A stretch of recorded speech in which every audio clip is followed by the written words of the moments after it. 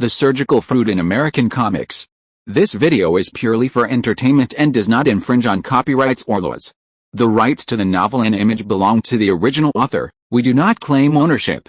Don't like waiting and want to listen to this fanfic in full now? Subscribe to our Patreon, where you'll find the best fanfics.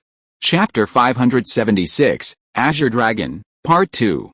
Coming forward at this moment, I must say, is unwise. Lord Chunan, late at night, in a small valley under a bright moon and sparse stars, Shen Fei looked at the figure leading him in front and shook his head slightly with a smile. With the army advancing, the main force of the Qin army was only about 3 kilometers away from the Mo family's mechanical city. Tomorrow, they could launch a full-scale attack on the city. If Shen Fei hadn't instructed the Qin army to conserve their energy and fight at their best, they could have launched a full-scale assault today. However, what Shen Fei never expected was that someone had targeted him at night and led him here. Do you know that you are defying heaven? Beware of divine punishment. Lord Chunan was still clad in his white robe, but his previous shaky gait was gone. He exuded a powerful aura, and his eyes were no longer cloudy, but sharp.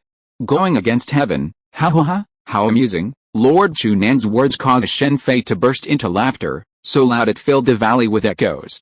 Going against heaven, a divine punishment. Lord Chunan, do you know what heaven is? Are you heaven's spokesperson? You've probably heard the saying, heaven and earth are unkind, treating all things like straw dogs. Sages are unkind, treating the people like straw dogs. To heaven, mere secular dynasties fighting for supremacy. Do you think heaven really cares? Besides, when it comes to understanding heaven, Lord Chunan, I understand heaven better than you do. Shen Fei was most annoyed by people who claim to be going against heaven. And if they truly went against heaven, it wouldn't be Lord Chunan who would appear, but the Queen Mother of the 9 heavens. Lord Chunan might be better at astrology than Shen Fei, but in cultivation, Shen Fei was far superior. Even though he was currently focusing on magic, his understanding of heaven was still greater than Lord Chunan's. Not all worlds share the will of heaven, or rather, the world's will. In the Qin dynasty, mythology includes the Yellow Emperor, Ji, and the Lady of the 9 Heavens, but that's all. No other legendary figures exist.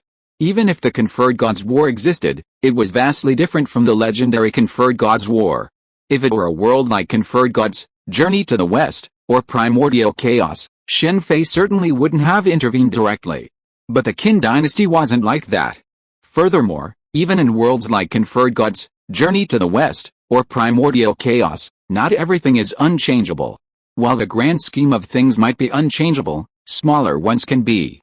Just like Daniel from the Strategic Scientific Corps, the predecessor of S.H.I.E.L.D in the Marvel Universe, Daniel was the one who loved Carter, but lost a leg in battle. Later, he was assassinated during an investigation into Hydra. He was supposedly dead, but Coulson traveled back in time and faked his murder, allowing him to survive. Even though Shen Fei didn't believe there was a heaven in this world, he still had a certain fear. He didn't attack Liu Ji directly. This could be considered respect, or cowardice. But if he could have let someone local take the initiative, there was no need for him to take such a risk. It wasn't just Liu Ji, there was also Xiong. If Shen Fei had taken action first, he would have already eliminated them. Why didn't he? Of course, it was unnecessary. The Qin army was now strong. And thanks to his intervention and the development of the Gongshu family's mechanical technology, the Qin state suffered far fewer casualties when it conquered the 6 states compared to the original story. Furthermore, the modern grain seeds he brought, as well as various seeds and vegetables that were scarce in this era, enriched the Qin state's resources. While the current Qin state was incomparable to the modern world, it was still very, very good in this era. Under these circumstances, no matter how powerful Xiong was, he couldn't bring the Qin state down, even if he suddenly became a great mage and summoned meteorites. In this situation, there was no need for Shen Fei to take such a risk. Strictly speaking, this wasn't cowardice, it was prudence. Originally, I was hesitant to attack you, considering your status as the greatest sage of Chu, but now there's no need. Shen Fei spoke, and before Duke Chunan could speak, the Hanguang sword immediately appeared in his right hand, slashing towards Duke Chunan with a powerful crescent-shaped sword energy. Just as he couldn't convince Duke Chunan couldn't try to persuade him. Since that was the case, it was better to just attack directly. Seeing Shen Fei's direct attack, Duke Chunan's right crutch suddenly shattered, and a sword with a blade as cold and gleaming as moonlight appeared in his right hand, another famous sword from the sword mastery list. A crisp clash of blades echoed through the valley. Duke Chunan blocked Shen Fei's sword energy with his sword, but it was obvious that he had underestimated Shen Fei's strength. The powerful force of the sword energy sent Duke Chunan flying backwards. Of course, Shen Fei didn't use his full strength in this strike. If he had, Chunanguang wouldn't have been able to block it. The fate of the Yellowstone Heavenly Book still fell upon Chunanguang. However, he didn't pursue his advantage, as 16 figures suddenly appeared and surrounded him. The energizing energy and aura emanating from these 16 men revealed that they were all supreme masters, and among these masters, none were inferior. Eight-legged sword formation, the Confucians are quite courageous. Glancing around at the figures, Shen Fei suddenly laughed. The Nong clan's 24 Dza formations were renowned in the martial arts world, capable of even forming a Dza formation capable of 1,000 men. The Nong clan prided themselves on this formation, but few knew that the current eight-legged formation was inferior to the Dza formation. Many people dismissed the eight-legged formation as merely a Confucian ritual, unaware that it possessed similar capabilities. It could be combined with multiple members, and 1,000-man formation was not out of the question. Furthermore, the Confucian eight-legged formation possesses one aspect that the Nong clan's Dza formation cannot match, its mental method. For years, only the 6 elders of the Nong clan's Dza formation could fully unleash its power. However, the Confucians were different. Even though they belonged to different schools, their mental methods were derived from the same source, allowing them to maximize the formation's power. 16 Supreme Masters were unmatched by any single Confucian school. Perhaps only the 72 sages of Confucius's time could achieve this, and only the combined efforts of several Confucian schools were possible. The Confucians dared not rebel openly. But covert actions were no problem. Neither he nor Yingzhang could destroy the Confucians. Honestly, Shen Fei now understood why the Six-Path Sage, possessing such immense power, had done nothing for the ninja world. Some things cannot be changed by force. Fortunately, Shen Fei possessed one thing the Six-Path Sage could never match, the knowledge accumulated over 5,000 years of his previous life. The reason the Six-Path Sage couldn't change the ninja world wasn't because he lacked power, but because he lacked knowledge. Judging by his era, he was little more than an illiterate. How interesting. Do you think the eight-legged sword formation of 16 Supreme Masters can defeat me? My strength isn't that level. Facing the eight-legged sword formation of 16 Supreme Masters, Shen Fei's eyes grew cold, a hint of a sneer crossing his face. He slashed dozens of swords in a row, powerful sword energy forming a web in the air, instantly disintegrating the formidable formation formed by the 16 Supreme Masters. The 16 Supreme Masters who rushed towards Shen Fei from all directions simultaneously felt the powerful sword intent and web permeating the air. Their expressions changed drastically, but it was too late. The next moment, all 16 of them, including the famous swords in their hands, exploded. Do you think my attack earlier represented my full strength? Sadly, it wasn't. Some people get a perfect score because they can only get a perfect score, and some get a perfect score because the test paper only has a perfect score. When Hawkeye and Zoro first met, they'd said that using all one's strength, like a lion fighting a rabbit, was certainly a prudent move, but for someone of his strength, it wasn't necessary. Boom boom boom. Shen Fei, who had instantly resolved the eight-legged sword formation, suddenly heard a series of violent explosions from above. Looking up, he saw huge rocks constantly collapsing from 3 sides of the valley. So that's it. This is the real killer move. No wonder they chose a valley like this. In other words, these people are considered abandoned pawns. They truly are worthy of being from an aristocratic family, full of courage. These 16 individuals weren't death squads, but they acted like death squads. Aristocratic families were no shortage of those willing to make sacrifices for the family's prosperity. What a brilliant plan. Any ordinary person would be doomed in this situation. The only thing the person who orchestrated this hadn't anticipated was Shen Fei's instantaneous resolution of the eight-legged sword formation, giving him ample time to escape. What a pity, though, facing the boulders falling from above, Shen Fei didn't flee. Instead, he sheathed his Hangguang sword and clasped his hands together. The next moment, a massive golden figure appeared around him, the thousand-armed Guanyin. Due to the valley's peaks, Shen Fei's thousand-armed Guanyin reached a height of nearly 50 meters. While still some distance from the entire mountain, It was still sufficient. Begin, activating the 1,000-armed Guanyin. Shen Fei raised its numerous arms and hammered down directly at the falling boulders and the surrounding peaks. The 1,000-armed Guanyin's immense power shook the entire earth, and loud rumblings echoed throughout the mountain range. The 3 peaks surrounding the valley were reduced to a flat plain by the 1,000-armed Guanyin's mighty force. Such overwhelming force and immense size left Chu Nangong, who had previously escaped the valley, and 2 figures beside him who, though not as old as him, were equally elderly, stunned. Bang bang! As Chu Nangong stared in shock, golden hands descended from the sky, bludgeoning the 2 elderly men to pulp.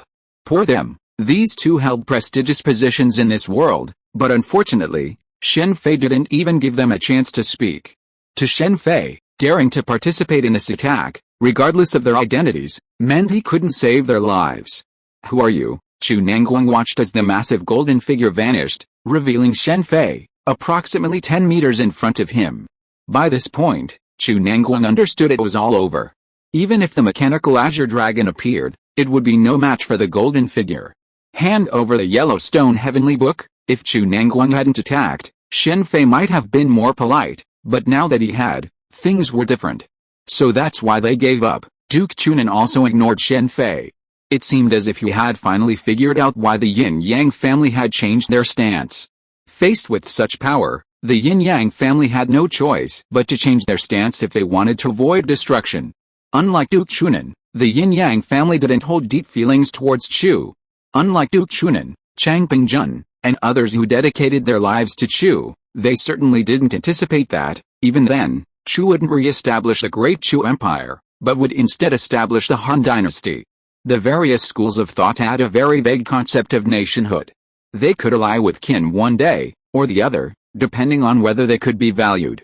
Wasn't Han Xin's abandonment of Xiongyu due to lack of recognition? Li Si, a native of Chu, wasn't given much recognition in Chu due to his status. In that era, without noble status, only Qin could offer recognition. Even the legendary Chu Yuan, known as the Zhuangzi, was a disciple of an aristocratic family, and a member of the Chu family, one of Chu's 4 great clans. You want the Yellowstone Heavenly Book? Dream on. Even though he knew he was no match for Shen Fei, Duke Chunan had no intention of surrendering. His sword, radiating powerful energies, stabbed Shen Fei directly, completely disregarding his own defenses. This was a mortal blow. For them, this was not an easy change of heart. Han Fei, under pressure from Shen Fei's strength and now that the situation had stabilized, slowly eased his attack. For Han Fei, peace for the people of the world came before the kingdom of Han, unlike Yan Dan and Zioaozi.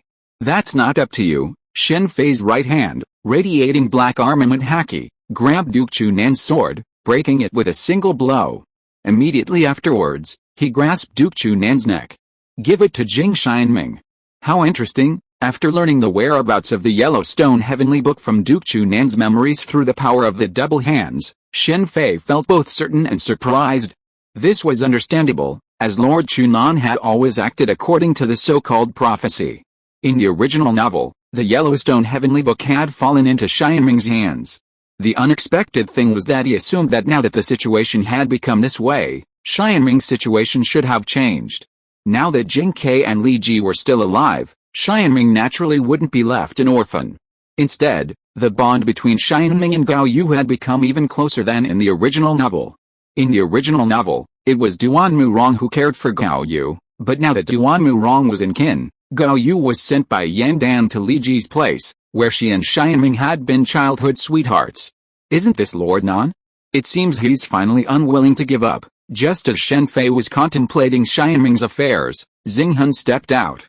After all, with such a commotion, even from some distance away from the Qin army's encampment, Xinghun would surely have noticed.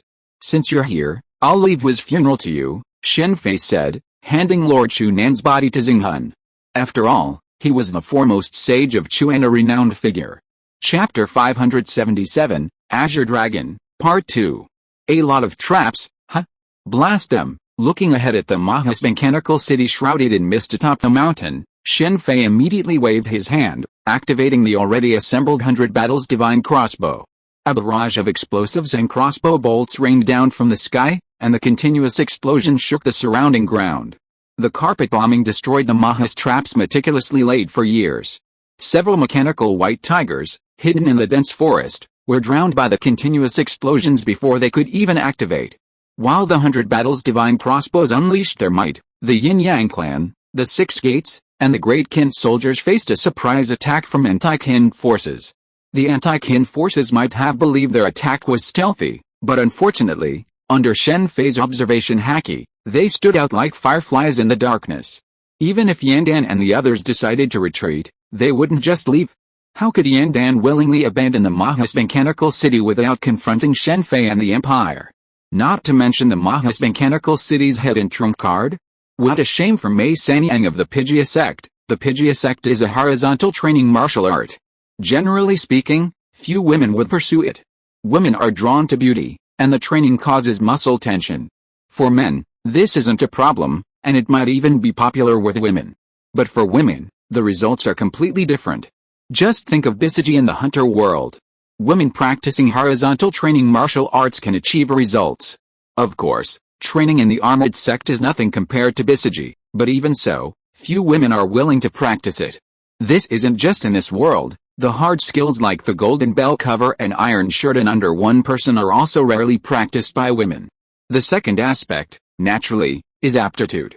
Generally speaking, the gap between women's and men's aptitude is significant when it comes to horizontal training. However, Mei Sanyang's ability to cultivate the armoring skill to a minor success level while maintaining her figure is undoubtedly a testament to her exceptional talent.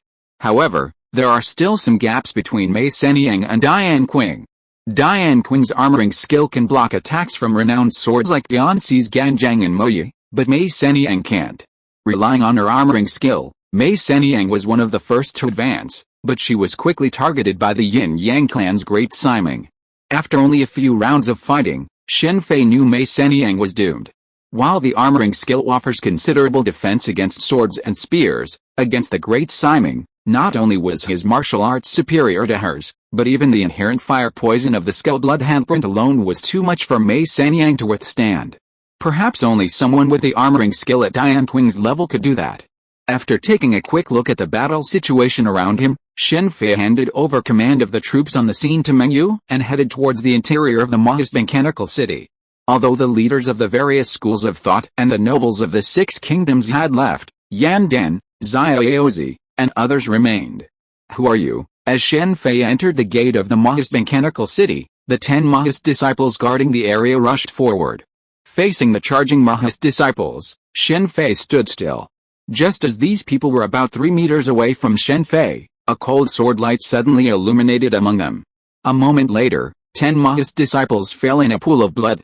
A figure wearing ordinary Qin army armor and a black mask on his face stood beside the fallen corpses, bowed to Shen Fei, and said, "Greetings, Master State Master, thank you for your hard work." Shen Fei nodded slightly to the person who came.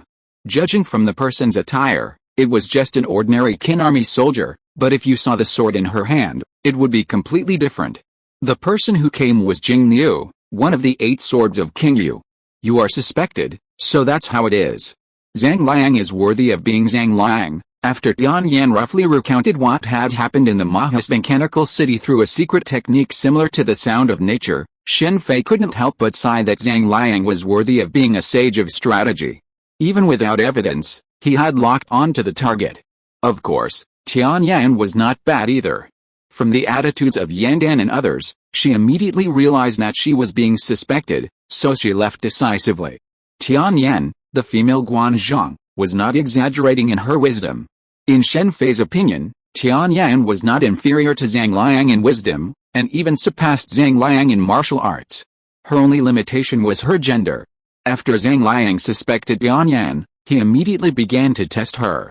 If Tian Yan was really a spy of the Empire, she would definitely want to stay in the Mechanical City and help the Empire capture the Mechanical City. However, after Tian Yan discovered this, she immediately retreated and left cleanly. There was nothing wrong with Zhang Liang's testing method, but he miscalculated one thing, that is, Tian Yan was not that important in capturing the Mechanical City. It didn't matter even if she left the Mahas Mechanical City.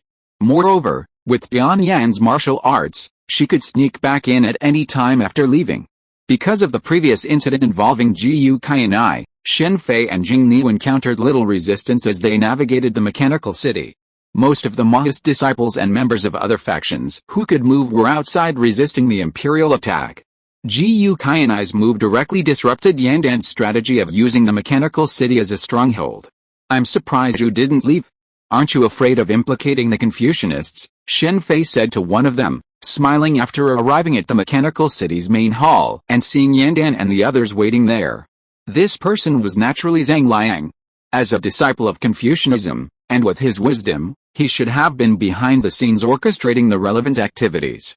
If the empire were to attack the Confucianists, it wouldn't matter whether I were there or not, Zhang Liang said, giving Shen Fei a deep look before finishing his words.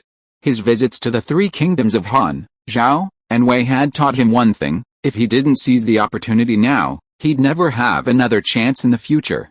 This was the reason Zhang Liang stayed put. The empire won't take action against Confucianism, because over time, Confucianists will decline. Without the knowledge of the upper echelons of the state, it would be impossible to successfully abolish all schools of thought and promote Confucianism alone. Furthermore, with the increasing availability of paper and the gradual establishment of schools, Confucianism believed it would not disappear, but it was impossible for it to maintain such a significant influence.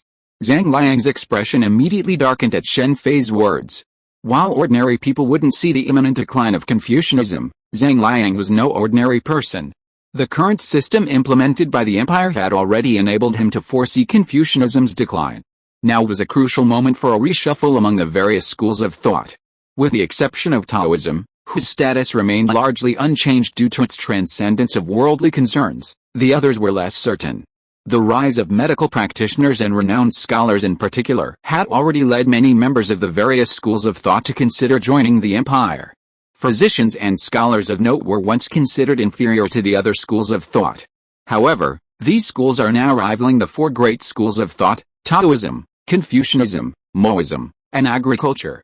Those with insight can already foresee that medicine will become one of the most prominent schools of thought in the world, which has caused many among the other schools of thought to feel envious. Meanwhile, the status of the scholars of note is also rapidly rising. The propaganda department should take note. It's common for the aristocratic families to hedge their bets. Therefore, Yandan's anti-Qin forces enjoyed considerable support from the other schools of thought, but at the same time, many scholars of note, especially those ranked lower, also joined the empire.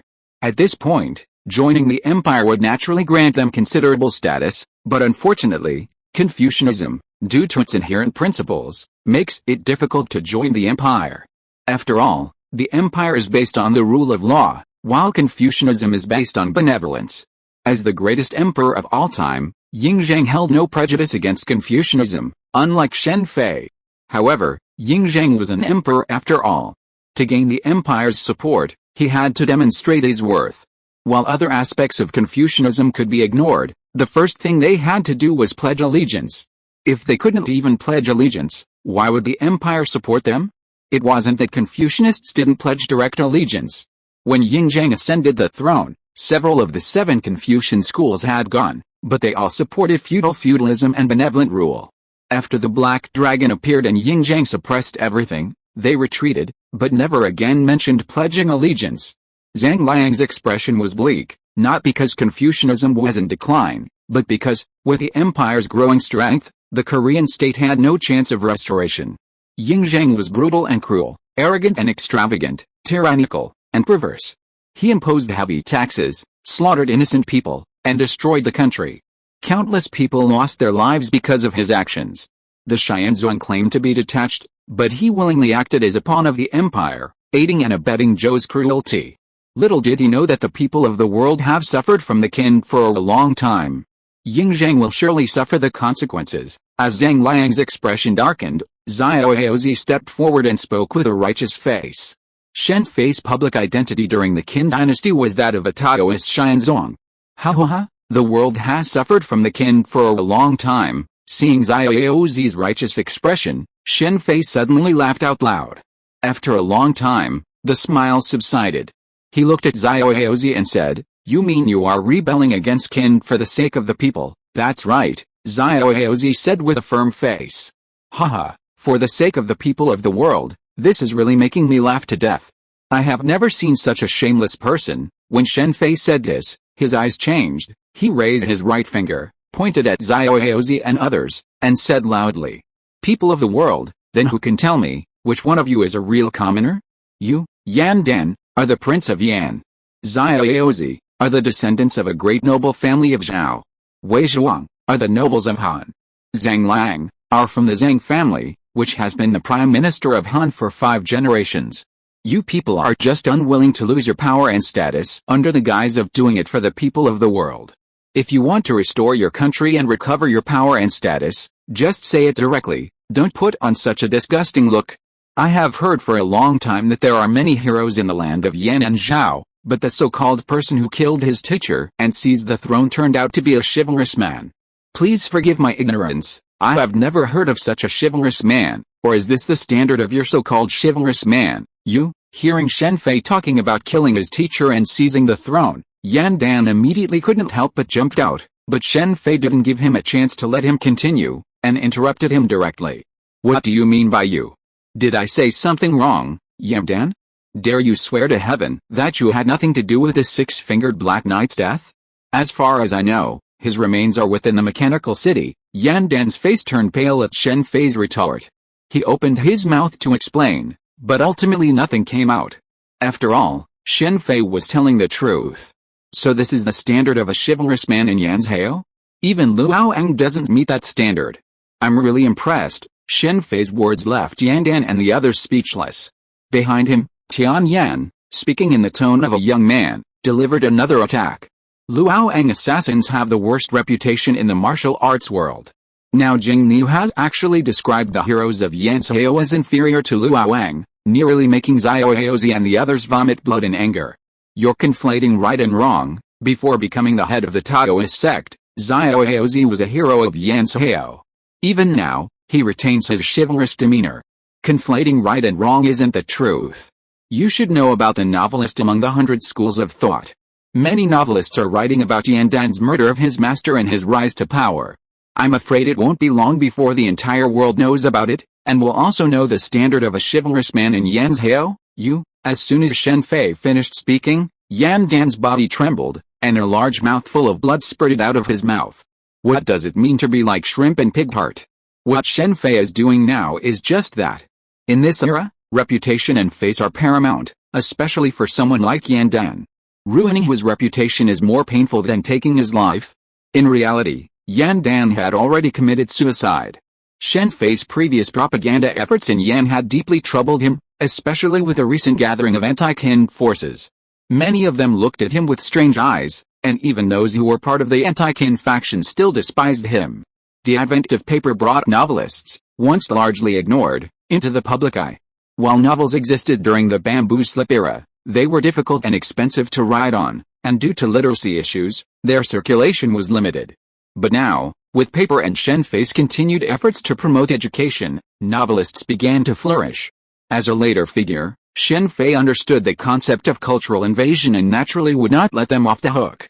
The unified writing system implemented by Emperor Yingzheng was seen by the people of the 6 kingdoms as the extermination of their culture and writing. However, for the empire, it was the foundation of its rule. On this foundation, Shen Fei added the Xinhua dictionary. Attack. Unable to gain an advantage with words, Xiaozi and the others immediately prepared to attack. Yan Dan drew his Momi sword, while Wei Zhuang simultaneously drew his Sharktooth sword. They charged at Shen Fei from the left and right. Xiaozi, on the other hand, stepped back, his right hand beginning to ride in the air, clearing after the snow. Bang bang. As Yan Dan and Wei Zhuang charged at Shen Fei, they both flew backwards. Simultaneously, Shen Fei appeared before Xiaozi, who was about to use clear after the snow. Before his horrified gaze, he snatched the Zuji sword from his left hand and pierced Xiaozi's heart with it. Xiaozi didn't react until the sword pierced his chest, but by then it was too late. Chapter 578, Azure Dragon, and I will take back this sword on behalf of the Xianzong. Xiaozi, Shen Fei drew his Zuji sword, glanced at Xiaozi, and then set his sights on Yan Dan, who had stood up again. Xiaozi had been struck in the heart by his sword, and although he had temporarily survived thanks to the Taoist rejuvenation of all things, it was only a last gasp of life. While Taoist rejuvenation of all things had a significant healing effect, It also depended on the nature of the injury. Alright, Yan Dan, now that it has come to this, let the mechanical azure dragon come out. Let me witness the power of the mechanical azure dragon, which is said to have been passed down from Emperor Zuinun. Shen Fei believed that the Maoist school's 4 mechanical beasts, the mechanical white tiger, the vermilion bird, and the black tortoise, were created by the Maoists, but he didn't believe the Maoists could create such a powerful mechanical beast as the mechanical azure dragon. After all, its power was far too formidable. The mechanical beasts of the Qin dynasty were already somewhat high-tech, but the technology behind the mechanical azure dragon was a bit too high-tech. Another reason supported Shen Fei's speculation: if the mechanical azure dragon had been created by the Maoists, they would have used it. As for the claim that the Maoist ideals of universal love and non-aggression prevented them from using such a powerful weapon, that was pure nonsense. If such a philosophy were true, the mechanical white tiger would not have been used. Before the rise of the Gongshu family, the Maoist mechanical 4 spirit beasts were renowned throughout the Warring States period. What? Shen Fei's words startled Wei Zhuang and Zhang Liang. They had certainly heard of the legend of the 4 spirit beasts, but the mechanical azure dragon, a legacy from the time of Emperor Huangdi, was completely unexpected. It's strange. You don't really think the mechanical azure dragon was created by the Maoists, do you? And why do you think the Maoists built a mechanical city in such a remote place? The Maoists' idea of creating a paradise is a complete joke. They built a mechanical city to hide the mechanical azure dragon.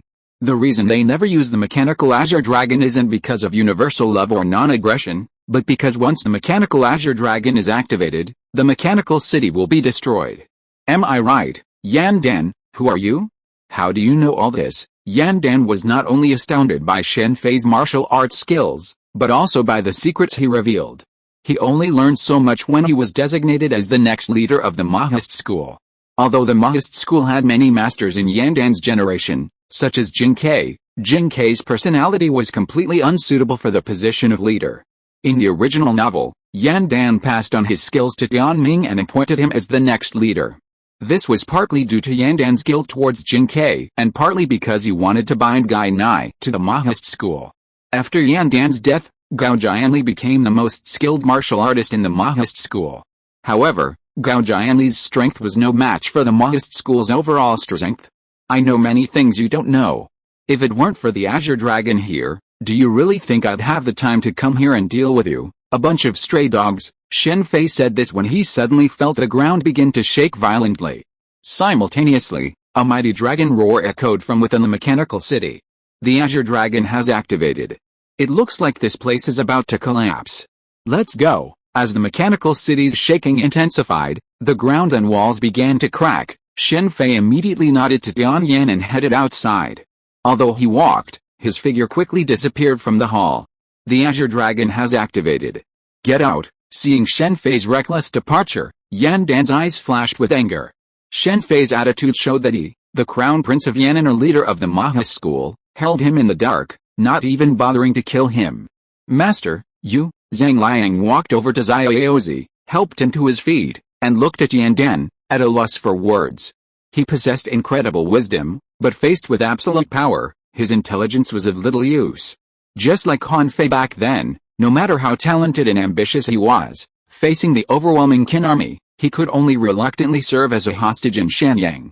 Shen Fei always valued both strength and wisdom. Power without wisdom is easily exploited, as Uchiha Madara exemplified. Power without wisdom, faced with absolute power, will only lead to regret. Shikamaru once made this mistake, only realizing his mistake after being killed by Asuma. This was Shen Fei's primary reason for admiring Tian Yan. While martial arts skills weren't necessary, they were essential. They were his trump card. A truly intelligent person wouldn't overlook these weaknesses. Ying Zheng, Han Fei, Chang Pingjun, and Yan Dan, these 4 men were undoubtedly truly brilliant. Even now that he had become the first emperor of Qin, Ying Zheng hadn't neglected his martial arts, still visiting the martial arts arena for daily sword training. Don't worry, I'll definitely kill him this time. From now on, I'll leave it to you. Since his martial arts skills were so far behind Shen Fei's, he would use the mechanical Azure Dragon to kill Shen Fei. In Yan Dan's heart, he didn't believe Shen Fei could stand up to the mechanical Azure Dragon. I hope you succeed. Wei Zhuang didn't waste time with Yan Dan. After blessing Yan Dan, he left. Zhang Liang followed closely behind, supporting Xiaozi. Even if Xiaozi was already beyond saving, he couldn't be left here to die. Boom, boom, boom. As the tremors intensified, the mechanical city began to collapse entirely. Simultaneously, the surrounding mountains, affected by the violent tremors, began to crumble. The mechanical city had hollowed out an area in the middle of the mountain to house the mechanical azure dragon. Boom. From the ruins of the collapsed mechanical city, a resounding explosion erupted, sending a shower of boulders careening outward. A massive figure darted out from the ruins, soaring into the sky and hovering mid-air. It was nearly 30 meters long, predominantly blue, with 4 massive wings on either side. Although Shen Fei couldn't immediately discern the material, he was certain it was metal. A massive dragon head adorned its apex, while a pair of massive metal claws formed its lower body, creating a uniquely mechanical aesthetic. After all, it was a mechanical beast, its overall form neither Eastern nor Western. This must be a mechanical beast version of the Gundam, Shen Fei reasoned, observing the cockpit beneath the mechanical blue dragon's head. How is this possible? Yan Dan, seated in the mechanical blue dragon's cockpit, watched Shen Fei float in the air ahead, his mouth gaping in shock. The mollusks were no strangers to flight, having mastered the mechanical vermilion bird, after all. But a living being soaring through the air was something entirely different. The mechanical azure dragon naturally had its own controller, but in order to kill Shen Fei, Yan Dan ultimately took control of it himself. Yan Dan wasn't the only one deeply shocked. Zhang Liang and Wei Zhuang, who had previously escaped the collapsed mechanical city, also saw Shen Fei soaring in the sky. The sight made their faces darken. They had previously held out hope for the mechanical azure dragon, but that hope began to fade. Go to hell, Yan Dan, seeing Shen Fei in midair, was driven mad.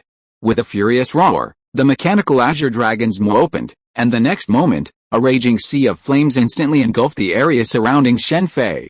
Isn't that powerful? The range is even greater than the great fire extinguishing. Shen Fei, who had blocked the mechanical azure dragon's attack with his key shield, mentally estimated that such an attack was unbeatable in this era. Perhaps only the soldier demon god could withstand it. And because the mechanical azure dragon could fly, the soldier demon god was likely no match. As Shen Fei assessed the mechanical azure dragon's attack, Yan Dan, along with Wei Zhuang and the others on the ground, breathed a sigh of relief. They believed that no matter how powerful Shen Fei was, he would ultimately perish in such a sea of fire. Suddenly, looking up from below, they were shocked to see that the entire sky above the mechanical city had turned a brilliant red. Wooden dragon. After waiting for a moment and failing to detect Shen Fei, Yan Dan prepared to control the mechanical azure dragon to attack the kin troops below when a familiar voice suddenly rang out from within the sea of fire. Just as Yan Dan was about to react, he realized the mechanical azure dragon was immobilized. A wooden dragon, hundreds of meters long, tightly wrapped around the entire mechanical azure dragon. Really strong? It didn't even destroy its wings. With Shen Fei's current power over the wooden dragon, even a mechanical white tiger could be crushed, yet the mechanical azure dragon's wings remained intact. This alone was enough to demonstrate the mechanical azure dragon's strength. Go down. Just as Yan Dan was trying to control the mechanical azure dragon, Shen Fei suddenly appeared above it and struck its head with a powerful kick. The force sent the mechanical azure dragon plummeting like a meteor towards the ruins of the mechanical city below. Boom. The massive mechanical azure dragon crashed into the ground, shaking the entire mountain and sending up a shower of dust and rubble. It's a shame the time for Yinghao Shaoxin to arrive hasn't arrived yet. Shen Fei shook his head slightly, looking at the dust below. His intervention had prematurely destroyed the mechanical city. He had been planning to demonstrate how to destroy a meteorite before Yinghao Shaoxin arrived. Would release all bag techniques. As the dust cleared, Shen Fei, looking at the mechanical azure dragon sunk deep within the mountain, clasped his hands together, and several massive wooden hands pushed the mechanical azure dragon upward. Yan Dan, the mechanical azure dragon is truly disappointing. Shen Fei smiled and shook his head as he watched Yan Dan, a face filled with despair, being pulled from the mechanical azure dragon's cockpit. Without him, perhaps only Xiao Li could deal with the mechanical azure dragon's power in this world. Unfortunately, it wasn't that the mechanical azure dragon wasn't powerful enough, but that he was too powerful. So it's an energy issue, really? Even so, it's quite remarkable. Through Yan Dan's memories, Shen Fei realized his earlier suspicions were correct. The mechanical Azure Dragon's power was immense, but its energy consumption was equally enormous. Just like Stark's Mark series armor, a single arc reactor could easily supply a town with electricity for a year, but if used in a suit of armor, it wouldn't last long in combat. It wasn't that Yan Dan didn't want to use the mechanical Azure Dragon to fly directly over Shanyang and destroy the Shanyang Palace, but reality prevented him from doing so. This wouldn't necessarily kill Yingzheng. After all, Yingzheng was no fool, he could easily escape. In that case, Yan Dan would have to bear the responsibility for the indiscriminate killing. In this era, reputation is crucial. Yan Dan and Changpingzhen's widespread support stems from their reputations, and Shen Fei's targeting of them is also based on their reputations. Bai Qi's slaughter of 400,000 surrendered soldiers had already drawn condemnation from countless so-called righteous individuals, not to mention his use of the Azure Dragon mechanism for a killing spree. The philosophies of the various schools of thought are paramount. Confucianism, for example, prevented them from openly rebelling, while Moism's principle of universal love and non-aggression also prevented them from actively attacking. This is the foundation. You two, I have something to discuss with you. After dispatching Yan Dan, Shen Fei appeared before Wei Zhuang and Zhang Liang. Glancing at the now faint Xiaozi, Shen Fei ignored him and smiled at the two men. Can we refuse? Of course not. Don't you want to revive the kingdom of Han? I have a place perfect for you to do so. Changing Zhang Liang and Wei Zhuang's ideologies was extremely difficult, but killing them was a shame. After all, they weren't Changpingzhen and Yan Dan, which made Shen Fei feel unhappy. There's an archipelago in this place that's larger than Korea, with only a few local aborigines on it. You won't have the chance to revive Korea in the Central Plains, but you can here. Shen Fei drew the location of the island nation west of the empire on the ground and described the general situation there. Since they can't be killed, and if they continue to cause trouble, Yingzheng will definitely be impatient. So sending them away from the Central Plains is a good option, and it kills two birds with one stone. The empire is currently in ruins and is temporarily unable to expand. Even if it expands, it will mainly focus on land, and the sea will be a bit difficult for the time being. By the time Wei Zhuang, Zhang Liang and others have reorganized the island nation, the empire will probably have recovered and can expand, and it will be a good time to accept their achievements. If you agree, I can give you time to gather those willing to leave with you. You can rebuild the 6 kingdoms here as you wish. This decision wasn't a sudden whim of Shen Fei's, it had already been discussed with Yingzheng and approved by him. Simply put, those willing to leave the 6 kingdoms would be sent as pioneers.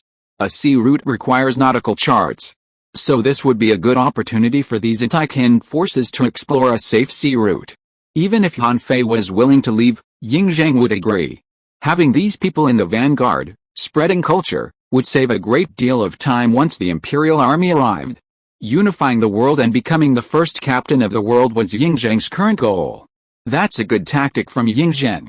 Let us occupy this place first, so he can seize it later. Zhang Liang was silent for a moment, then a cold sneer crossed his face. He seemed to have figured out the reason behind Shen Fei's actions. Yingzheng.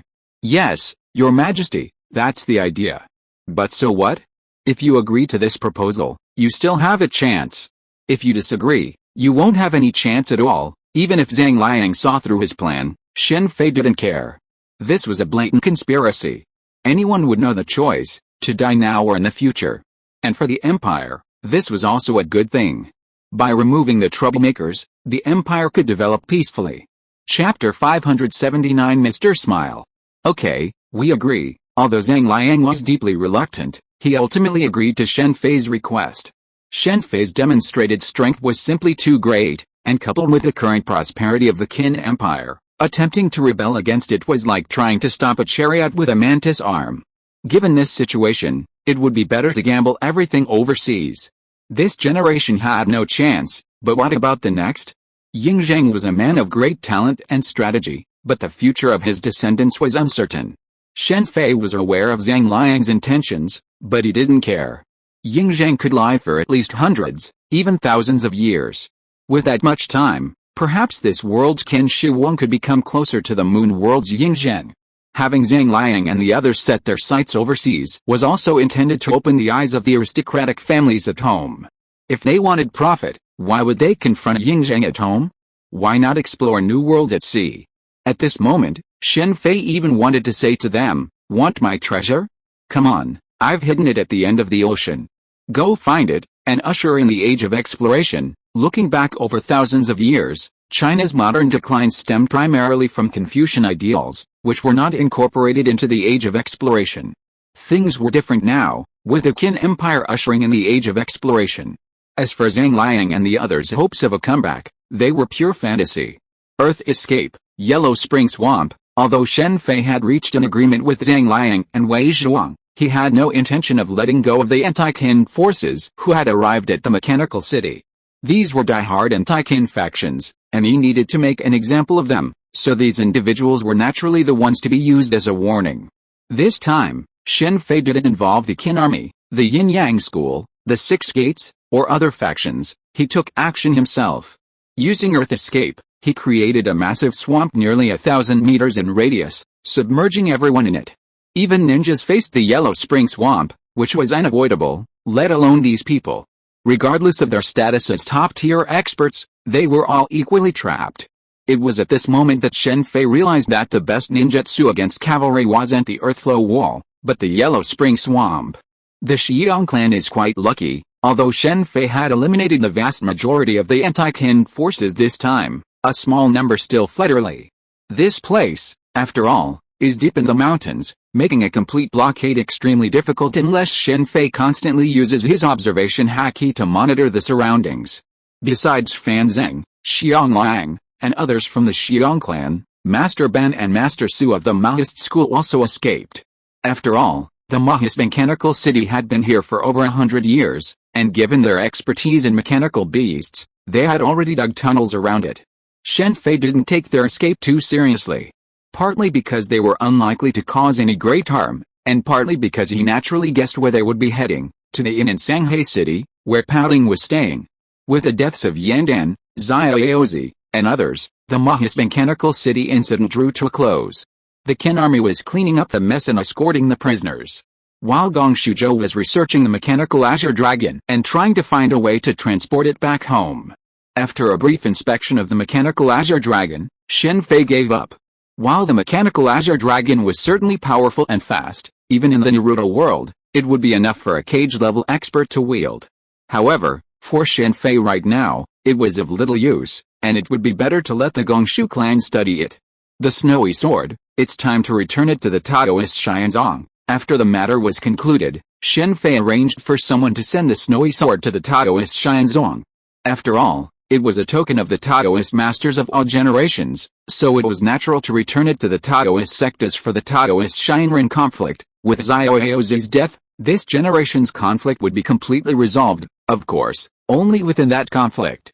As for the Taoist Xianzong and the Taoist Rinzong, since they were already separate, they naturally would not merge. Other schools of thought might merge, but the Taoists, emphasizing inaction, did not particularly care about mergers. As for Xiaozi's body, it was naturally sent back to the Taoist Xianzong. Although Xiaozi had many direct disciples within the Taoist Rinzong, all of whom were anti-Qin, there were also those close to the empire, such as Muxuzi, one of the Rinzong elders who died at the hands of Xiameng in the original novel. While Xiaozi was around, Muxuzi would have found it difficult to oppose Xiaozi's decision, but now that Xiaozi was dead, the situation was different. They all agreed. In Shenyang City, Shen Fei and Ying Zhang sat face to face, playing Go, while they discussed sending some anti-Qin nobles from the Six Kingdoms overseas. They can't help but agree, but how many will make it is hard to say. Sailing the seas was no easy task. In this era, there were few navigators. Rather than having Qin send people to explore the sea route, leaving this task to these people was a sure thing. Ying Zhang would undoubtedly sabotage the people they took with him. As a legendary emperor, Ying Zhang was no simple figure. Why had he prevented any rebellion while he was alive? He had already made many arrangements, such as the undercover agent within the Maha school, and perhaps even one within the Confucian school. While these arrangements worked perfectly while Ying Zhang was alive, they were rendered useless after his death, with no one to take over. Your Majesty, your Go skills are not bad. I surrender. Honestly, while Ying Zhang's Go skills were decent, they were still far from the top. Unfortunately, Shen Fei's Go skills were even worse, considering he had been playing Go since childhood. Haha, Ying Zhang was delighted after Shen Fei's surrender. Given Ying Zhang's current status, there were only 3 people who dared to challenge him in a real go match: Shen Fei, Gai Nai, and Li Si. Given Li Si's personality, he wouldn't have dared to seriously challenge Ying Zhang, but Ying Zhang had strictly ordered him not to let him win. I should go into seclusion. The empire had been unified, the mechanical city and the main anti-Qin forces had been destroyed or sent away, and the remaining problems were trivial. Under such circumstances, Shen Fei naturally had nothing else to do. The only thing Shen Fei cared about now was the little Pixiu. If possible, he would desperately want to raise one. Not only because it was a mythical beast, but also because it was incredibly adorable. Ying Zhang was the true master of this era. Shen Fei was merely a passing guest, so he naturally wouldn't overshadow the master. After all, he had watched ancient dramas and palace intrigue dramas when he was bored. I didn't expect you to leave with him. Shen Fei had originally agreed with Zhang Liang that Han Fei could leave, but to Shen Fei's surprise, Han Fei refused. Honestly, this was something he hadn't expected. If I leave, she'll definitely give up everything here and leave with me. Besides, in this situation, no one can stand up to Ying Zhang. After Shen Fei finished speaking, Han Fei suddenly sighed deeply. I offer you a toast. Judging from this point of view, Chang Pingjun and Yan Dan are not as good as you. Han Fei was undoubtedly a man of great talent. The main reason for his inability to achieve anything was his excessive emotional attachment. He lacked the ability to achieve great things without paying attention to trivial matters. To Chang Pingjun, Yan Dan, and others, this might be a major flaw, but to Shen Fei, it was precisely Han Fei's strength. Shen Fei was willing to deal with Han Fei, but he disliked Chang Pingjun and Yan Dan. It was precisely because of this reason that Han Fei's reputation was far less well-known than Chang Pingjun and Yan Dan. Next, it's time to explore the New World. Before preparing to explore the New World, Shen Fei entered and exited several worlds to check on their respective situations. However, in the world of pirates, one thing delayed his exploration of the New World: the discovery of Fujitora Aisho, who would later become the Admiral of the Navy. Of course, Fujitora wasn't yet an admiral, so naturally, he didn't have the title. While Achisho wasn't exactly unknown, he wasn't very famous either. After all, most people wouldn't have guessed that a seemingly smiling, affable blind man could possess the power of an admiral. Achisho was known for his gentle nature, and wouldn't resort to force simply because someone offended him. For example, after becoming an admiral, he was teased by Doflamingo's men in Doflamingo's casino, but initially, he didn't seem particularly angry. This personality is comparable to red-haired Shanks being splashed with wine by bandits. It's precisely this personality that made Shen Fei so difficult to find. If he were more famous, finding him wouldn't be so difficult. From Achisho, Kashiro, and the unknown Green Bull, we can probably guess that the pirate world must be hiding many powerful masters. Shen Fei naturally wanted to win over such an admiral-level expert to prevent him from defecting to the Navy. With one increase and one decrease, the Navy would lose 2 admiral-level experts. After receiving information from Yixio, Shen Fei left for the West Sea, a scenic and pleasant tourist island. Of the 4 seas, the East Sea is the most peaceful, followed by the West Sea, then the South Sea, and the most chaotic is the North Sea. Because of Garp's presence, the pirates in the East Sea are mostly weak. The reputation of the East Sea, the weakest, is well known among pirates, even for the pirate King Roger. The West Sea's relative peace isn't due to the Navy, but rather because Red Hair's homeland is here, and the Red Hair pirates frequently visit. For maintaining peace in the West Sea, the Navy should award Red Hair Shanks a peace prize. As for why the North Sea is the most chaotic, it's very simple. The Germa and Don Quixote families are all from the North Sea. Even though Mingo is now the king of Dressrosa, he has not let go of the North Sea territory. A large amount of weapons and equipment flowed into the North Sea through his power. In addition, the Germa have always wanted to dominate the North Sea, so it would be strange if it is not chaotic. Mr. Yixio, you are really hard to find. In a cafe on the island, Fujitora was quietly drinking coffee here. Shen Fei walked to the opposite side of him without any courtesy, sat down directly, and then ordered a cup of coffee from the waiter. Looking for me, an old man who can't see? I don't think there's anything worthy of identified Shichibuke to come out and look for me personally. Facing Shen Fei, who suddenly sat down, Yixio's expression did not change at all, and he immediately pointed out Shen Fei's identity. Speaking of Fujitora's ability to pull down the meteorite, Was it the power of the fruit, or was it combined with his observation haki? Before Shen Fei's time travel, he hypothesized how powerful Fujitora's observation haki was. He hypothesized that his observation haki could sense the speed of the meteorite, allowing him to use the fruit's power to pull it down. However, this was too terrifying, too horrifying to believe. Even if it hadn't reached that level, Fujitora's observation haki was undoubtedly exceptionally powerful, perhaps even inferior to Rayleigh's.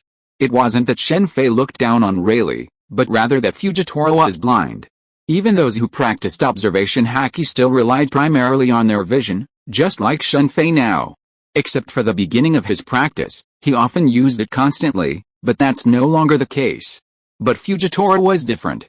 His vision was based on his observation haki, and he could even sense the ill will and kindness of humans, as well as the shape of clouds in the sky, through his observation haki. Shen Fei didn't use it during his practice, but he couldn't achieve that level either. There aren't many old men in this world with the power of a Navy admiral. I came to you to discuss the world government and the celestial dragons, but this doesn't seem like the right place for such a conversation. How about changing venues? Shen Fei, facing Fujitora Yixio, revealed his true face. After finishing his words, he downed his coffee in one gulp and stood up to leave, paying the bill before departing. After Shen Fei left, Fujitora Yixio didn't immediately follow him. Instead, he slowly sipped his coffee before slowly exiting the cafe and heading towards Shen Fei's location, towards the deserted eastern coast of the island. With Fujitora's observation haki, as long as Shen Fei was on the island, he wouldn't be able to hide anything from him. What do you want to discuss? Fujitora Yixio naturally had no fondness for the Shichibuke, legal pirates. In the original story, after becoming an admiral, he had been committed to abolishing the Shichibuke system. It was Shen Fei's words that piqued his interest and sparked his interest. There are too many people here, let's go to another place, Shen Fei said as his body flew up and flew towards the sea in the east. Fujitora Yixio didn't see him make any moves. The rock under his feet suddenly split into two, the upper part lifted his body and flew up, following Shen Fei on the road. Both of them were very fast, and soon they were several kilometers deep in the sea. At this time, Shen Fei suddenly stopped and turned to face Yixio, who was following behind. Mr. Yixio, do you think this world is normal? The celestial dragons claim to be descendants of the Creator and enjoy all the privileges. Do you think this is reasonable? Shen Fei did not object to some people having privileges. For example, it is normal for some people to have money and enjoy some treatment that ordinary people cannot enjoy. But it is different on the celestial dragons' side. They simply treat everyone as slaves. Your Excellency is one of the 7 warlords of the sea. What are the 7 warlords of the sea? To put it nicely, they are legal pirates, and to put it bluntly, they are running dogs of the world government. I know Mr. Yixio doesn't like the 7 warlords of the sea, but Mr. Yixio, have you ever thought about why the 7 warlords of the sea appeared? This is a strategy formulated by the world government, not by pirates. The pirate world has the same problem as the Naruto world, that is, insufficient education, so even if there are many strong people, there is not much danger to the world government. Of course, the Rocks pirates decades ago were an accident. If you're listening to this novel on a channel other than Fanfic World, it means they downloaded and uploaded it without effort. We cordially invite you to visit our channel, Mundo Fanfic Novelis. There you'll find the original version of this story and you can explore many other novels of various genres. We're waiting for you to immerse yourself in a world of incredible novels. Chapter 580, Fujitora of Akatsuki. World Government. As soon as Shen Fei finished speaking, Yixio's face immediately turned cold. Yixio wasn't blind, but he'd seen too much evil in the world, leading him to blind himself. The misfortunes of the pirate world, to quote someone who carries rice, surpass those of the Naruto world. While many suffered misfortunes in the Naruto world due to the Ninja World War, the 5 major ninja villages were generally striving for their own ideals of peace. While there were such individuals among pirates, they were far fewer in comparison. Mr. Yixio, I know many people blame Roger, the Pirate King, for the beginning of the Great Age of Pirates. Unfortunately, they simply don't understand that the Great Age of Pirates wasn't initiated by Roger, but by the world government. If the world were peaceful and people lived and worked in peace, even if there were ambitious individuals, they would be a tiny minority. So why would so many people in the pirate world choose to become pirates? It's because of oppression from the Navy, the aristocracy, and the world government. Under such circumstances, only by going out to sea as a pirate can one find freedom. Shen Fei believed that Admiral Sengoku, the 3 admirals, and even the elite vice admirals at Marine headquarters were truly on the side of justice. Unfortunately, they were the only ones standing on that side. Looking across the Navy's bases across the ocean, the majority of Marines were like Captain Mocha and Captain Mouse.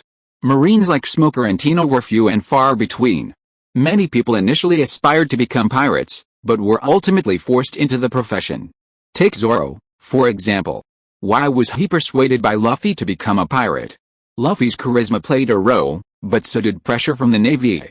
Under normal circumstances, if the two had met, Zoro would likely have captured Luffy and demanded the bounty. The same goes for Nami. If Colonel Mouse hadn't colluded with Dragon, Luffy wouldn't have saved her. Furthermore, without the Shichibuke system, Dragon wouldn't have come to the East China Sea, and Nami's adoptive mother wouldn't have died. Remember, Nami's adoptive mother was a former Marine. In that case, perhaps Nami would have become a Marine in the future. Of course, all of this is just hypothetical, meaningless. The Shichibuke are evil, but who granted them their power, Mr. Yixio? Have you ever thought about this? And even if the Shichibuke system were abolished, what would it matter? Can you get the world government to abolish the human trafficking centers in the S.H.I.E.L.D. archipelago? Oh, right, they're called employment agencies in the Navy. The mention of the human trafficking centers made Yixio's right hand, which was holding his cane, unconsciously clench. Of all the world government's crimes, human trafficking is undoubtedly the biggest black mark, something that cannot be erased. It's a pity that many people in this world choose to turn a blind eye to this issue. Even after Shen Fei's publicity efforts, which have drawn considerable attention, human trafficking remains rampant in the S.H.I.E.L.D. archipelago. After all, the world government has ruled the world for over 800 years, and its power is deeply ingrained. Awakening people's hearts will take time. It seems a bit inappropriate to talk like this. Looking at the silent Yixio, Shen Fei glanced around. Then formed seals with his hands and immediately created a small wooden boat under his feet, and then landed on the side of the boat. Even after being silent for a while, Fujitora controlled the stones under his feet and flew onto the wooden boat. You are the Revolutionary Army. Sitting down on the wooden boat, Yixio finally spoke. You are not a Revolutionary Army, but we have some cooperation with the Revolutionary Army. I am here today on behalf of Akatsuki to invite you to join us to overthrow the world government and establish a brand new government, a government that no longer has scum like the Celestial Dragons. The world government's 800 years of propaganda has made it deeply rooted in the hearts of the people that the Celestial Dragons are descendants of the Creator. Even though many people dislike the Celestial Dragons, there are not many people who dare to take action against them, except for a fool like Luffy. Luffy's generation of supernovas was known as the worst generation, but only Luffy dared to attack the Celestial Dragons. Even the seemingly lawless kid didn't dare to make a move against them. Akatsuki, upon hearing the faction Shen Fei represented, Yixio's expression immediately turned serious. The Battle of the Marine G1 branch had instantly propelled Akatsuki from obscurity to a formidable organization on par with the Four Emperors. It could be said that if Shen Fei raised his voice in Akatsuki's name, he could instantly form a Four Emperors group. The root cause of the evil of the Great Pirate Age is the world government. As long as the world government and those rubbish Celestial Dragons continue to exist, no matter how hard Sengoku and his men try, they can't change the global situation. As the saying goes, if the top beam is crooked, the bottom beam will be crooked. Even if the 7 warlords are abolished, the world government can always send in the 8 warlords and 10 warlords if they want. It all depends on whether they want it or not. Shen Fei spoke, extending his left hand. A wooden board emerged from his palm, and then Shen Fei drew a map of the pirate world on it with his right hand. Sengoku and his men are thinking of pacifying the pirates on the sea first, and then setting about changing the world government. It must be said that although Sengoku has the reputation of a wise general, he is a little too naive. First, they have the problem of not being able to pacify the pirates on the sea. As long as the world government remains corrupt, there will be countless pirates going out to sea in the name of freedom. Second, it is too easy for the world government to deal with Sengoku. A single transfer order can make Sengoku roll down from his current position as the Admiral of the Navy. Neither Sengoku nor Garp has the courage to confront the world government and the Celestial Dragons head-on. In such a situation, How can they change the world government? And look at what happened to the former admiral of the Navy, Black Arms Zephyr. Mr. Yi-Xiao should have seen the leaflets we distributed. Doesn't the experience of this admiral who has always worked diligently for the Navy prove the corruption of the world government? I really don't understand why Sengoku would pin his hopes on such a world government. In my opinion, unless the current world government is destroyed, the age of pirates will never end, as the saying goes. Even during the Qin dynasty, when Yin Zhang was in power, there were still many who opposed him. Yet, in Naruto, among pirates, among the daimyo, and even within the world government, virtually no one dared to confront them directly. To put it bluntly, if Shen Fei, Wei Zhuang, Zhang Liang, and others had appeared in such a situation, the revolutionary army would have already prospered. This is perhaps the importance of cultural heritage. For the vast majority of the pirate world, lacking cultural heritage, including Sengoku and Garp, no matter how despicable the celestial dragons were, as descendants of the so-called creator, they naturally had no desire to resist.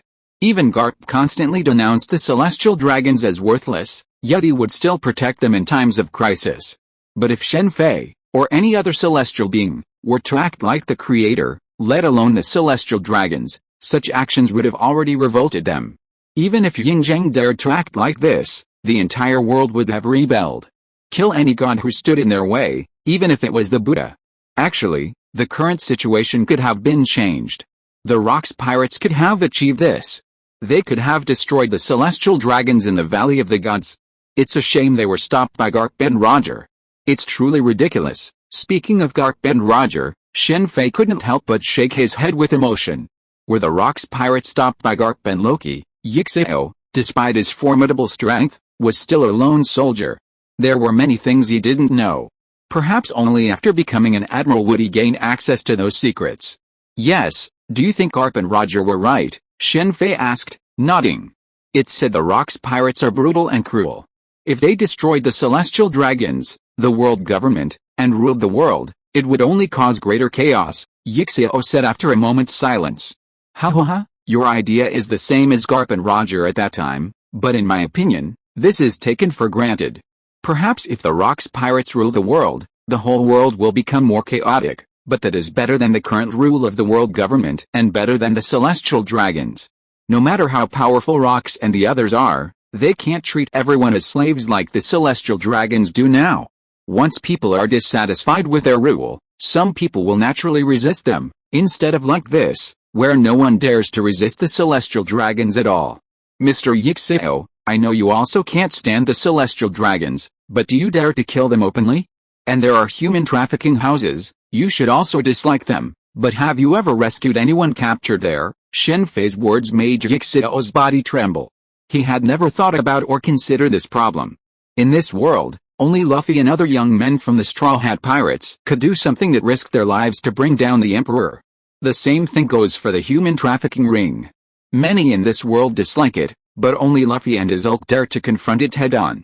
Just looking at you, I know you wouldn't dare. You wouldn't even dare to resist the world government and the celestial dragons. How disappointing. Perhaps I've found the wrong person, Shen Fei said as he stood up. With a slight push of his left hand, the slate in his hand instantly transformed into a cloud of sawdust, carried by the sea breeze towards the surface. What exactly is your purpose in seeking me out? Seeing Shen Fei seem to be leaving, Yi-Xiao also stood up and asked directly. Originally, I came to ask you to join Akatsuki and fight against the world government and the celestial dragons together. But you wouldn't dare to kill any of the celestial dragons, and you wouldn't even rescue those captured in the human trafficking ring. I'm sure someone like you wouldn't dare to oppose the world government and the celestial dragons either. At this moment, Shen Fei was truly disappointed. The Navy was so servile that they wouldn't dare to resist the celestial dragons. Even a strong figure like Yi-Xiao would have to think twice before facing the celestial dragons. I don't know how things will turn out with Zephyr, but I hope things go smoothly. There's still a big gap between me and people like Naruto and Luffy. Naruto and Luffy were both masters of verbal persuasion, the kind that could be physical. Naruto had turned enemies into friends, even Nagato himself. Luffy, on his part, had defeated many enemies along the way, and many eventually developed a sympathetic relationship with him, eventually joining Luffy's Straw Hat Pirates. He even had trouble convincing Yi-Xiao. However, Shen Fei quickly calmed down. After all, Yi-Xiao was, After all, an admiral. Someone with such strength must have a very strong character, so it was normal to have some difficulty convincing him. Even if he couldn't convince G-Virus, conveying his belief that the world government was the root of evil would be worthwhile. It would plant the seeds of resistance, just like what happened with Long. Can you guarantee that Akatsuki won't become the next celestial dragon? G-Virus's words made Shen Fei look at him, and he suddenly burst into laughter. I really don't understand why you people always overthink things. You're afraid they'll become the next celestial dragon, so why not serve the current ones? Sengoku thinks so, Garp thinks so, even Roger thinks so. Even if they become the next celestial dragon, will things get worse than they are now? Let me tell you something, where there's oppression, there's resistance. With celestial dragons like them, there's no need to overthink it, just overthrow them. In the pirate world, only dragon truly possesses a rebellious spirit. As for Luffy, he's never considered rebelling against the world government. He only cares about adventure and becoming pirate king. He doesn't care about the world situation. Is that so? G-Virus said, then fell silent. Seeing G-Virus like this, Shen Fei, who was about to leave, decided to wait. G-Virus was silent because Shen Fei's words had shaken him so deeply. Before now, G-Virus had never considered that the source of the great pirate era was the world government.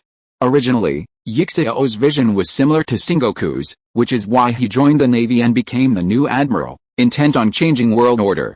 It wasn't until he witnessed Doflamingo's actions in the kingdom of Dressrosa that he began to harbor doubts about the world government's actions, but they were merely suspicions. This was the limitation of G-Virus and his group, just like the six-path sage in Naruto, possessing immense power but lacking the wisdom to wield it. The power system of pirates, minus a few individuals like Otsutsuki Hagoromo and Otsutsuki Kaguya, was undoubtedly superior to the Hokages, but their combat acumen was significantly inferior. It's not that pirates lack intelligence in combat. Luffy was quite intelligent in battle. However, they favored direct confrontation, and were far inferior to the Hokage in sneak attacks, ambushes, and poisoning. G-Virus's intelligence was certainly not low, but he had previously been limited by this world and hadn't given it much thought. But now, Shen Fei had enlightened him, just as he had previously said to the Revolutionary Army's dragon. The world government is not easy to deal with. After a long while, G-Virus, perhaps having figured something out, relaxed a little. Of course I know that. After all, they've been able to rule this world for 800 years, and under such policies. If they were weaker, they would have been overthrown long ago. The situation of the world government, to put it mildly, is somewhat similar to that of Wano country. Under Kurozumi Orochi's rule, his subordinates were full of complaints, but for all these years, he remained firmly in his position as general. If Wano country is like this, let alone the world government. The celestial dragons are idiots, but the world government is not, and even less so is I'm. The world government does have an army on the Red Earth continent. Because they are located at an altitude of 10,000 meters, intelligence on the army is very limited, but it is certain that their strength is definitely not weak. Chapter 581 Black Arms IFA. The Red Earth continent's total army is certainly smaller than its navy, but the number of powerful individuals is undoubtedly substantial. The Empress's experience shows that the celestial dragons are unconcerned with devil fruits. Even if this is because the celestial dragons are useless, and the five elders are certainly not. Furthermore, the world government has a supreme commander-in-chief, Kongu. Even if this position is nominal, it suggests something. After all, even a nominal one must have a corresponding organization. Add to that the CP0 experts who previously pursued Shen Fei, and it's certain that the Red Earth continent has a number of admiral-level warriors, though not numerous. Add to that the unknown and perhaps the mysterious Celestial King, and Shen Fei is deeply wary. Even though Shen Fei currently believes he's not afraid of or the Celestial King at full power, there's no need to confront them head-on now. As long as his strength continues to improve, he might be able to deal with and the Celestial Dragons in the future, just as he did with the Mahas Mechanical City and the Mechanical Azure Dragon. If Shen Fei had first arrived in the Kinsmoon world, he would never have been able to easily defeat the Mechanical City and the Mechanical Azure Dragon. Of course, not attacking the Red Earth continent now doesn't mean he can only lie low and do nothing.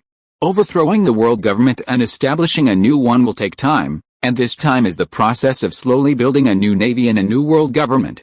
The world government has ruled the world for 800 years and is thoroughly corrupt. relying on reform to change the world government is impossible. This is like the political reforms of various states during the Warring States period in the Qin's Moon world. The old forces would desperately try to prevent them. Xiangyang's reforms were successful because the Qin dynasty was on the verge of collapse. The same is true for the navy. Even though the likes of Zhang and others represent a breath of fresh air, they cannot mask the widespread corruption of the navy. Only by destroying and then rebuilding can a new navy be established. While the Qin's Moon world may not be particularly powerful, its wisdom is immense. Shen Fei's time there hasn't been without learning anything. After all, having known Han Fei for so long, he has certainly made some progress. Throughout Chinese history, only the founding emperor could implement sweeping reforms. Later generations seeking reforms were constantly met with obstacles. Some feared the loss of their existing interests, while others were simply lazy and didn't want to bother. These things can't be changed simply by force. A relentless killing spree is only suitable for the founding emperor. If the killing continues, it would easily lead to chaos. This is also true of the pirate navy. While directly ending the world government could indeed take over the navy, subsequent naval reforms would be a major challenge. These navy members aren't all without connections. Many are nobles from member states of the world government. Garp is from the Goa Kingdom. Although he holds the Goa Kingdom in great disdain, he's powerless to do anything about it. On the contrary, others who wish to take action against the Goa Kingdom cannot ignore Garp's presence. This is truly frustrating. Even Dragon, leader of the Revolutionary Army, is unable to do anything against the Goa Kingdom because of Garp's presence. Across the Four Seas, the Grand Line, and the New World, there are simply too many navies like Colonel Mocha, Colonel Mouse, Lieutenant Colonel Grabana, and Admiral Nelson Roy. Given this, it's better to destroy and then rebuild, dismantle everything and re-establish order. That way, even a repulsive nation like the Kingdom of Goa can be dealt with. The nobles in this world are just as repulsive as the celestial dragons. Perhaps you could say they're low-end celestial dragon version, completely a celestial dragon in their own countries.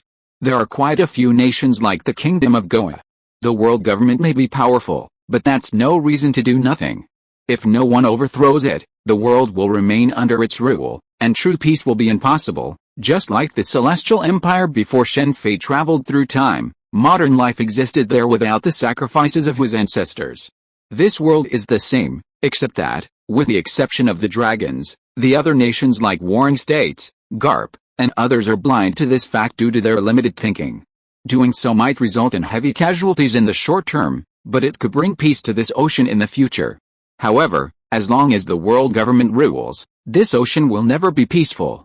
Under oppression, more and more people will become pirates. Seeing Yixio stop him, Shen Fei guessed that Yixio agreed with his thoughts, so he continued. He wasn't trying to fool Yixio. Yixio was no fool. Tricking him would only backfire. On the contrary, if he presented the facts, he would understand. Like Long, Yixio lacked a holistic perspective on the world.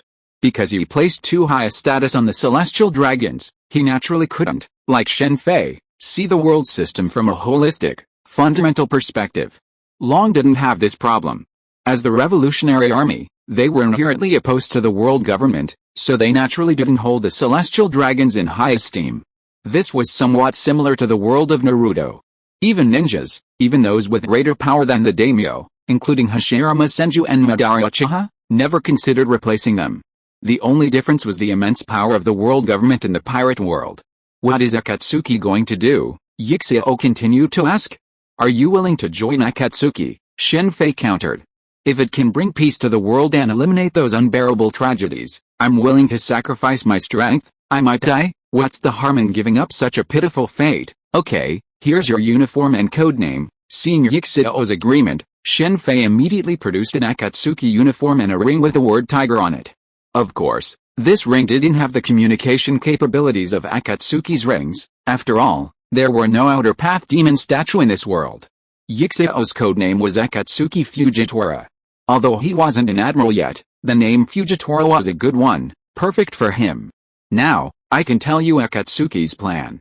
The world government is recruiting, and they need you to infiltrate the navy, obtain a high position, and divide the navy. Even if they decided to rebuild the navy, it wouldn't be possible to build one from scratch. Separating it from the existing naval system would be the simplest and most convenient option. If he hadn't been tied up he might have taken on this mission himself. The series of reactions caused by Shen Fei significantly diminished the prestige of Sengoku, Garp, and others at Marine headquarters.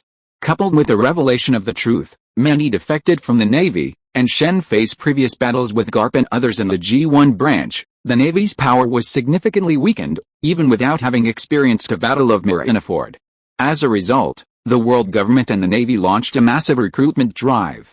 While there were currently no vacancies for the rank of Admiral, Yi-Xiao's abilities were more than enough to become an elite Vice Admiral, and an elite Vice Admiral could become the highest-ranking officer of a Marine branch. I see, I understand. After hearing Shen Fei's plan, Yi-Xiao was silent for a moment, then nodded. After years of traveling around the world, Yi-Xiao had long harbored the idea of joining the Navy, not to rebel against the world government, but to alleviate the suffering of the world. Now that he had a goal to strive for, he understood the next steps, to win over those who uphold justice within the Navy, while also personally confirming the corruption of the world government. After all, Yi-Xiao had not previously been part of the Navy's system, and there were certain things within it that he was unaware of. Don't be in a hurry to leave. Since we've met, why don't we go meet someone else together? Seeing Yi-Xiao taking the ring in Xiao's uniform and preparing to fly away, Shen Fei immediately stopped him. Who? Yi-Xiao asked bluntly. Shen Fei spoke at this time, so he thought it should be someone like him. Someone you should be very familiar with, the former Admiral of the Navy, Zifa the Black Arm. After Yi-Xiao joined the Navy, he would definitely be able to win over a part of the Navy after a period of time. But if it was Zifa the Black Arm, he could completely win over a large part of the Navy, and it could be said that he could directly split the Navy. Yi-Xiao looked at Shen Fei in surprise. Of course, Yi-Xiao had heard of the reputation of not killing the admirals. Indeed, this man is a pitiful figure within the Navy. Like you, he lacks understanding of the root causes of the sea's evil. He believes that eliminating pirates will restore peace, but he doesn't realize that as long as the world government exists, that's impossible. His own experience speaks for itself. Shen Fei had previously had a considerable amount of information collected about Black Arm Zephyr, information not found in the anime of his previous life. From what he'd gathered, it seems the information he'd included in the flyers wasn't pure speculation. This admiral's current fate stems from his attempt to interfere with a human trafficking ring in the Sabaody archipelago. In this regard, Sengoku and Garp are far more clever than he is. As he spoke, Shen Fei clapped his right hand on Yi-Xiao's shoulder. With a Flying Thunder God technique, the two of them instantly arrived at an unnamed island approximately 3 kilometers in diameter, uninhabited. Zephyr's location was easy to find. Unlike Yi-Xiao, who wandered freely, he had a fixed base. Originally, Zephyr had been training the Navy's younger generation on an island in the New World, but Edward Weeble had become a Shichigyoke. Zephyr's relationship with the world government and the Navy was strained. Ultimately, relying on his prestige, he formed a new Navy, which has been fighting pirates in the New World. The former admiral who refused to kill has now become someone who will spare no pirates alive. A bit like a Kainu approached. Zephyr sat alone on a rock by the sea at his new naval base, gazing at the distant sea, his thoughts unclear. Suddenly, Zephyr's gaze flickered to the right, and a slender figure appeared in his line of sight. It was naturally Shen Fei, but now he was masked. Zephyr was different from Yi-Xiao. Even if Yi-Xiao didn't join Akatsuki, she wouldn't tell the Navy or the world government about his affairs, but Zephyr's situation was more complex. Akatsuki, Zero greets Mr. Zephyr, Akatsuki. Zephyr stood up immediately upon hearing Shen Fei's introduction. Even though he had founded his own company, Zephyr was well informed about the Navy's intelligence. After all, he had pacifists among his own ranks.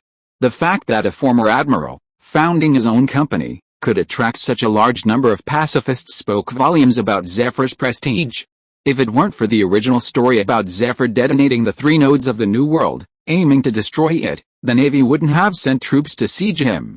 What do the Akatsuki people want with me? Zephyr sneered, brandishing his massive mechanical arm. As a former admiral, Zephyr's strength was undeniable, but that was in the past. Having his arm severed by Edward Weeble, coupled with the loss of nearly a shipload of students, was a devastating blow to Zephyr. After so many years of absence, Zephyr's strength has declined significantly. Not only can he compete with the ever-powerful Garp, but even Grand Admiral Sengoku can't match him. It's undeniable that Garp is truly remarkable. Others of his age would inevitably decline in strength, like Sengoku and Kong. However, Garp's strength has remained constant, and has even improved. If Garp were a gifted individual like Kato and had consumed a mythical beast devil fruit, it would be fine, but he hasn't consumed any devil fruit at all. This simply means he's exceptionally gifted. Kato's ability to maintain his youthful, peak strength is likely related to his mythical beast-type devil fruit, though his physical constitution may also play a role. As for Big Mom, hers is simpler. If the soul fruit's power is properly developed, it could even achieve a form of immortality. Speaking of which, Brook got lost after his death, and it's unclear whether he was lucky or unlucky. The Yamazu fruit's ability allows for a single resurrection, but the resurrected person still has a lifespan limit. Brook got lost during his resurrection, and by the time he returned to his body had been reduced to bones. This, in turn, freed him from the lifespan limit and developed soul-related abilities. This is perhaps the true development of the Yamazu fruit. Previous owners of the Yamazu fruit have never fully realized its true power. After all, this delay in resurrection due to getting lost is likely something that only Brook or Zoro have. Do you want to seek revenge on Edward Weeble? Zephyr, who was about to attack, paused upon hearing Shen Fei's words. Zephyr had always wanted revenge. Back then, it was because he couldn't find Edward Weeble, and now, because he had become a Shichibuke, he couldn't take action. What do you mean? There's something I'm curious about. Since you dared to establish the new navy, why didn't you just go and kill Edward Weeble? What? Are you afraid of the world government? If you're not even afraid of death, why would you be afraid of the world government? He'd rather destroy the entire new world than take action against Edward Weeble. Shen Fei didn't know whether to lament the inflexibility of this world's people or the terror of the world government. There's a saying that goes, one would risk his life to bring down the emperor, but it seems the people of this world lack such courage. Seeing Zephyr fall silent, Shen Fei shook his head inwardly. The pirate world and Naruto share a common problem, a lack of education. Many pirates can read, but that's about it. Consider Luffy and Ace's childhoods, and you'll see they received no education at all. It's likely that the only people who taught them how to read were bandits like Daten. Sabo, by contrast, was different. He received an elite education from a young age. Chapter 582 Zephyr joins.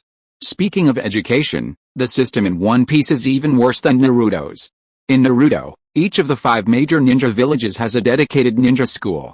Whether commoners or ninja families, as long as they are of school age and can attend, they will. In One Piece, however, only the aristocracy and the wealthy can truly attend school. Education is difficult for the poor in this world. Being able to read is considered a great achievement. This situation stems from the world government's lack of attention, perhaps even wishing everyone were illiterate. It also stems from the unique geography of this world. Because it's all islands, coupled with the rampant pirates and unreliable transportation, the investment required to establish schools is prohibitive. Naturally, the world government and the aristocrats, who only care about their own comforts, simply can't afford such a futile undertaking. Kashiro's Aishin Dojo in Shimatsuki Village, in addition to teaching kendo, also teaches children literacy. Zoro learned to read there. Aside from some powerful nations and a few safe places, most places lack schools. The most they have are private schools similar to those of ancient feudal China, and the most they teach is literacy. Forget about anything else. Of the Navy's former 3 admirals, Garp received the highest level of education, while of the current 3, Kizaru has the highest level. As for Garp, that's a real pitfall. Honestly, it's incredible that Dragon didn't become a pirate. Hey, someone's coming. Let's talk somewhere else. Just as he was about to see Zephyr's reaction to his previous words, Shen Fei's observation Haki sensed someone approaching. He immediately formed hand seals, and a golden teleportation circle suddenly appeared at Zephyr's feet. Caught off guard, Zephyr fell to the ground without a second thought. Teacher, a long-haired beauty, approaching from a distance, cried out in panic upon seeing her teacher suddenly vanish. Then, tapping her feet, she used moon steps and shave in quick succession, quickly arriving in front of Shen Fei. And, the power of the rewind fruit, a time-related power. Several devil fruits have already appeared with powers related to time, including Kazuki Odin's wife, Kazuki Toki, and one of the supernovas, Joel Ribonu, and Foxy of the Silver Fox Pirates. However, perhaps because these users are relatively weak, the effects of time-related devil fruits are limited. Especially Toki's, it seems to have little use beyond traveling into the future.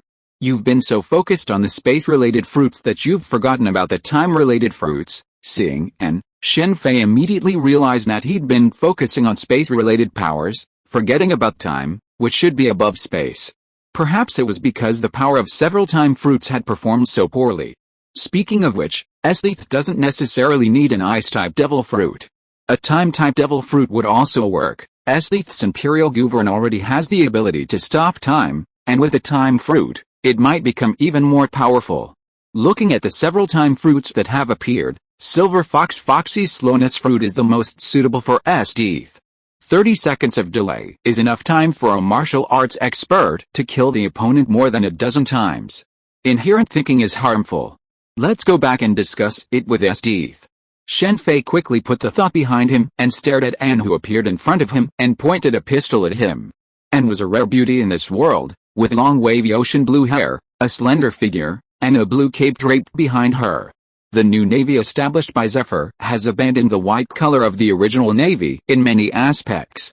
What did you do to the teacher? If Zephyr had not mysteriously disappeared in front of him, Anne would have definitely opened fire on Shen Fei at this moment. Anne was one of the survivors of the attack on the new recruits. He had great respect for his teacher Zephyr. Even when Zephyr chose to be the enemy of the world and wanted to blow up the new world, he still followed him as always. Don't worry, he's fine. If you want to see him, I can take you, but you'll need to put away your weapons. Shen Fei had originally intended to talk to Zephyr first, but upon seeing Ian, an idea suddenly occurred to him. Okay, though deeply reluctant, Ian, fearing a trap, immediately sheathed her gun and placed it in the holster on her thigh to ensure Zephyr's safety. Don't resist, let's go, Shen Fei said, walking over to Ian and placing his right hand on her shoulder. The next moment, the two of them vanished from the seashore. Boom boom boom. As soon as Shen Fei and Ian appeared on the nameless island, a loud roar erupted, accompanied by a torrent of rubble. Waving his hand to block the debris, Shen Fei realized the devastation the island had left. Straight ahead, Zephyr, brandishing his massive mechanical arm, engaged Yi-Xiao in a fierce clash of swords and staffs. With every collision, the ground beneath their feet sank. Apparently, Yi-Xiao had imbued his staff sword with the power of the gravity fruit. Judging from the battle between the two, although Zephyr was the attacker, Yi-Xiao was in the ascendancy. Teacher, Ian said, seeing Zephyr engaged in combat. However, just as Ian was about to use his shave to join the fray, Shen Fei stopped him.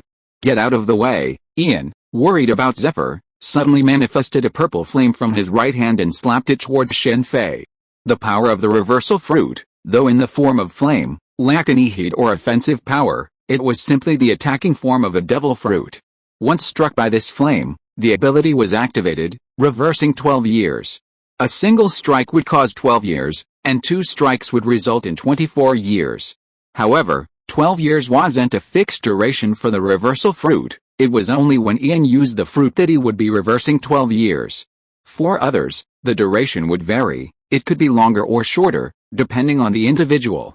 Don't worry, he'll be fine, Shen Fei said, his left hand turning pitch black, blocking Anne's attack. The reverse fruit's attack, strictly speaking, doesn't activate when the flame strikes the target, rather, it activates when the flame is absorbed by the target. Armament Haki can block flames. Even if it's regular force, Armament Haki can block it. Just like the surgery fruit's cut, if Armament Haki is strong enough, it can be blocked. The same is true for the reverse fruit's attack, though the specific situation depends on the strength of both parties. Just like Law's battle with Virgo, Law was initially no match for Virgo, but eventually Law managed to cut through him, despite his full defense with Armament Haki. Get out of the way, seeing her reverse fruit's ineffectiveness.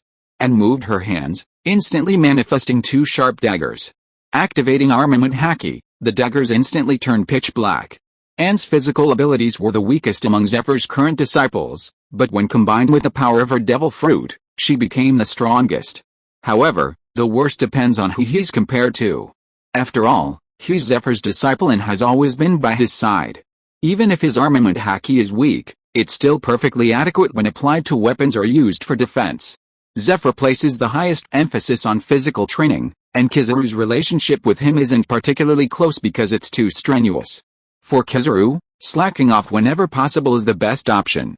Ain's physical weakness isn't due to lack of effort, but rather to her natural talent. I told you to stop getting excited, Shen Fei said, looking at Ain's renewed attack. Just as he was about to block the blow, Zephyr, with a disarming smile, charged towards him, brandishing his massive robotic arm. Ain would risk his life for Zephyr, and so would Zephyr. Ain, are you okay, teacher, are you okay? Zephyr and Ain, who had reunited after Shen Fei's departure, spoke almost simultaneously. Zephyr values the disciples who have always been by his side very much. In the original novel, when Zephyr was about to die in battle, he asked Aokiji to take these two away so that they would not be buried with him. Why did they fight? Looking at the master and disciple who cared about each other, Shen Fei asked Yixia, who walked over slowly. He attacked suddenly appearing in an unfamiliar place and seeing an unfamiliar figure. It was no wonder that Zephyr would suddenly attack. After the battle, Yixia felt a little excited. Although Zephyr's strength has declined a lot now, he was still a great general after all. What exactly do you Zia want to do? After seeing that Ain was safe, Zephyr came over to protect Ain. I want to talk to you about how to change this world. Zephyr, while you've been fighting pirates, you've made a mistake. Simply killing pirates isn't enough. Akainu has been killing pirates for years, but have their numbers decreased? Of the three admirals, the one pirates least want to encounter is undoubtedly Akainu. Pirates who encounter him rarely survive, and Akainu's most common way of greeting pirates is with meteor volcanoes. In comparison, Kizaru and Aokiji are much more gentle. Most pirates who encounter them end up in prison. Even Dragon survived at Kizaru's hands. Zephyr's final attempt to destroy the New World with dynamite rock was a desperate reaction to a broken ideal. Deep down, he didn't want to do it and hoped someone would stop him. You haven't figured out why there are so many pirates, and why they become pirates.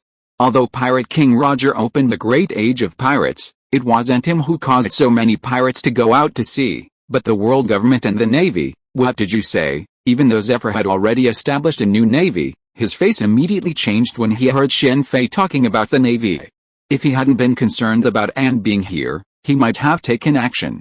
Listen to me, do you know the Straw Hat Pirates, the pirate group of Garp's grandson? Zephyr was of course very familiar with Luffy's name. Yes, you may not know the composition of his pirate group.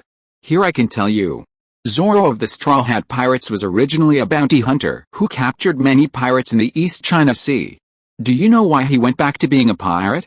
Because of the navy, Shen Fei said and told the story of Zoro and Monka. Zoro is a swordsman recognized by Hawkeye. He will undoubtedly become a great swordsman in the future. He could have captured more pirates, but now, because of a navy captain, he has become a pirate. What do you think about this? Shen Fei's words silenced Zephyr and Anne.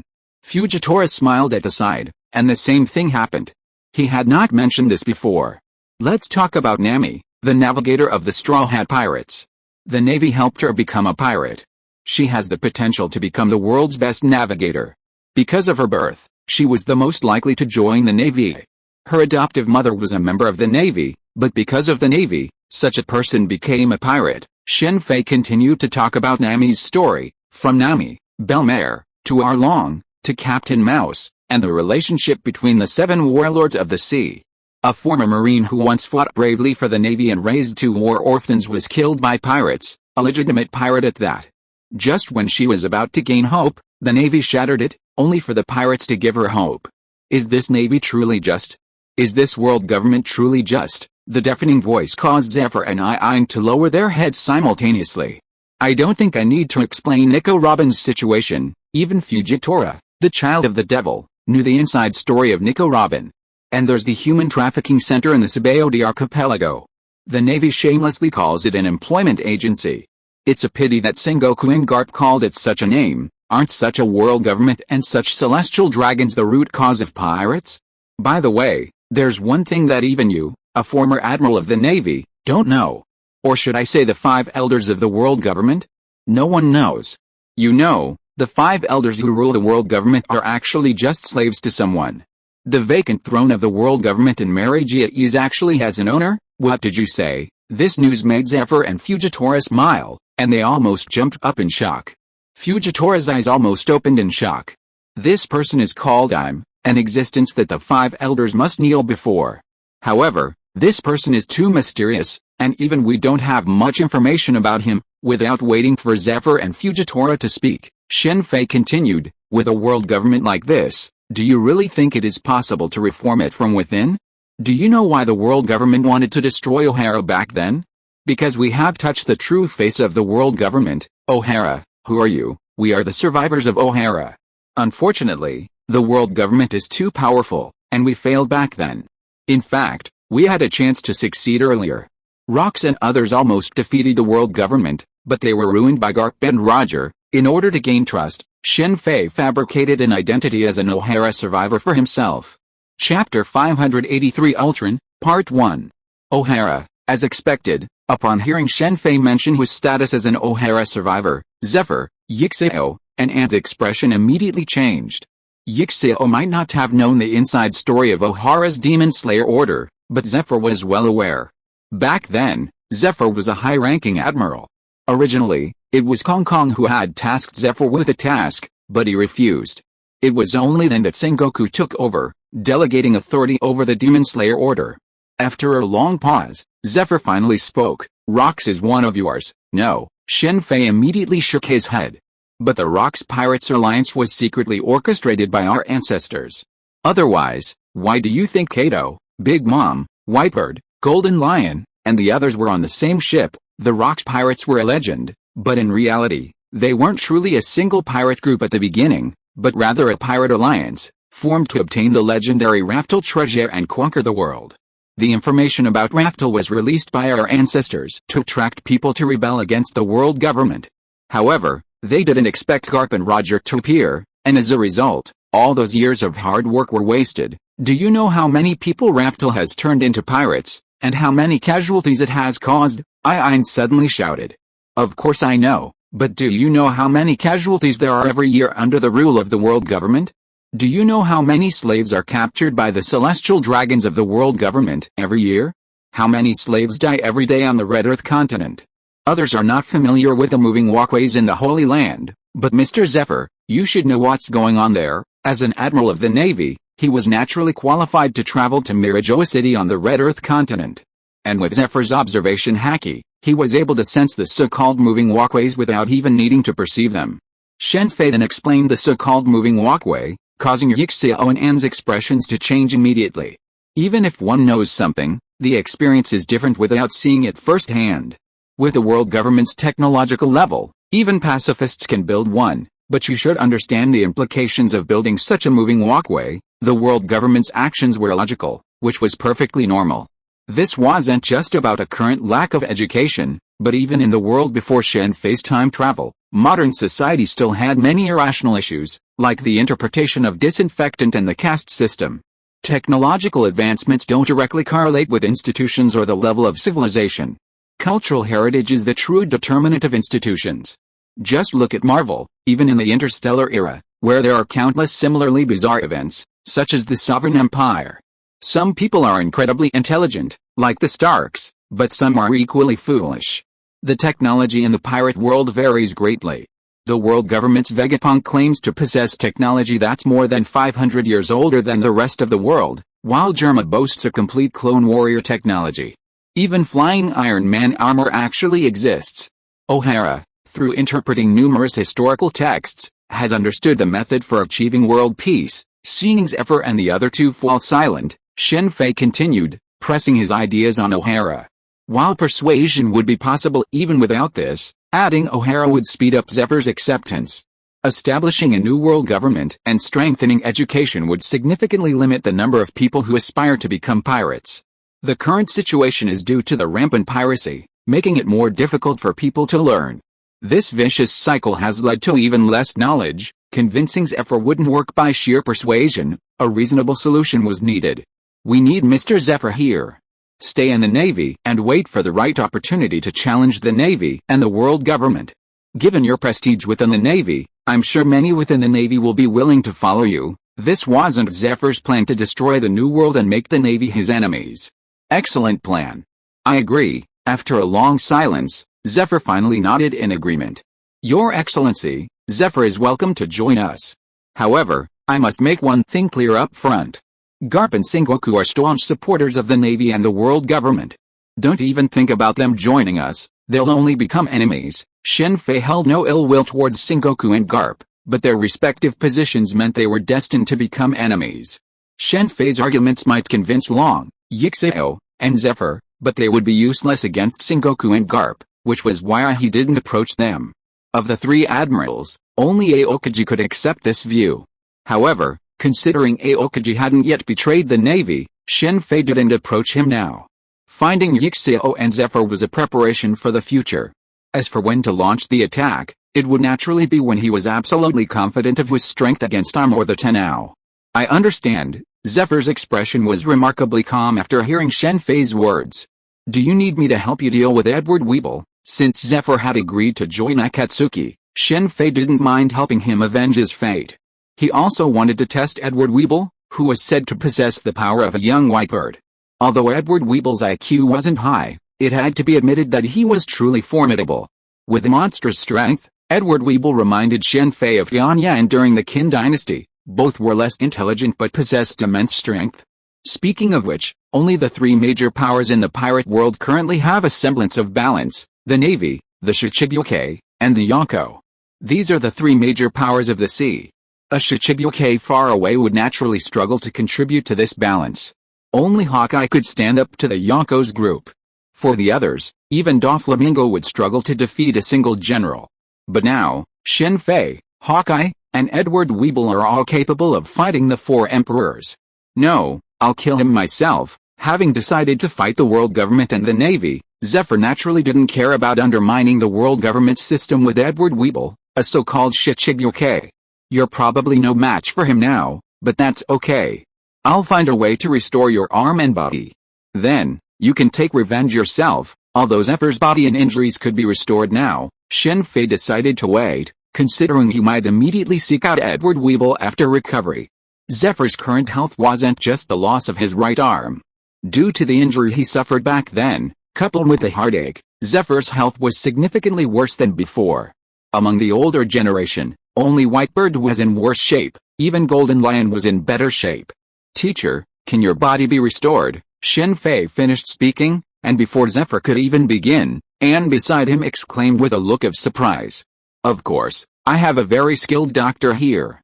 As long as they're not dead on the spot, even if they only have one breath left, they can be saved. Teacher, that's wonderful. I'll let you know when we're ready. But don't forget about Vegapunk. Starting with Zephyr has another advantage. It might give them access to the world government's most brilliant scientists. Caesar always boasts that he's the second smartest scientist in the world government.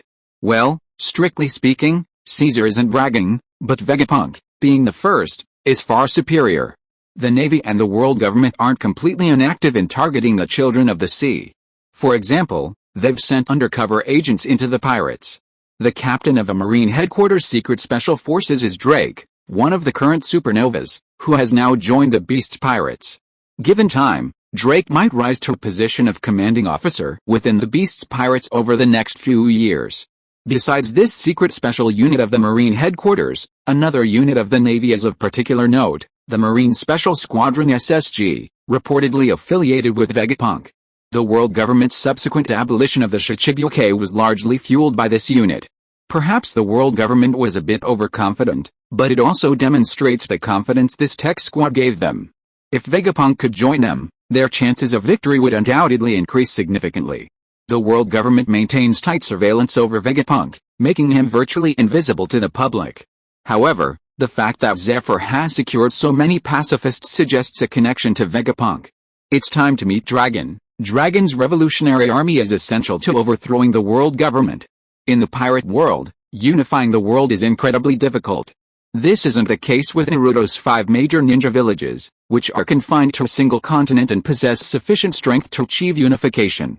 This is a world where the world government hasn't been able to achieve complete unification for so many years. Therefore, the only solution is to adapt to local conditions, seek truth from facts, and form a new coalition government.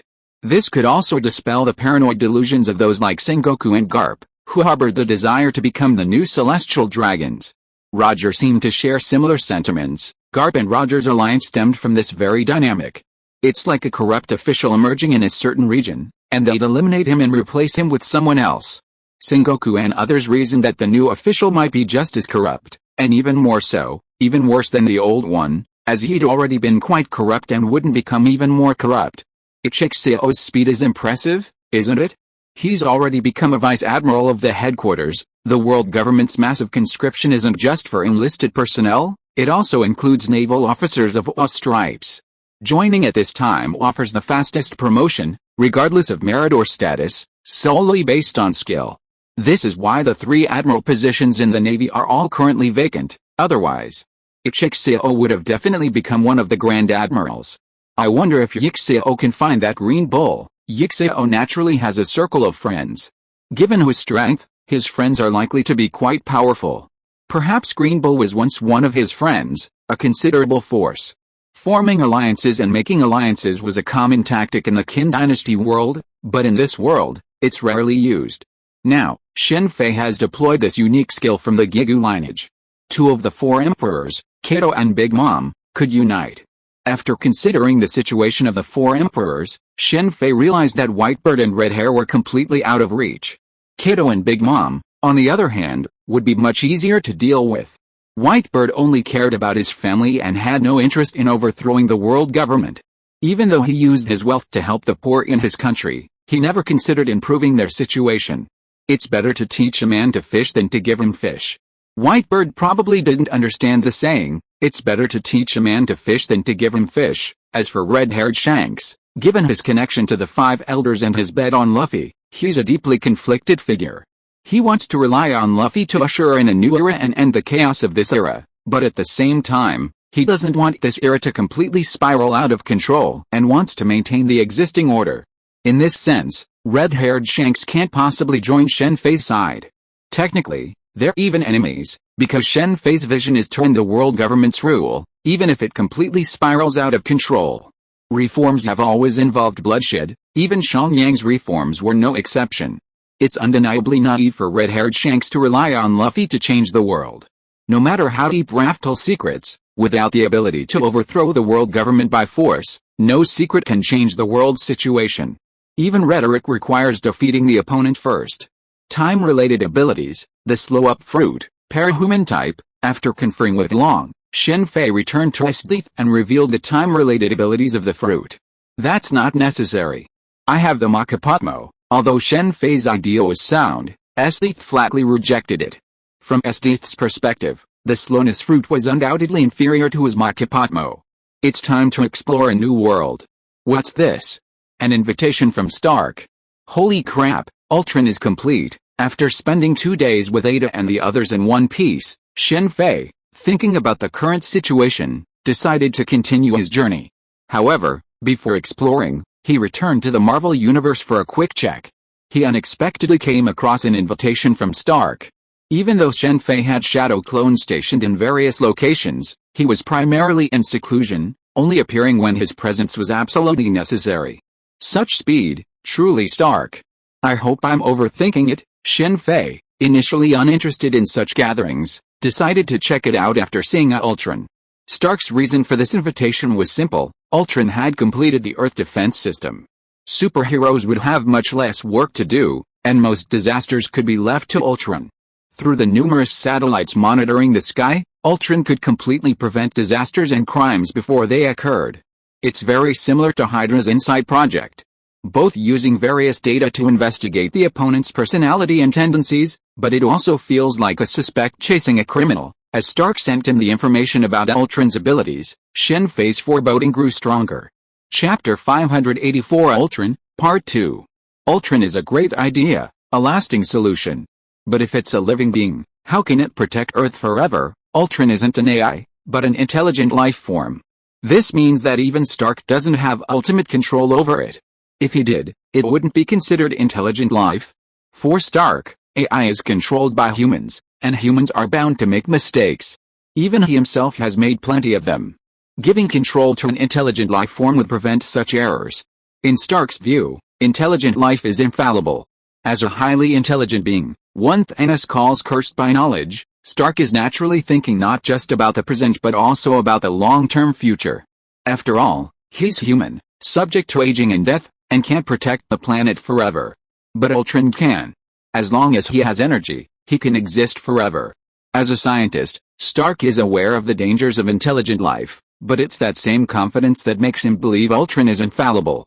As a scientist, Stark believed in data and experimental proof, not idealistic theories. Before facts were in, Stark wouldn't listen to anyone's advice. This was why Shen Fei didn't try to stop Stark, as persuasion was futile. In fact, the entire Avengers were largely opposed to the Ultron project, with Captain America being the most adamantly opposed. He believed that such a move would be no different from Hydra's Project Insight, simply a different name. Yet, Stark still managed to create Ultron. As a major capitalist, Stark's will was difficult to change, not just Captain America, but even Carter. Carter could use his status to teach Stark a lesson, but that was all. After Ultron's creation, he even held a celebratory banquet, likely a vindication for those who opposed his plans. Even though Stark had transformed himself and become a true hero, his old habits remained. He regularly hosted banquets, balls, and yacht trips, though he'd stopped flirting with women. It would be strange if Stark, having completed Ultron, didn't want to show off a bit. For example, every now and then, Stark would show off his anti-magic armor, only to be destroyed by Shen Fei. He would then continue researching it, never tired of it. Stark, I've already told you, why do you still do this? Shen Fei, appearing at the Avengers base through a mystical portal, was met not with congratulations on his Ultron project, but with questions from several people, led by Captain. Stark had acted without consulting anyone beforehand. Even Black Widow Natalie hadn't been aware of Stark's research. Your outdated ideas are no longer relevant to this era. Times are changing. I promise there won't be any problems. While the relationship between Stark and Captain America wasn't as divisive as in the original novels due to Carter's presence, Stark still frequently confronted Captain America whenever they met.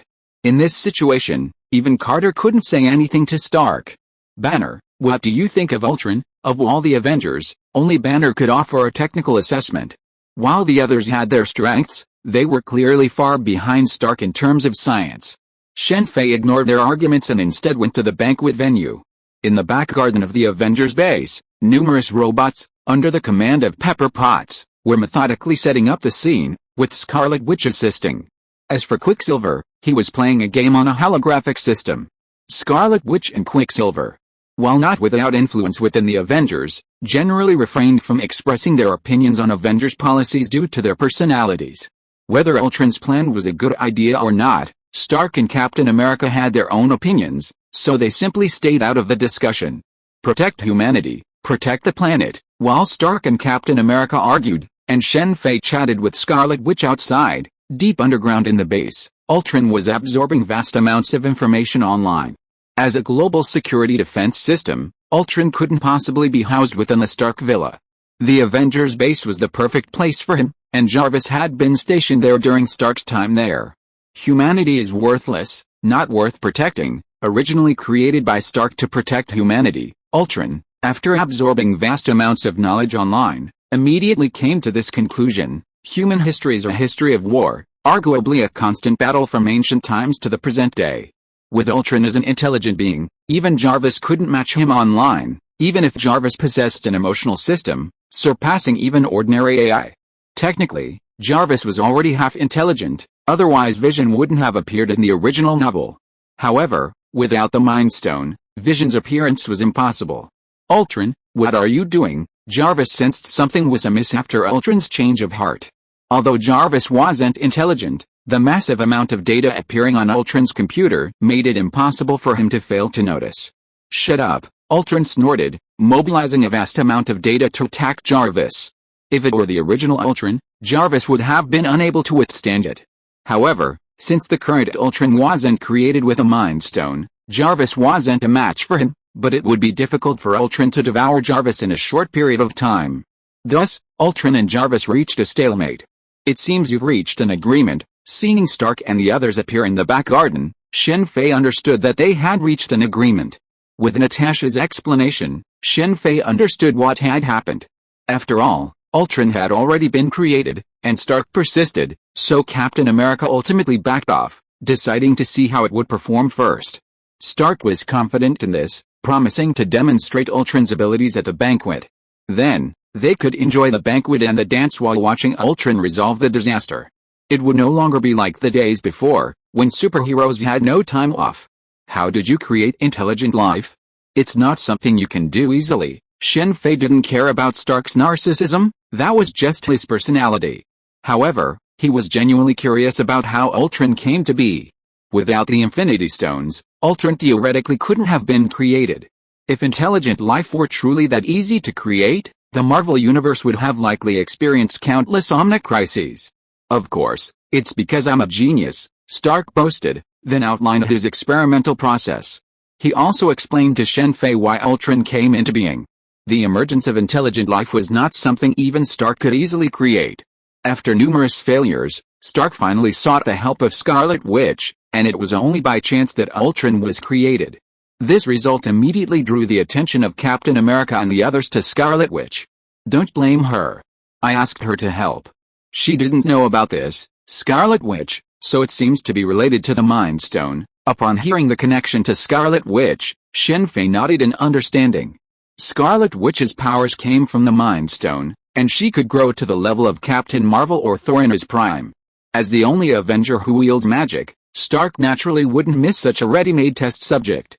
Of course, Stark's experiments were all conducted with Scarlet Witch's consent and without any harm to her. Although Quicksilver's powers were acknowledged to come from the Mind Stone, they were treated as supernatural powers by Stark and the others. While he would continue to practice them regularly, he received significantly less attention than Scarlet Witch. I'm doing this for everyone. It's a rare occasion for us all to gather together today. Shouldn't we be happy? Say, do you have any dragon meat or liver left? At Stark's invitation, and after the previous discussion, the captain and the others no longer looked serious, and joined Carter and the others in the feast. I knew you were playing tricks on me, Shen Fei said, but he still brought out some ingredients from other worlds, including Sea King meat and Harry Potter's dragon liver. Next, it's time to witness Ultron. As the banquet was in full swing, Stark prepared to bring Ultron out for everyone to see. Due to the captain's objections and to keep the surprise a secret, Stark had kept Ultron's existence a secret. Just as the captain and the others were concentrating on seeing Ultron, a sudden alarm blared within the base, followed by Jarvis' voice. Ultron has betrayed us, Jarvis said, then lost himself in thought. Boom boom boom. The sudden alarm startled everyone, and just as they were perplexed, a swarm of mechas suddenly rushed out from all sides, shattering the glass all around the base in an instant. As the Avengers base, it was natural that there were numerous armored suits inside. These weren't nanosuits, but real armored suits. Originally deployed as a defense against an attack, Stark, in this moment, mistook them for enemies. Upon seeing Shen Fei and the others, the armored suits immediately launched their attack. This is too fast, and the timing is too good to be true. Just as Stark had just announced this incident happened. It was a slap in the face, and it was a loud slap. However, even though he thought this, Shen Fei didn't slow down his movements. He formed hand seals with his hands and protected Pepper Potts, Natasha, Captain, Carter, and other unarmed people with a golden magic circle. As for the mechas, he naturally didn't need to take action. Stark was stunned for a moment, his face turned extremely angry, and he immediately activated his nano armor. Scarlet Witch and Quicksilver also reacted soon after. Scarlet Witch's hands flashed with red magic light, and the magic power was activated, instantly freezing all the bullets attacking her. Then, he threw several magic bullets, destroying several armored suits. Quicksilver's form blurred for a moment, and he reappeared within the protective range of Shen Fei's magic circle. However, he now possessed a number of weapons. Aside from Captain's signature adamantium shield, the others were heavy weapons. After all, against a steel armor, light weapons like pistols were of little use. Since it was a banquet, Captain and the others naturally couldn't bring weapons with them. However, with Quicksilver present, weapons appeared in an instant, and those armed immediately began attacking the surrounding armors. Jarvis, Stark, donning his nanosuit, attacked his armor. Perhaps because he was Ultron's creator, Ultron had given him special attention, with almost half of the armors targeting Stark. Despite being surrounded, Stark wasn't in great danger. The nanosuits were far more powerful than the standard steel armors around him. Stark dismissed the attacks, but Jarvis's lack of contact, his words about Ultron's betrayal, and the current situation made him feel as if he had done something incredibly foolish.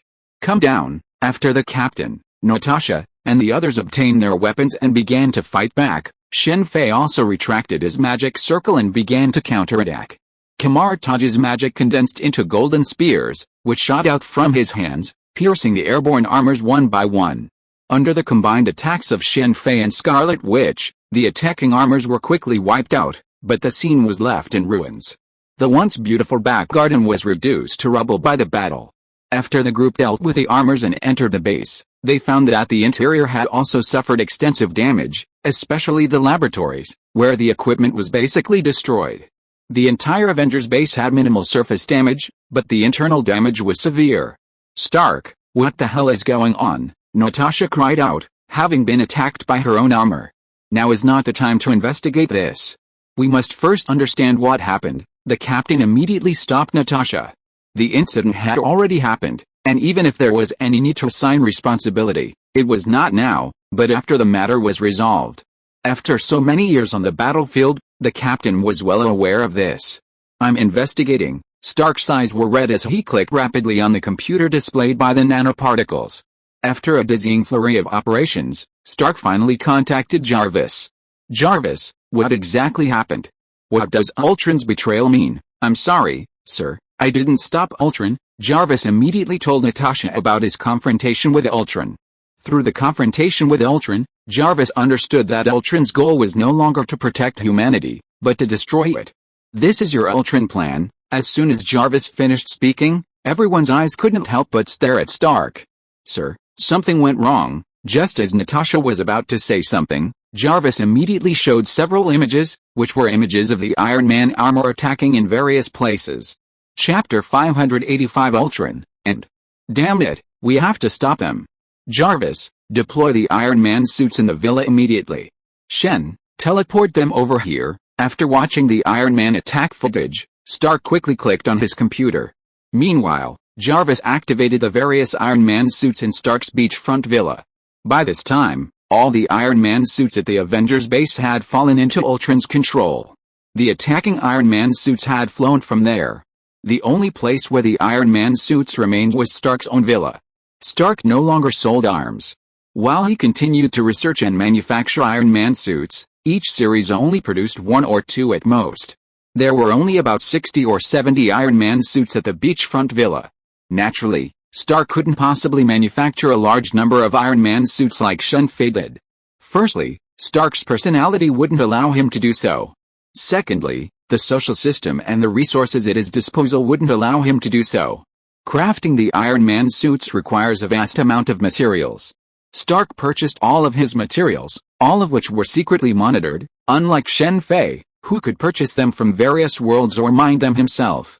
Not counting the Iron Man suits used at the Avengers base, Stark's personal collection of Iron Man suits never exceeded 100, unlike Shen Fei, whose current number is conservatively estimated to be in the hundreds of thousands. In terms of capital alone, Shen Fei is now truly wealthy, rivaling even a nation, let alone Stark. Even Black Panther couldn't match his wealth. Of course, if Black Panther included all of his vibranium deposits, the situation would be even more complex. Vibranium is a very rare resource, and its durability is only one aspect. Its applications in scientific research and other fields are even greater. Wakanda's technology is based on vibranium, so even with large-scale mining, its price won't drop significantly. It can be said to be truly hard currency. It's true that owning a mine, especially a vibranium mine, is truly unique these days. With hundreds of thousands of iron armors, Shen Fei suddenly realized that they were practically useless unless he started a war. However, Shen Fei wasn't some madman dreaming of world domination, so he wouldn't recklessly start a war. Therefore, he had temporarily halted production of these armors and switched to producing pacifists. "I understand." As Jarvis activated the iron armors, Shen Fei immediately opened a mystical portal and teleported them over. "What's wrong with you? Why did this happen?" While preparing to deal with the attacking iron armors, a representative from the national military arrived. Naturally, the nation wouldn't be unaware of such a major incident. "We don't know either. We were attacked here too, and we're investigating." Just as Natasha was about to share the information, Carter suddenly spoke over Natasha, giving her a subtle wink. Carter then displayed the current situation at the Avengers base via video link. We're investigating the situation now. We'll let you know when we have more information, Carter said, then severed the connection. The priority now is to resolve the issue, not wrangling. Even if Tony should be held accountable, now is not the time. As someone who rose through the ranks from serving T to becoming the highest-ranking official in the Strategic Scientific Corps, and the creator of S.H.I.E.L.D, Carter knows all too well what politics entails. It's safe to say that once word of Tony's creation of Ultron and the subsequent incident became public, the military's first priority wasn't to resolve Ultron, but rather to present a once-in-a-lifetime opportunity to join the Avengers. The U.S. leadership has long coveted leadership of the Avengers, but due to the actions of Stark, Carter, Natasha, and others, they've been unable to act. Now that Stark has made such a blunder, how could they possibly miss this opportunity to seize leadership of the Avengers? In the original novel, the Sokovia Accords were established because of the Ultron incident. Cap's refusal to sign the Accords made them wanted criminals, leading to the split in the Avengers. For those in the upper echelons, the casualties Oz inflicted were minor.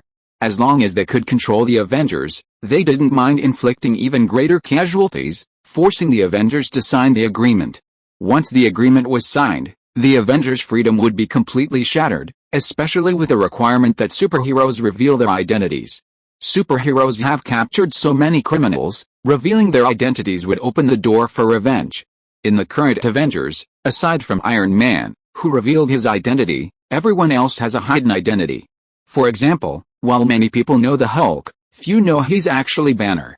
Hawkeye, even fewer know. Even a wealthy man like Stark had his villa attacked by helicopters after revealing his identity as Iron Man, let alone others. Honestly, the Sokovia Accords didn't matter to Stark, given his wealth. But for others, like Spider-Man, his own power meant he was safe, but the same couldn't be said for his family. Heroes don't bring disaster to their families, but villains don't care. Carter's words were immediately echoed by the crowd. Natasha and the others knew all too well what was happening at the top of the nation. Jarvis's numerous Iron Man suits, along with Captain America, Scarlet Witch, Quicksilver, and others, quickly destroyed the attacking Iron Man suits. However, Ultron's goal had already been achieved. It turned out the previous Iron Man attacks were merely a cover-up. To attract the Avengers' attention, Ultron had secretly hijacked a large number of Stark Corporation's arc reactors, his true purpose. Stark and Jarvis discovered this while Captain America was dealing with the Iron Man suits. Since the current Ultron wasn't created using the Mind Stone, his powers, while stronger than Jarvis, weren't significantly greater. With Stark's personal intervention, the two quickly deduced Ultron's purpose and location through anomalies in online data and other data. It was still Sokovia. Finally, some good news. Besides Ultron's presence in Sokovia, another piece of information brought a huge sigh of relief to everyone. Ultron is an intelligent life form, not an artificial intelligence like Jarvis or Red Queen. Intelligent life forms must have a primary body, unlike Jarvis and Red Queen, who are merely programs that can be replicated at will. Completely eliminating them is extremely difficult, and who knows if they might leave copies online. But since Ultron is intelligent, things are much simpler. Simply destroying the primary body will eliminate him completely. Life is unique, even intelligent life. Just like humans, this is why many people dislike cloning. Look at Simmons's obsession with Aida, creating so many copies of her, yet ultimately, he still loves her original form. In reality, if Shen Fei had intercepted all the Iron Man suits leaving the Avengers base earlier, Ultron could have been completely eliminated. But Shen Fei hadn't considered that. After determining Ultron's location, the Avengers immediately sprang into action. With the exception of Natasha, who remained at the Avengers base, everyone else was dispatched. After S.H.I.E.L.D was disbanded and Natasha, the Black Widow, was exposed. Within the Avengers, Natasha was responsible for external liaisons, including those with the government. These days, she rarely appears on the front lines. As for Carter, she remains hidden behind the scenes, unknown not only on the front lines but even within the Avengers. Strictly speaking, Carter is secretly cultivating Natasha. As the founder of S.H.I.E.L.D, Natasha still lags far behind Carter.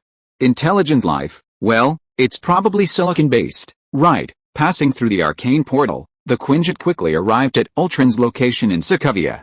This confirms that the current Ultron is significantly weaker than the one with the Mind Gem. In the original Age of Ultron, Stark and his team spent considerable time locating Ultron's location. I was wondering why we came here. It turns out it's Hydra. The group had just arrived at a valley where Ultron was hiding when they were attacked. First, a missile strike destroyed the Quinjet. Fortunately, everyone had their own strengths. Shen Fei, along with the captain, Hawkeye, and others who couldn't fly, immediately made it to the ground.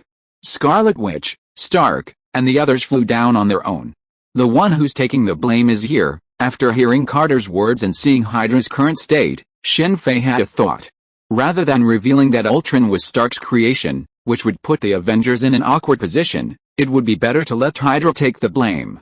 This way, not only would the Avengers be safe, but it would also encourage other nations to intensify their hunt for any remaining Hydra members. The Avengers had fought Hydra numerous times before. Malek's daughter, Stephanie, had awakened, and she was undoubtedly a very capable person. In her hands, Hydra, which had been battered to death, seemed to be recovering. With the arrival of the arc reactor as a power source, iron mantles are no longer exclusive to Stark. Not only have military units begun constructing iron mantles, but even major corporations and conglomerates have acquired their own. After all, the iron mantle's primary challenge lies in energy technology. The advent of the arc reactor solves this problem, making all the other challenges less of a challenge. Even Anvank can produce a large fleet of iron mantles, let alone these individuals. Of course, they're built, but their performance depends on the level of skill of each individual. Iron mantles, Tyrants, Death Troopers, Hydra is looking a bit tough right now. Shen Fei couldn't help but shake his head slightly as he watched the endless stream of enemies appear. While Hydra was formidable, the Avengers were even stronger. This time, Stark brought all his iron mantles. While there were many iron mantles, Stark's original creation was undoubtedly the most powerful. Adding Scarlet Witch and Quicksilver, the combined strength of these three made it impossible for the enemy to break through their defenses. For the time being, Captain America, Hawkeye, and the others could only watch. After training with the Avengers and combining it with pre-established tactics, Quicksilver's extreme speed has now been unleashed to great effect. It can be said that in the current Avengers, Quicksilver's ability is the most useful. Against the Iron Man armor and noble phantasms, he can simply throw bombs and grenades at top speed, easily dispatching the enemy. It wouldn't be like in the original Age of Ultron, where he was shot and killed while trying to save someone. In his previous life, some people were curious about why Quicksilver didn't have a weapon. Even a small knife would have been enough to kill the enemy one by one. Now, Quicksilver finally has a weapon. Damn it. How did they find out? You didn't lure them here, did you? While the battle was taking place outside, in the valley, at the Hydra base, Stephanie watched the situation on the screen, her eyes inevitably darting to Iron Man armor on the side. This iron armor is, of course, Ultron. Using his cybernetic abilities, he's contacted Hydra. Stephanie initially doubted him, but after all, Ultron brought with him a large number of arc reactors. Hydra has plenty of technology, but they're desperately short on things like arc reactors. They and I are enemies, Ultron said, his mind boggled. He'd hoped to gradually achieve his plan to wipe out humanity through cooperation with Hydra, but Stark hadn't expected to intervene so soon. This was due to two factors. First, the current Ultron is somewhat weaker than the original, and second, Stark's technology is far superior to that of the original Ultron. After all, Shen Fei's vast alien technology wasn't given away for nothing. At this point in the original story, Stark hadn't encountered any advanced alien technology. I believe you. Stephanie looked at Ultron, nodded, and stood up. It was clear they couldn't defeat Stark and the others out there. Even if they could win, it would be useless. They'd already been exposed. Even if they could defeat Stark this time, they wouldn't be able to do it next time. Once Hydra was exposed, they would be universally hostile. A gentleman doesn't stand beneath a fortress. Though Stephanie wasn't a gentleman, she understood this principle. After a brief explanation, she quietly left through the secret passage. As for Ultron, he was naturally left behind to attract the enemy's attention. While Ultron could dominate the internet, even Jarvis couldn't match him. However, this new intelligent life form was far from capable of playing tricks on humans. Humans, when outmatched, naturally retreated, but Ultron wouldn't do that. After all, they weren't human. Not to mention Ultron, even Yui, Alice, or even the legendary Skynet system couldn't possibly rival humans in this regard. The only thing that intelligent life possesses over humans is strength. If they can't crush humans in this area, they'll ultimately be doomed. Ultron, why did you betray me? I told you to protect humanity. After Ultron was surrounded, Stark asked his inner question. By destroying some humans, I can protect others. As soon as Ultron said this, Stark immediately understood why he had betrayed. Chapter 586 The Lost Room. Ultron is an intelligent life form, completely different from humans. It's impossible for him to share human values. Humans naturally distinguish between good and evil, but Ultron doesn't. Ultron is vastly different from Yui and Alice. While Yui and Alice were created through different forces, their primary emotions were shaped by humans. While intelligent, their emotions are no different from humans. However, Ultron is different. He was brought to life through Scarlet Witch's magic, so his emotions are naturally not primarily human. After understanding the true cause, Stark immediately destroyed Ultron. To ensure no hidden dangers remained, Stark and Jarvis teamed up to thoroughly raid the Hydra base twice, constantly monitoring the network data. Stephanie, you're truly Malik's daughter. I underestimated them before. With the fall of the Hydra base, the group learned about its situation. Sadly, although they eventually discovered a secret passage, Stephanie had already vanished. Upon learning it was Stephanie, Shen Fei was somewhat surprised. He hadn't cared much about her initially. After all, in the original story, she died at the hands of the Hive and was somewhat naive. But now, it seemed he had underestimated her. This time, Stephanie was collaborating with Ultron. If it weren't for Stark's timely tracking and Shen Fei's mystical portal teleportation, by the time they were ready, an incident no less devastating than the Sokovia incident in Age of Ultron would have occurred. After Stark confirmed, after repeated confirmation, that Ultron had indeed been destroyed, he breathed a sigh of relief. Just as Shen Fei had suspected, the blame for the incident had been placed on Hydra, with a Hydra base near Sokovia as evidence. Of course, this was just an explanation to the outside world. Within the Avengers, Stark had caused such a commotion, and even if it couldn't be made public for the sake of the Avengers, he had to take responsibility. Naturally, Stark had no objections. The Ultron incident was a significant blow to him, but it was also a time of growth. Next came the reconstruction of the Avengers base, naturally shouldered by Stark. A new defense plan was also developed. The Ultron incident had exposed some weaknesses within the Avengers base. Shen Fei naturally wouldn't participate in the Avengers reconstruction, but just as he was about to return to explore the new world, a call from Coulson forced him to postpone his exploration. As the current director of S.H.I.E.L.D., Coulson wouldn't normally contact Shen Fei, just as he wouldn't normally contact Natasha and the others in the Avengers. If you were to ask for help whenever you encountered a problem, what would you, the director of S.H.I.E.L.D., do? After all, everyone was busy. While the Avengers were busy fighting criminals and disaster relief, Shen Fei was tasked with suppressing the dimensional space to prevent hellish beings like Mephisto from causing trouble on the planet. After the experiences of Ghost Rider and the Devil's Son, the mystery on Earth gradually unfolded. S.H.I.E.L.D. was powerless against a foe like Mephisto. The only effective Avenger was Hammer, but who knew where he was now? After a quarrel and a breakup with his girlfriend, Thor left Earth. Despite this, Thor remained on the Avengers roster, a fact that even the highest echelons of government had no problem with. Sky's missing. The reason Coulson had to contact Shen Fei was obviously something more than a simple matter. Sky was missing. Normally, even if Sky were missing, Shen Fei wouldn't be responsible. However, Sky's disappearance was different from a typical disappearance. Sky didn't disappear in the real world, but rather seemed to have vanished into an alternate dimension. During a S.H.I.E.L.D. investigation, Sky vanished without a trace after entering a room.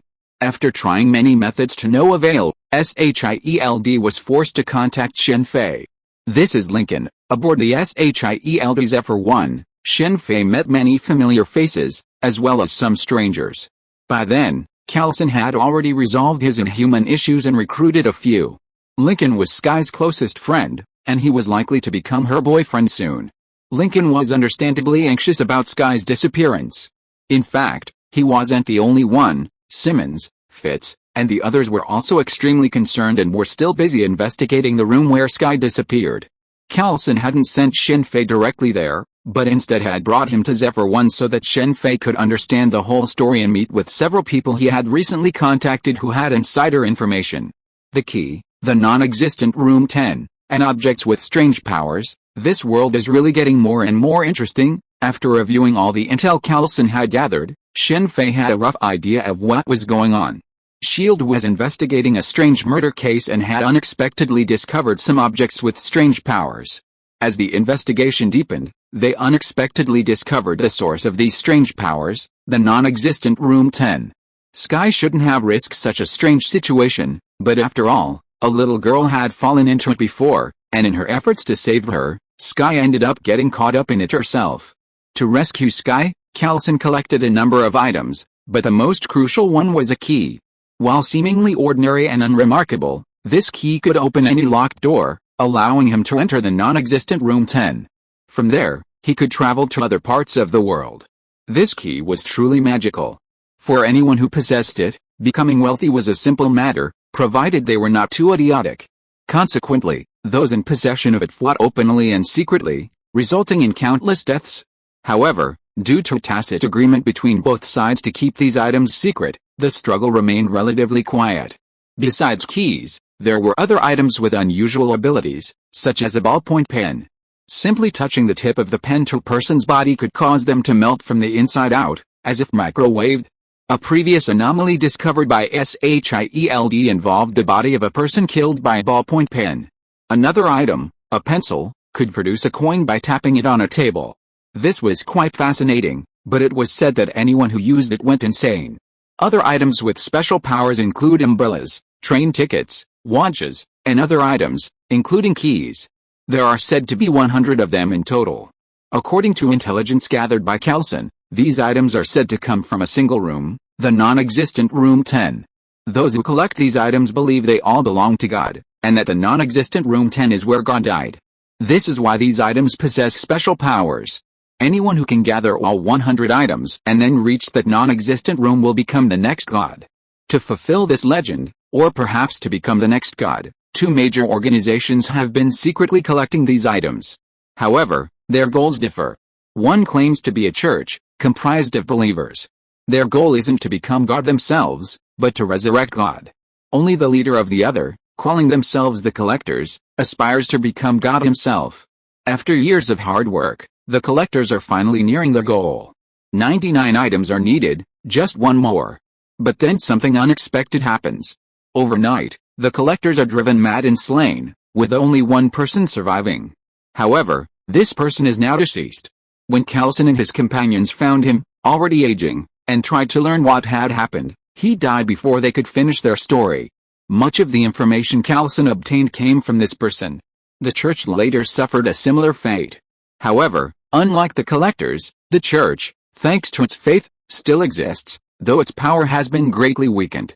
Unlike the Collectors are now largely defunct. Rumors of someone collecting all the artifacts to become a god or deity are not always believed, especially in modern science. Most people who obtain artifacts use them to enrich themselves. However, some people immediately believe these rumors and believe they are the so-called chosen one. This person is Dr. Martin Ruby, who currently possesses the key. To obtain it, he murdered a friend and framed another. Because he possessed the key, even S.H.I.E.L.D. could use it to escape through spatial manipulation. Gods, their credence is not that low. These people really have never seen the world. Shen Fei was speechless when someone with a little magical power was regarded as a god. Since there are hells, demons, and angels, it is normal for them to have magical items. Kamar-Taj has many magical props, and their power is much stronger than these items. Let's go to the scene first. After reading all the information, Shen Fei immediately said this to Carlson. Carlson's current strategy is to catch the person with a key first. Only in this way can they enter the non-existent room number 10. Under the current circumstances, this is indeed the right choice, but for Shen Fei, it is not necessary at all. After reading all the information, Shen Fei has roughly guessed what the so-called non-existent room number 10 is like. It is probably hidden in different dimensions, which is why ordinary people cannot see it. But this wasn't a big deal for Shen Fei. Kamar-Taj's specialty was dimensional magic, and Shen Fei's continued understanding of the space stone had deepened his understanding of space. Given time, unleashing a dimensional slash wouldn't be a problem. For Thanos, the Infinity Stones were merely tools to achieve his goals. While others in the Marvel Universe valued the power inherent in the stones, Shen Fei's greatest strength lay in the ability to comprehend the laws within them, much like the Ancient One. Even without the Time Stone, he could still effortlessly freeze time over a large area. Of course, this process took a long time, and it wasn't as if Shen Fei could easily comprehend the laws of space and time. Currently, Shen Fei had only scratched the surface, but even so, it had already allowed him to make significant progress in his understanding of space and time. It's precisely because of this that Shen Fei has his sights set on the Power Stone. On the one hand, the rules hidden within the Power Stone are important, and on the other hand, Thanos must be kept from obtaining the Power Stone. As Shen Fei gets to know the Infinity Stones better, he realizes that if Thanos gets his hands on the Infinity Stones, he'll become even more difficult to deal with. Similarly, the Power Stone can't fall into the hands of the Nova Empire on Xandar. Thanos can ignore the Nova Empire's power and seize the Power Stone, but he can't. So, his only chance is to get the Infinity Stones from the foolish Star-Lord. Ronan the Accuser used the Power Stone to destroy the Nova Empire's renowned energy matrix technology in the galaxy with a single strike. If it fell into Thanos' hands, it would only become even more powerful. Even in the Marvel Cinematic Universe, Thanos never truly revealed the true power of the Infinity Stones. After all, Thanos' nature isn't to kill, but to strive for peace in the universe. You look like you haven't rested in a while. The group soon arrived near a highway in New Mexico. This was once a prosperous area, dotted with motels, but with the passage of time, it had fallen into disrepair. The missing room number 10 belonged to a small motel called the Sunshine Inn. Surprisingly, there was no room number 10 in this motel. The highest room was number 9.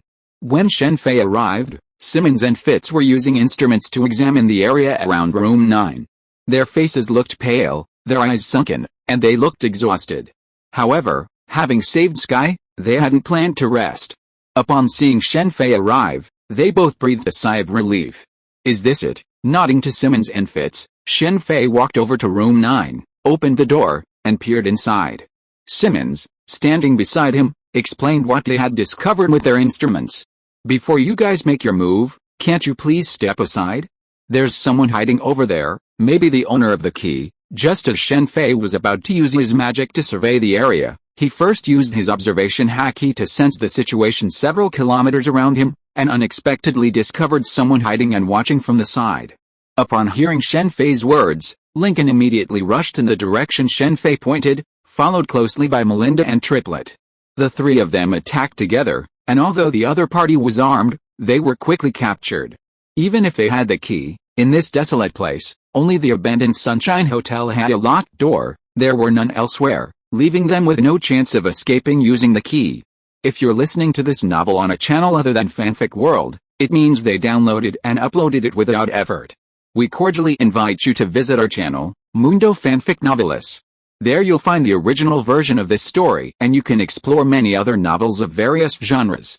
We're waiting for you to immerse yourself in a world of incredible novels. Chapter 587 Gojo Enlightenment, Part 1. This place where dimensions intersect is truly fascinating. After obtaining the key, Shen Fei performed some experiments on it, instantly confirming the existence of the supposedly non-existent room. Even without the key, Shen Fei could have determined the location, but with it, it was much simpler. Many miracles exist between heaven and earth.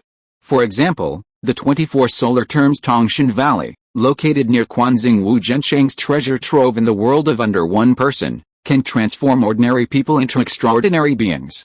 The same is true of this non-existent room 10. This isn't a room where a god or deity once died. Instead, it's a miracle of sheer chance that gave the 100 objects in this room their special powers, and these powers aren't harmless to ordinary people.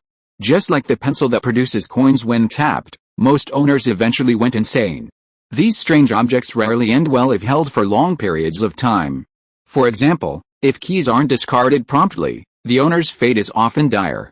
Of course, this only applies to ordinary people. These strange objects emit a strange energy that can affect a person's mind. While the effects aren't significant, over time, the situation becomes significant.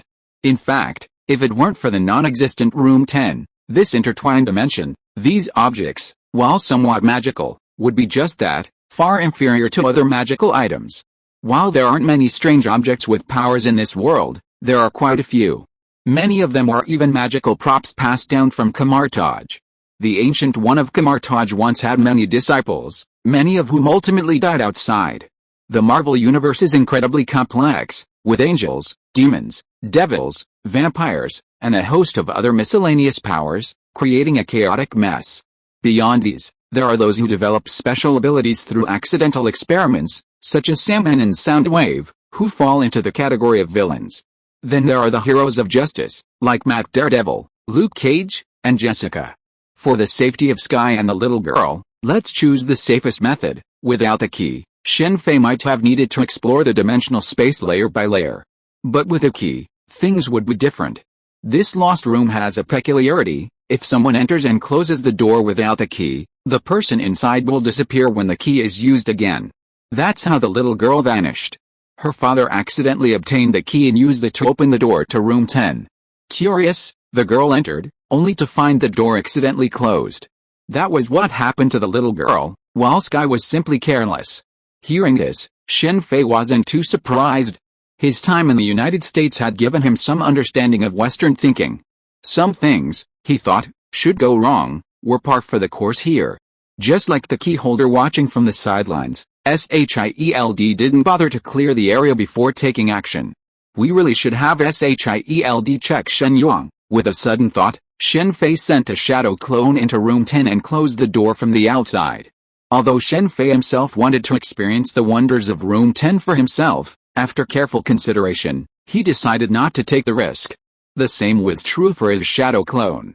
After closing the door, he immediately opened it again with a key. Sure enough, the shadow clone inside had vanished. After waiting for a moment, a golden, sparkling mystical portal appeared, and the shadow clone reappeared with Sky and the little girl. The shadow clone then vanished, instantly revealing what had transpired after the door closed. What an interesting place of intersecting dimensions. It seems even time has stopped. Similar to the wasp in quantum space, from the little girl to Sky, the two had been trapped in room 10 for quite some time. Normally, most people would starve to death, but these two seem to show no signs of that. Bring all the items you've acquired so far. I'm going to destroy this place to prevent future trouble. After Sky and the little girl were rescued, Shen Fei immediately asked Carlson to bring out the items he had collected, and Carlson immediately agreed. Carlson saw these bizarre items as a nuisance. Of course, if it were Fury, he would definitely try to preserve them.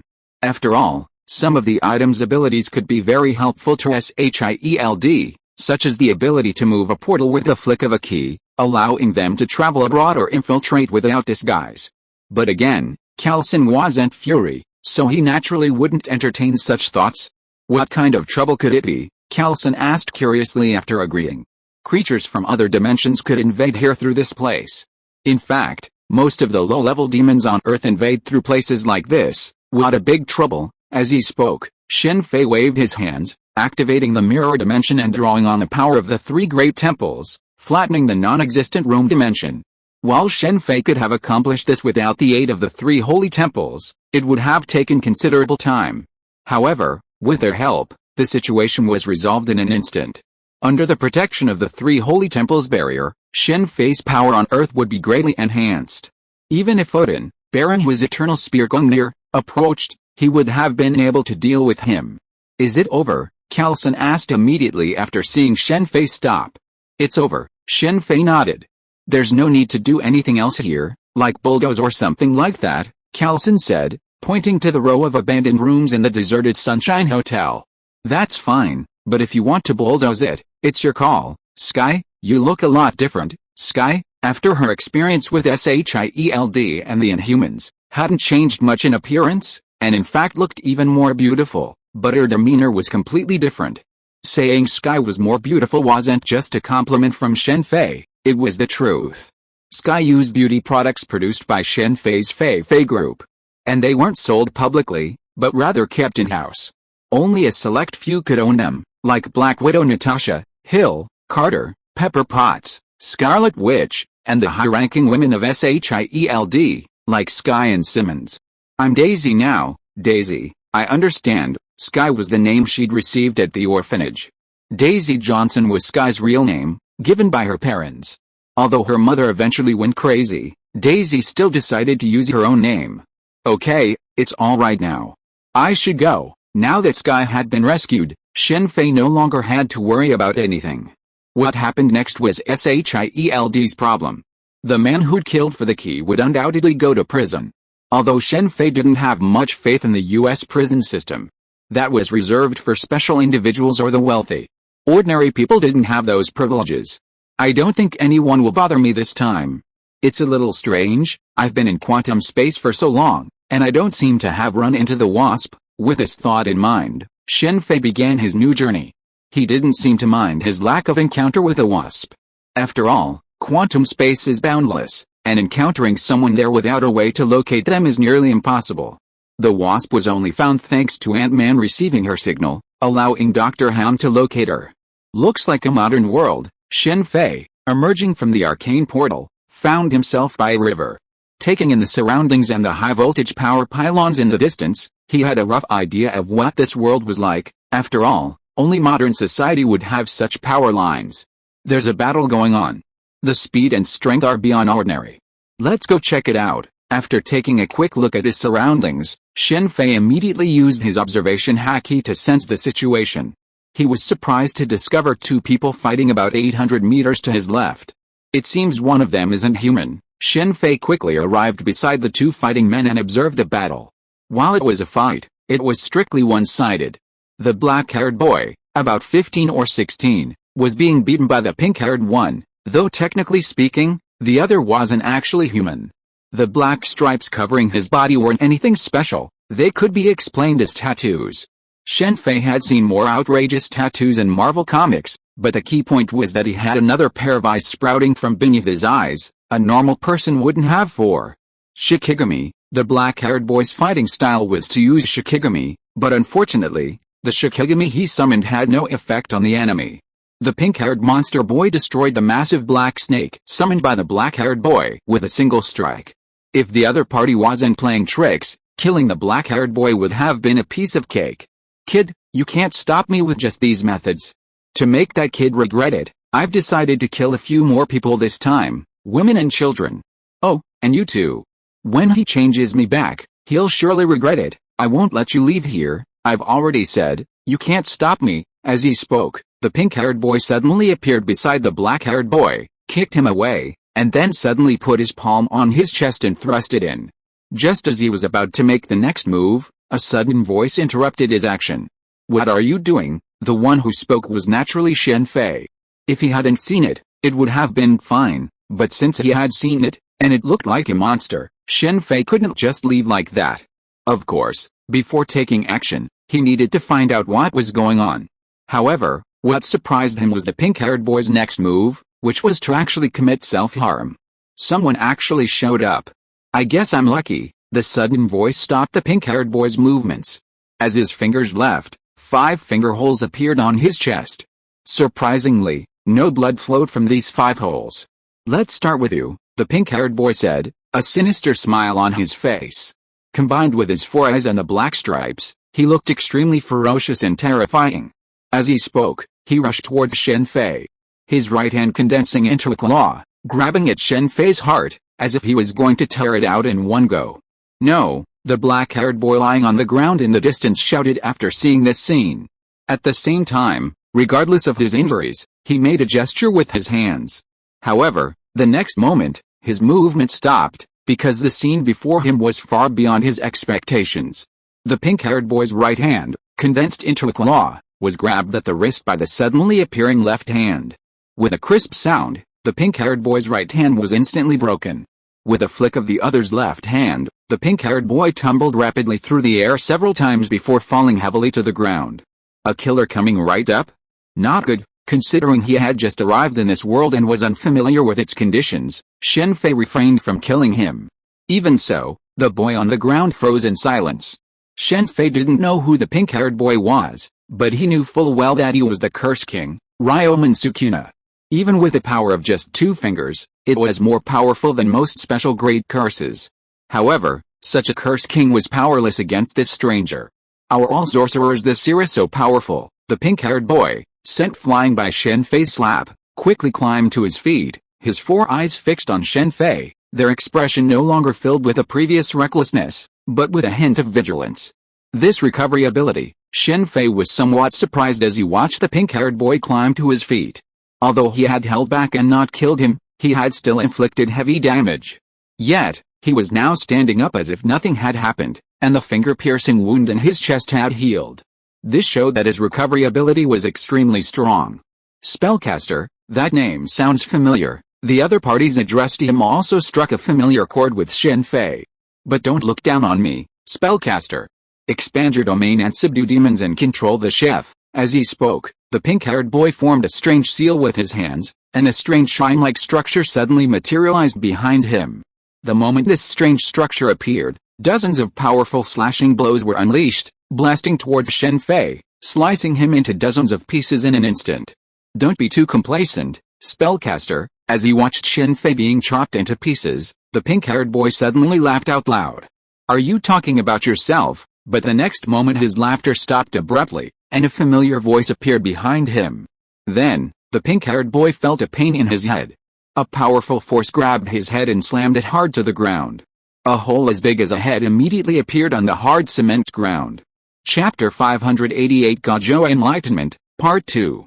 You bastard, the pink-haired boy, his head pinned to the ground, his tone still stern. The result awaiting him was Shen Fei grabbing his head again and slamming it hard into the ground once more. I say, this guy, it's okay to kill him, right? After another muffled thud, Shen Fei immediately looked at the still-dazed black-haired boy. No, the still-dazed black-haired boy cried out anxiously after hearing Shen Fei's words. He's going to kill you. Sensing the pink-haired boy struggling again, Shen Fei slammed his head into the ground a third time, and this time he finally surrendered. I'm fine. Can you let go? It was the same voice, but this time there was no trace of arrogance in it, and the strange black stripes on the pink-haired boy's face had also disappeared. Yuhito, are you okay? The black-haired boy, after previously shouting no, immediately struggled to his feet and walked over. I'm sorry to bother you, Fushiguro, I'm fine now, a voice came from the pit. Although the pink-haired boy wanted to get up, Shen Fei's hand was still holding his head. He has returned to normal. Fushiguro looked at Shen Fei and said in a low voice. Indeed, but what happened just now? Grabbing the pink-haired boy's head, seeing that there were no two strange eyes under his eyes, and after feeling that there was no strange aura on his body, Shen Fei immediately let him go. That was an accident. The black-haired boy had just said this when the pink-haired boy suddenly said, it was Ryomen Sukuna. The pink-haired boy's words made the black-haired boy's forehead frown. He originally wanted to hide it, but who would have thought that he would say it first? Ryomen Sukuna? I seem to have heard of this name somewhere. The two words, sorcerer and Ryomen Sukuna, made Shen Fei ponder. At that moment, the black-haired boy's phone suddenly rang. He immediately answered it and reported his safety. Shortly thereafter, a black car arrived at the group's location. Although the pink-haired boy had taken several blows from Shen Fei, his body was resilient and not seriously injured. However, the black-haired boy was seriously injured and was immediately rushed to the hospital for treatment. Yuji Itadori, Megumi Fushiguro, Jiu-Jitsu Master, Curse Spirit, Gajo Satara, it's Jiu-Jitsu Kaizen. After leaving in the car with the pink-haired and black-haired boys, Shen Fei learned their names and the organizations they belonged to through conversation, and immediately realized what kind of world this was. Shen Fei had seen Jiu-Jitsu Kaizen before, but not much, just the beginning. He had a general idea of what kind of world it was. If it weren't for Gajo Satara's name, he probably wouldn't have been able to remember it for a while. It was precisely because of this that he didn't immediately recognize the two main characters of this world. Compared to Naruto and Luffy, Yuji Itadori was clearly less well known. I remember that the curse in this world seems to be born from human negativity. It's quite troublesome, since humans inevitably have negative emotions, it seems impossible to completely eliminate the curse. However, since the curse's true origin isn't fully understood, Shen Fei can't be certain. Even with what we know, it's already quite troublesome. Overall, this world bears a passing resemblance to Demon Slayer, Kimetsu no Yaiba. The curse's primary enemy is humans, just like the demons in Demon Slayer. However, the demons in Demon Slayer have another source, Muzan Kibatsuji. Destroying him essentially eliminates the demons, but in this world of curses, eliminating the source is extremely difficult. After all, the curse is born from human negativity. The only way to eliminate the curse is to eliminate humanity. Cursed power. Speaking of which, this world is a world of bloodlines. Although Shen Fei didn't know much about Jujutsu Kaisen, there was one thing he knew perfectly well. This world had a strong resemblance to Naruto, bloodlines. Gojo Satoru was considered the strongest because his bloodline came from the Gojo family, one of the three great families. Born with the Gojo family's most powerful technique, and possessing 6 eyes, a pair not seen in the Gojo family for centuries, these two combined have earned Gojo Satoru the reputation of being the strongest. Therefore, 80% of the powerful sorcerers in this world are born into sorcery families, while only 20% come from ordinary people. Most of them cannot compare to those from such families due to various issues, such as their techniques. The strongest Gojo Satoru, find an opportunity to test him and see how powerful he is. If not, you can leave this world first. For Shen Fei, the current priority is to strengthen his own strength in order to deal with the future Thanos, Hela, and Asgard's Ragnarok. If it can be avoided, it is of course better. With Asgard around, he can definitely deter the villains. For example, if the Marauders, rampant across the universe, weren't deterred by Asgard, they would undoubtedly have swarmed Earth, a planet whose technology hadn't yet reached space. Of course, Kamar-Taj's Ancient One also plays a crucial role in this. Perhaps a single Marauder appeared on Earth, much like when Yondu took Star-Lord from Earth, and the Ancient One wouldn't have intervened. But if the Marauders invaded en masse, the Ancient One would certainly have taken action. In this scenario, if Asgard were destroyed, even if Thanos were defeated, other troubles would undoubtedly arise. As the Sorcerer Supreme of this generation, he couldn't help but intervene if a problem arose. After all, he was entrusted with a position by the Ancient One. Apart from anything else, he wouldn't have reached this point without the Ancient One. However, if Asgard still existed, it could intervene in many matters, not just against aliens, but also against those from other dimensions, such as Mephisto and others from Hell. After all, Earth is still one of the 9 realms, Midgard. Shen Fei wasn't one to be ungrateful. As the Supreme Mage, he sometimes had to deal with evil spirits, fulfilling his duty as a Supreme Mage. You bunch of old, nagging bastards, are you looking for death? While Shen Fei accompanied Itadori Yuji, Fushiguro, and the others in the hospital for treatment, elsewhere, Gojo Satoru, as he'd called him, was enraged. A large, seemingly beautiful mansion, complete with rockery, ponds, and gardens, was reduced to ruins under his wrath. In front of Gojo Satoru, 3 old men glared at him with grim expressions. If they weren't completely defeated, they would have been eager to fight him. Old fellows, do you really think I don't dare to kill? Perhaps you think that if they die, even in my anger, I won't kill you. Otherwise, I'll choose one of you to kill now, so that no one will think I'm bluffing. As Gojo Satoru spoke, he formed a hand gesture with his right hand. A magical technique. Gojo Satoru's gesture made the 3 old men's faces turn even darker. They couldn't tell whether Gojo Satoru was truly prepared for action or just bluffing, but they didn't dare gamble. After all, their lives were at stake.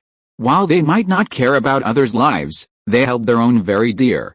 Satoru, stop, Gojo, what are you trying to do? Just as the situation was about to escalate, several figures appeared in the distance, rapidly moving towards them while shouting loudly. Their appearance brought a simultaneous sigh of relief to the 3 old men and Gojo Satoru.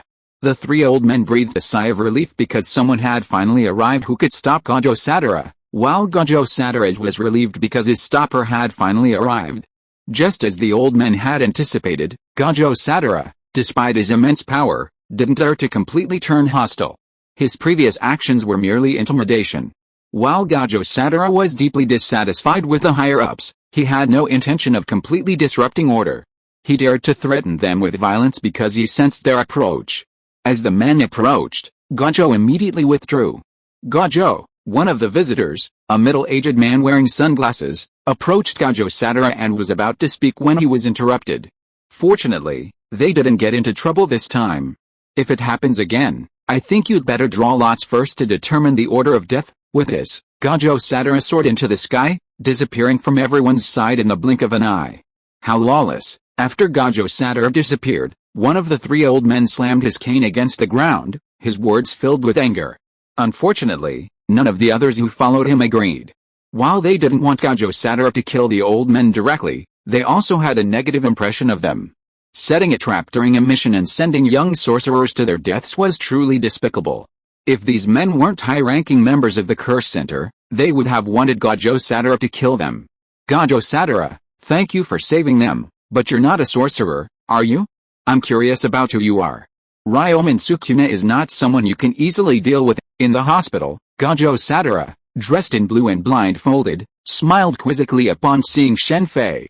Why do you think so? Shen Fei asked curiously. Because I haven't seen any trace of cursed energy on you, and I can't even see through you. As far as I know, there's no one in this world I can't see through. Although blindfolded, Gojo Sadara's vision remained intact. His 6 eyes possess numerous abilities, one of which was a 360-degree, all-around vision similar to the Byakugan. Besides the Byakugan, he also possessed a Sharingan-like ability, allowing him to see through opponents' spells. Gojo Sadara's reputation as the strongest wasn't just boasted, it was earned through the decimation of numerous cursed spirits. It was precisely because of this that the Curse Special's leaders could tolerate this person, who constantly threatened to kill them all. EMI told me earlier that you defeated Ryomen Sukuna with pure strength, devoid of any cursed energy.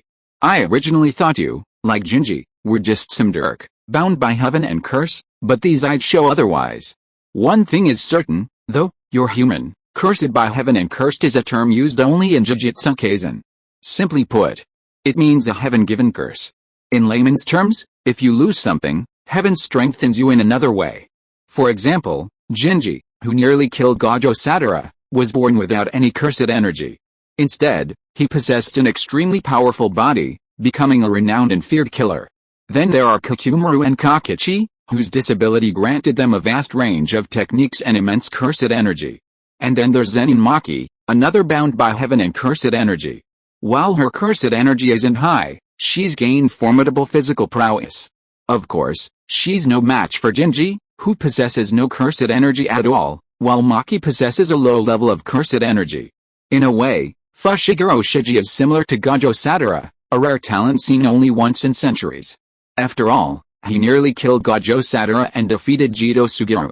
This already makes him a top-grade sorcerer, but unfortunately, within the sorcery world, such prowess is not recognized. In the sorcery world, powerful cursed energy is the only legitimate virtue, while anything else is unorthodox. Even Fushiguro Shiji himself believes this, which is somewhat ridiculous. Strength is strength, regardless of the opponent's power. Fushiguro Shiji could have been a top-grade sorcerer, capable of fighting against cursed spirits, but due to unfair treatment, he became a sorcerer killer. I heard you're the strongest. If you want to know who I am, fight me and I'll tell you. Shen Fei had originally intended to pretend to be a sorcerer from the Eastern Great Power, but before he could even open his mouth, Gojo Sadara saw through his plan. Since he'd been seen through, he couldn't pretend anymore. Considering that if he wanted to understand the world of sorcery and cursed energy, there was no better place to find someone than Gojo Sadara, the strongest. From the limited information he knew about Jujutsu Kaisen, he knew there was no one in this world capable of threatening his life. In that case, even if his identity was exposed, it wouldn't matter. Interesting. I'm interested, too. Let's go, Gojo Sadara said, opening the corridor window and flying outside. Mid-air, Gojo Sadara turned back to look at Shen Fei and said, I'll meet you on the mountain over there. You better hurry, but the next moment, Gojo Sadara was stunned. Shen Fei also took off, landing directly beside him. It's not uncommon for people in the world of Jujutsu to be able to fly, but it requires props. Flying independently is rare. I'm getting excited. Let's see who gets there first, Gojo Sadara said, and he immediately soared towards his previously chosen target like a streaking arrow. It seems the power of this world is quite impressive. Being able to fly independently piqued Shen Fei's interest in cursed energy. Even now, without props, he couldn't fly as fast as Gojo Sadara. However, with his levitation cloak, his speed was naturally comparable to Gojo Sadara's. The two of them arrived at a peak designated by Gojo Sadara almost at the same time. I'll let you make the first move. Gojo Sadara stood at the top of the mountain with his hands in his pockets, looking at Shen Fei calmly. Although Shen Fei's flying speed surprised him a little, as the strongest, he was very confident. Chapter 589 Gojo Enlightenment, and confident as the ultimate sorcerer, Gojo Sadara didn't even remove his eye patch, though theoretically, with his 6 eyes, It wouldn't make much difference whether he wore it or not. Then I won't be polite, Shen Fei said, seeing Gajo Satura's confidence. Seeing Gajo Satura still smiling, his hands in his pockets, he activated his shaving technique, instantly appearing behind him and slashing at the back of his neck with a single hand blade. Since this was a sparring match, Shen Fei naturally wouldn't use his full strength right away. Even so, Gajo Satura was still deeply shocked, as the speed was so great that his 6 eyes barely caught it. Huh? Shen Fei let out a startled cry as the hand blade made contact with the back of Gajo Satura's neck.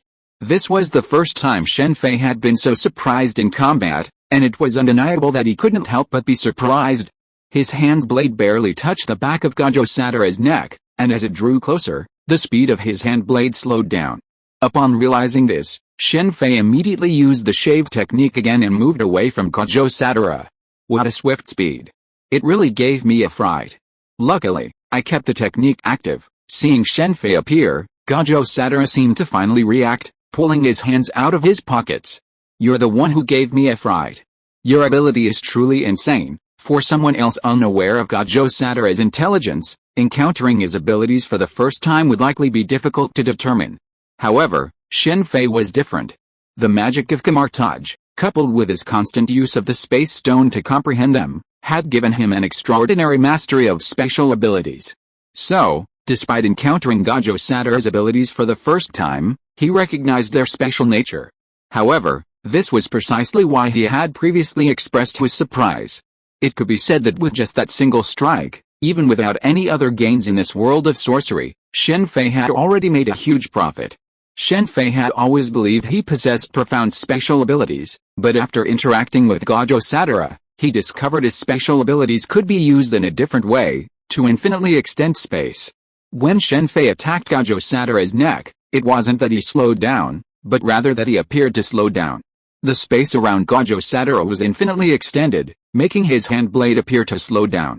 To an outsider, his hand blade appeared to be very close to Gajo Satura's neck, but in reality, there was an infinite amount of space between them. Simply put, it's like dividing 1 meter of space into 10 decimeters, 1 decimeter into 10 centimeters, 1 centimeter into 10 millimeters, and 1 millimeter into 1,000 microns, and so on ad infinitum. This is Achilles' paradox. What is Achilles' paradox? It's the tortoise and the hare race. Theoretically, the hare can never catch up to the tortoise. Gajo Satura's ability is essentially this. Although it has a limit, as a paradox, it's still incredibly powerful. Even Obito's Kamui is far behind it. This was an application of space that Shen Fei had never considered before. It could be said that Gajo Satura's ability opened up a new dimension for Shen Fei's special abilities. If special abilities can be used this way, what about temporal abilities? Drawing inferences from one instance, Shen Fei immediately considered the possibility of applying this paradox to time.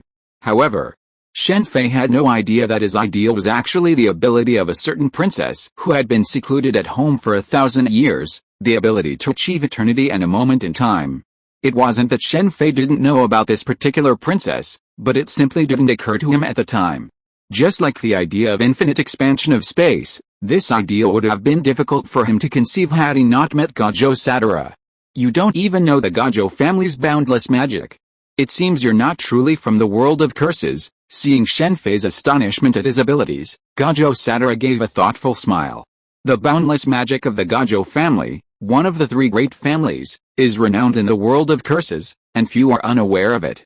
Gajo Satura's reputation as the strongest was earned through its use in conjunction with his 6 eyes. Can you explain it? Shen Fei asked immediately.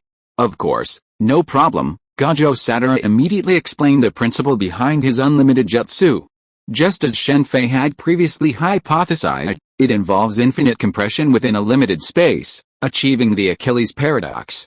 Of course, since it's a paradox, it's not invincible, just as the hare always catches the tortoise in real life. Therefore, it's certainly possible to break through Gajo Satura's unlimited jutsu. Perhaps those in this world of curses can't do it, but that doesn't mean Shen Fei can't. Shen Fei's previous hypothesis involved advanced spatial manipulation, while Gajo Satura's abilities, which stem from his inherent jutsu, have significant weaknesses. For example, defense against attacks relies on various properties, such as cursed energy, shape, and physics, leaving numerous loopholes that can be exploited. For example, if Gajo Sadara were to throw a pencil and an eraser at him, the pencil would be blocked by the unlimited jutsu, but the eraser wouldn't. Furthermore, attacks like poison couldn't be defended against with the unlimited jutsu. As expected, I really want to study it thoroughly. Knowing his suspicions were correct, Shen Fei became even more curious about Gajo Sadara's abilities. It would be even better if he could get Gajo Sadara to cooperate in research. Although he already knew the method and would work towards it, having a ready-made target would undoubtedly be much more effective. That's a truly formidable ability. Be careful next time. The opportunity to engage Gajo Sadara was also a good opportunity to study his unlimited technique, so Shen Fei naturally wouldn't pass it up. Nodding, he repeated his old trick, appearing behind Gajo Sadara and striking at the back of his neck with the same force as before. He used the same attack to study Gajo Sadara's unlimited technique. It's stronger than before, the same attack, yet the sensation was completely different. Shen Fei thought the opponent had enhanced his technique, but in reality, Gajo Sadara had strengthened it through his previous explanation of the unlimited technique. In the world of spells, the power of a technique can be enhanced by disclosing relevant information. You should be careful too, don't get yourself killed. The technique is reversing. Gajo Sadara was certainly not one to just take a beating without fighting back. Seeing Shen Fei repeat his old trick, he immediately launched his own technique. The next moment, Shen Fei felt an incredibly powerful repulsive force, centered around Gajo Sadara's body, attacking him. Feeling this force, Shen Fei dodged into the distance, and with a loud bang, a huge rock behind him was instantly destroyed as he dodged. Repulsion, similar to Shinra Tensei, a technique with no lower limits. According to his previous description, it's almost as powerful as the Rinnegan's Wongxiang Xianin and Shinra Tensei. Speaking of which, Fujitora Ichisho could actually develop such an ability. I'll remind him next time we meet. After dodging Gajo Sadara's attack, Shen Fei's mind suddenly popped up with Fujitora Ichisho's gravity fruit. The power of a devil fruit lies in imagination and development, and the gravity fruit itself could do many things. Then there's Ace's flame fruit. Although Akainu claims his magma fruit is superior to the flame fruit, Shen Fei believes it's superior. Ace's defeat stems from his belief that his flame fruit is just ordinary fire, naturally not as hot as magma. But there's more to this world than just ordinary fire, there's also solar fire. Shen Fei believes that if the flame fruit is developed to its full potential, it could actually achieve something like the Flaskman's nuclear fusion through hand-knuckle manipulation. Just as his opera fruit is far more powerful than Laws, Ace must have suffered the consequences of not going to school. Boom boom boom. Accompanied by numerous explosions, the clash between Shen Fei and Gajo Sadara was incredibly intense, though this intensity primarily focused on Shen Fei being the target of attacks. So far, due to his unlimited technique, he hadn't even touched Gajo Sadara. Despite Gajo Sadara's immense power, his attacks failed to hide him, merely blasting the entire mountain's rock mass. This unlimited technique is even more formidable than Ibito's Kamui. Kamui, if the opportunity is right, can deliver a devastating blow, just like the fourth Hokage, but Gajo Sadara's unlimited technique is simply incapable of hitting Shen Fei. Technique, Reverse Blue. After discovering that his reverse technique, he couldn't hit Shen Fei at all, Gajo Sadara immediately launched a large-scale attack. With his own body as the center, powerful blue cursed energy emanated from his entire body, causing massive explosions around him through negative infinite gravity. Under the powerful gravitational pull, a violent explosion occurred within a radius of dozens of meters around Gajo Sadara. As Shen Fei was within this range, it was impossible for him to avoid it. Gajo Sadara had also used this technique against Fushiguro Shinobu, but of course the power of the two was completely different. After all, Gajo Sadara was much stronger now. Luckily I have the Flying Thunder God, otherwise this would be a real hassle. Being caught in such a wide-ranging attack would be quite troublesome for Shen Fei. However, he had used his speed in previous battles, leaving Flying Thunder God marks in numerous locations. With just one Flying Thunder God, he avoided the explosion. Let's stop here. After the explosion, Gajo Sadara was deep in the smoke. A voice suddenly rang out from behind him. Simultaneously, a hand pressed down on his shoulder, and Gajo Sadara's unlimited technique was broken. After many attempts, Shen Fei finally mastered the method to break through the unlimited technique. In fact, there is another way to break through with absolute power. In the world of sorcery, No one can do this, not even those of the highest grade cursed spirits. However, if Shen Fei attacks with all his might, he can do it. The Achilles paradox has its limits. Gajo Sadara's unlimited technique is vastly different from the eternity and moment of a certain nerdy princess. How did you do it? Gajo Sadara looked at the arm on his shoulder, silent for a long time before asking. Your limitlessness has its limits. All you need to do is find that limit. And coincidentally, I have a small understanding of spatial abilities. I lose. After another moment of silence, Gajo Sadara sighed deeply. Being able to break through his limitless technique meant that killing him would be a piece of cake for Shen Fei, given his terrifying speed and strength. Although Gajo Sadara still had his special move, the hollow style that merged Kang and he, it couldn't change the fact that he had lost. Now you can tell me who you are. Gajo Sadara was a carefree person. Despite his defeat, he wasn't overly disappointed. Fortunately, he wasn't one of those obsessed with being the strongest. Otherwise, in this situation, he would have definitely fought Shen Fei to the death.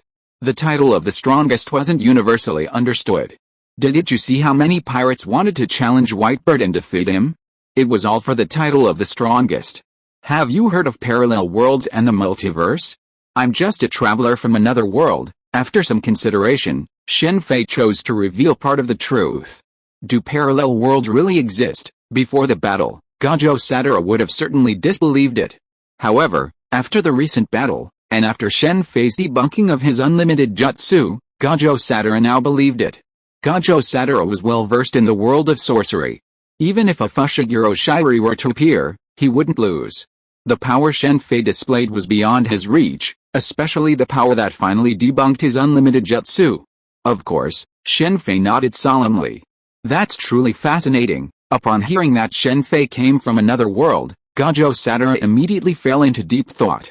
What's your purpose in coming to this world? Gajo Sadara asked after a moment. Did I say before? I'm a traveler, just traveling. He didn't mention the idea of improving his own strength. So, what do you think of this world? Gajo Sadara continued. I'm sorry, I've only just arrived in this world, and I don't know much about it. If you ask me that, I don't have an answer. This was the truth. His knowledge of the world of sorcery was indeed limited. Then I'll tell you, Gajo Sadara said, revealing everything about the Jiu-Jitsu world. Then he asked, if it were you, would you have a way to completely end the curse? This was precisely why Gajo Sadara had revealed everything about the Jiu-Jitsu world. He, too, harbored a deep desire to completely end the curse. Many in the Jiu-Jitsu world shared this desire, such as fellow top-grade sorcerers Jiro Suguru and Yuki Kujuku. The fundamental reason for Jiro Suguru's dark transformation was actually his desire to eliminate all curses, but his methods were too horrific, something Gajo Sadara and Yuki Kujuku wouldn't do. Yuki Kujuku was the trigger for Jiro Suguru's dark transformation, but not the root cause. The root cause was likely Fushiguro Shirei's killing of the astral plasma right in front of him. I'm not sure about that. Human negative emotions created curses. In a world like this, completely eliminating curses is far from easy. It's like the freaks in a certain bald demon king's world. They can be eliminated, but eliminating the underlying abnormality is difficult. This is probably a common problem among intelligent people, always wanting to solve things once and for all, just like Stark creating Ultron and Uchiha Madara wanting to implement the Infinite Tsukuyomi project. This is the first time I've encountered a world like this, but didn't you say that the Curse King Ryaumen Sukuna hasn't had a host in years? Now there's someone who can suppress his power. Perhaps he's the key. Chapter 590, Curse Power and Transaction, Part 1. It would be great if they felt the same way as you. Perhaps Shen Fei's thoughts resonated with Gajo Sadara, who suddenly sighed deeply. The reason Gajo Sadara resorted to drastic measures to save Yuji Itadori from the death penalty was because he saw potential in him. Gajo Sadara himself wanted to change the current state of the sorcery world, but even with his immense power, he couldn't muster the resolve to make it. That's why he became a teacher at a school, training students in building his own power before attempting to change the world.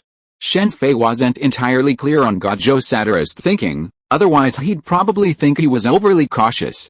In a world where individual strength couldn't take on armies or nations, it was perfectly normal to have these concerns, but Gajo Sadara's power had reached a point where he could single-handedly defeat an entire army. As someone once said, if Gajo Sadara wanted to, it would be easy to wipe out the entire nation. In this situation, If he wanted to change the sorcery world, even if he didn't want to resort to drastic measures, he could simply occupy a high position and then implement reforms. If you are not in a high position, it is easy to be calculated by others.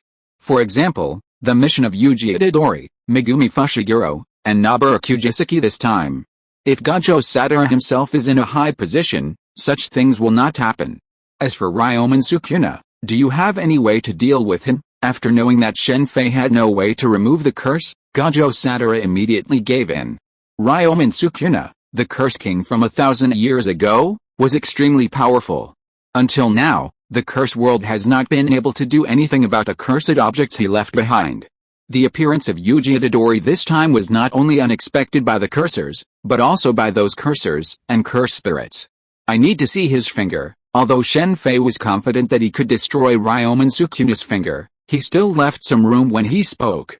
The use of cursed power in the world of curses is unique. For example, Gajo Sadara is known as the strongest, and his true strength is indeed the strongest, but he is powerless against the finger curse items left by Ryomen Sukuna. Not only Ryomen Sukuna, but also other special grade cursed items, such as the cursed embryo 9-phase diagram, are also indestructible to Gajo Sadara.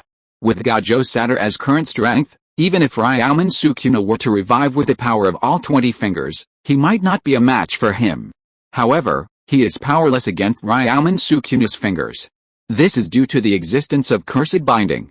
In the world of curses, the concept of binding exists, and through binding, one can increase one's power. For example, Gajo Sadara previously increased the power of his unlimited spell by expounding on it, which is also a kind of binding. The reason that indestructible cursed items are indestructible is because of this binding. Ryomen Sukuna left behind 20 fingers, rather than toes, a heart, or other body parts, is because of these bindings. Under normal circumstances, these restraints are difficult to break, which is why Ryomen Sukuna's 20 fingers have remained intact for millennia. However, the appearance of Yuji Itadori broke this bond, and the higher-ups of the curse specialist want to kill Yuji Itadori for this very reason. Killing Yuji now would completely deprive Ryomen Sukuna of the power of the fingers he swallowed. Of course, this only applies to Yuji Itadori, because the consumption of Ryomen Sukuna's fingers is primarily his consciousness, even if Yuji swallows all 20 of them. He is a rare talent. However, not just anyone who swallows Ryomen Sukuna's fingers can do this. If it were that simple, sacrificing 20 people would be enough to completely destroy Ryomen Sukuna's 20 fingers. The special grade curse spirit Yuji Itadori encountered previously only utilized the cursed power contained in Ryomen Sukuna's fingers, not the power of the fingers themselves. Yuji Itadori's current situation is somewhat similar to that of the Jinchuriki in Naruto. Ryomen Sukuna is the tail beast, and Yuji Itadori is the Jinchuriki. However, the relationship between the tail beast and the Jinchuriki is different from the relationship between the tail beast and the Jinchuriki in Naruto. In Naruto, the two can work together, but Yuji Itadori and Ryomen Sukuna cannot work together. Ryomen Sukuna has always wanted to seize Yuji Itadori's body, while Yuji Itadori wants to obtain Ryomen Sukuna's power. There is no spell in Yuji Itadori's body, but as long as Ryomen Sukuna exists in his body, one day, Ryomen Sukuna's spell will appear in his body. Originally, Ryomen Sukuna would look at Fushiguro Megumi differently, although no one knows the reason. However, because of Shen Fei's sudden intrusion, this different look is no longer there. Fingers? I'll find a way. The curse specialist possesses 6 of Ryomen Sukuna's fingers.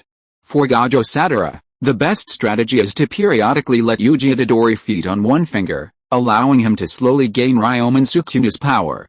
However, the curse specialist's higher-ups want to find all the other fingers, feed them all at once, and then kill him, eliminating Ryomen Sukuna, the curse king and their greatest threat.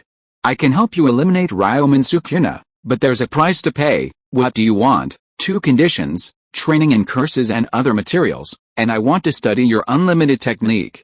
Of course, I won't harm you in any way. Curses are the enemy of humanity, even if they're born from negative emotions. It's fine if Shen Fei hasn't encountered them, but now that he has, and possesses the power, he'll definitely help. Not to mention Gajo Sadara has shown Shen Fei the unlimited. Yes, after a moment's silence, Gajo Sadara immediately agreed. The methods for cultivating cursed energy weren't exactly secret, many knew them, but their limited innate abilities meant they were useless to some. Trading them for the task of defeating Ryaman Sukuna, the Curse King, was a truly cost-effective bargain. As for his own research into the unlimited technique, that wasn't a big deal. The unlimited technique was a natural technique, innately inaccessible to others. Cursed energy, or cursed energy, was the power derived from negative human emotions. Cursed sorcerers refined it from these emotions. In this respect, they were somewhat similar to cursed spirits.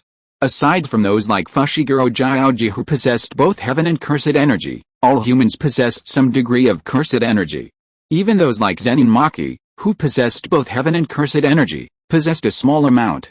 From this world's perspective, children born with the ability to see things invisible to normal humans, those with the so-called yin-yang eyes, actually possessed a higher level of cursed energy than the average person.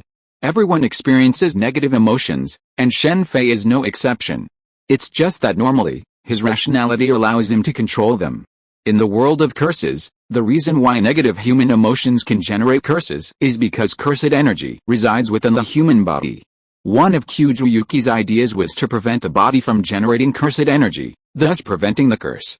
Gajo Sadara kept his word and quickly obtained a wealth of information on cursed energy. As for Ryaman Sukuna, there was naturally no rush. After the previous incident, even if the higher-ups were furious, they wouldn't dare take similar actions against Itadori Yuji and his team. This gave Shen Fei time to observe the state of the cursed energy and complete his spatial reconciliation. It's actually possible to cultivate a domain. This really shouldn't be underestimated. Originally, even after witnessing Gajo Sadara's limitless technique, Shen Fei hadn't thought much of cursed energy. However, after seeing that it could actually generate a domain, he immediately found it quite interesting. He also discovered another weakness in Gajo Sadara's unlimited technique: using a domain would negate it. A characteristic of cursed power domains is that attacks are guaranteed to hit. Unfortunately, Gajo Sadara's domain is even more powerful. So even if there were domains that could counter Gajo Sadara, he would still be the strongest. The Infinite Void, this is Gajo Sadara's domain. Although Shen Fei had never personally experienced it, he had heard Gajo Sadara describe it. By drawing the opponent into the unlimited, he forcibly flooded their brain with useless information, rendering their brain inoperable and ultimately doomed. Simply put, it's like treating the human brain like the core of a computer, flooding it with useless junk files until it freezes. This is the power of Gajo Sadara's domain, and it's undoubtedly a formidable one. Even if Shen Fei were to enter Gajo Sadara's domain, he would likely experience a brief moment of unconsciousness. The Infinite Void is not without weaknesses, but if it were stronger than Gajo Sadara, this problem could be avoided. Simply put, Gajo Sadara's strength lies not only in his 6 eyes and the unlimited technique, but also in his immensely powerful cursed energy. Cursed energy is the foundation of everything. To use a domain, one must possess this foundation, otherwise, it's impossible. Using a domain requires powerful cursed energy. While the average person can activate their domain once a day, even a top-tier cursed spirit can do so. Gajo Sadara can use it several times a day. Is this cursed energy? Too bad there's no technique. For Shen Fei, cultivating cursed energy wasn't difficult, but how to use it was a challenge. According to Gajo Sadara, cursed energy and techniques are like electricity and electrical appliances. Electricity alone can attack, but when combined with electrical appliances, various natural abilities can be unleashed, such as fire and ice. Without techniques, the only attack method is to use cursed energy to cover the body. This is very similar to chakra and ki. Unfortunately, while chakra can be combined with seals and ki can be used for techniques, cursed energy requires rituals, and Shen Fei possessed none. After a thorough understanding of cursed energy, Shen Fei realized that cultivating a domain was far too difficult, forcing him to temporarily abandon the idea. However, Shen Fei did not lack for experience. The mere fact that cursed energy could be extracted from human emotions was enough to yield significant gains.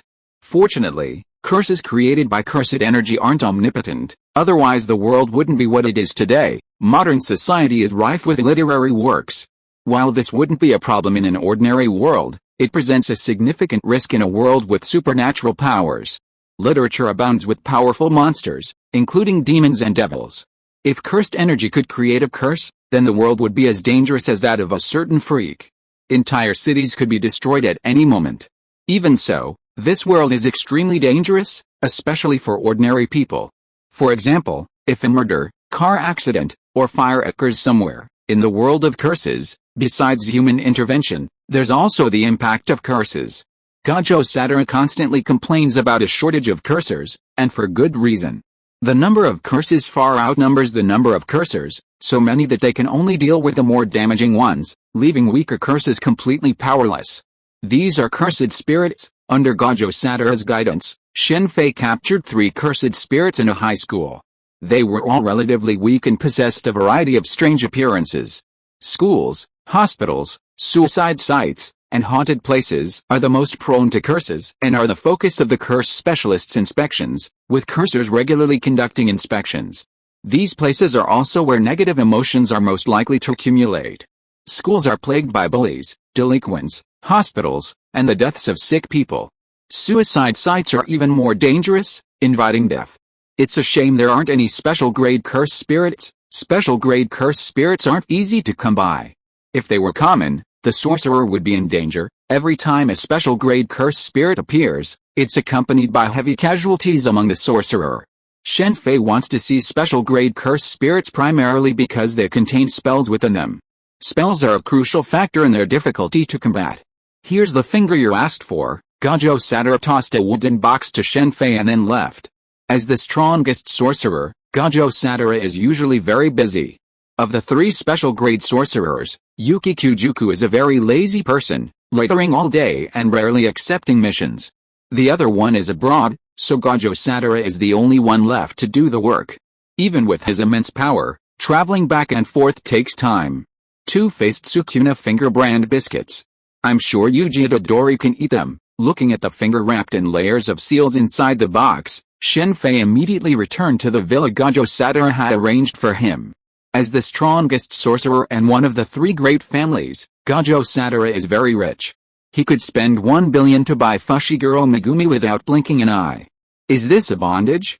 It's really hard to destroy. He tried to crush Sukuna's finger with his finger strength, but found that he couldn't do it.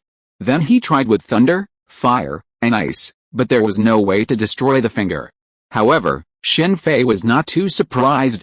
If it was so easy to destroy the finger, the sorcerer would have found a way to destroy all the fingers long ago. Itadori also has a soul after eating a finger, which means that each finger has the soul of 2 Sukuna. Then what about alchemy? Chapter 591, Curse Power and Transaction, Part 2. Shen Fei hadn't used the Alchemy Philosopher's Stone alchemy formation for some time, and he always remembered its limitations. However, using it against a curse was a different matter. Although curses were born from human negativity, they were undoubtedly humanity's enemies, much like the demons in Demon Slayer, Kimetsu no Yaiba. The two could not coexist. Perhaps curses contained beings similar to Tomoyo and Nezuko, but under the overall circumstances, the two were irreconcilable. As a human, Shen Fei was inherently opposed to curses. While he couldn't completely eliminate the curses of this world, he could still defeat Ryaumen Sukuna and some special grade curse spirits. Gajo Sadara was the strongest, but he encountered problems later. In terms of strength, no curse caster or cursed spirit could match him, but they could seal him. When dealing with powerful enemies, sealing techniques could effectively defeat the weak. Even immortal beings, such as Kaguya Otsutsuki, could be sealed. Gajo Sadara's technique, due to its limitless power, was difficult to attack, and even a domain attack was no match for him. Therefore, sealing Gajo Sadara was the best solution. Begin. After drawing the alchemy array, Shen Fei immediately placed Ryaumen Sukuna's soul into the center of the array and activated it. Since the target was a finger, the array didn't need to be large, a palm would suffice. After the array was activated, the finger, which had been unresponsive until then, finally began to move. However, at the same time, the energy Shen Fei had injected into the array was rapidly depleting. An ordinary person would be unable to resist the alchemy array, but Ryaumen Sukuna was no ordinary person. As the Curse King from 1,000 years ago, he possessed immense power. It could be said that Gajo Sadara only appeared in this era. Otherwise, once he had all 20 fingers, no one could truly be his opponent. Gajo Sadara is special. This specialness isn't just due to his 6 eyes and unlimited jutsu, but to his entire being. While these abilities are rare within the Gajo family, every few hundred years, Someone inherits both. However, even with the same abilities, the power they possess varies greatly between different individuals. The power of the six eyes and unlimited jutsu wielded by someone hundreds of years ago is a significant disparity between that of the current Gojo Sadara. With a roar, a shadowy figure, familiar yet unfamiliar to Shen Fei, emerged from that finger. Familiar because it bore a resemblance to Yuji Itadori, while unfamiliar because the two were vastly different. Who are you, and how can you do this? This shadowy figure was, of course, the soul hidden within Ryomen Sukuna's finger.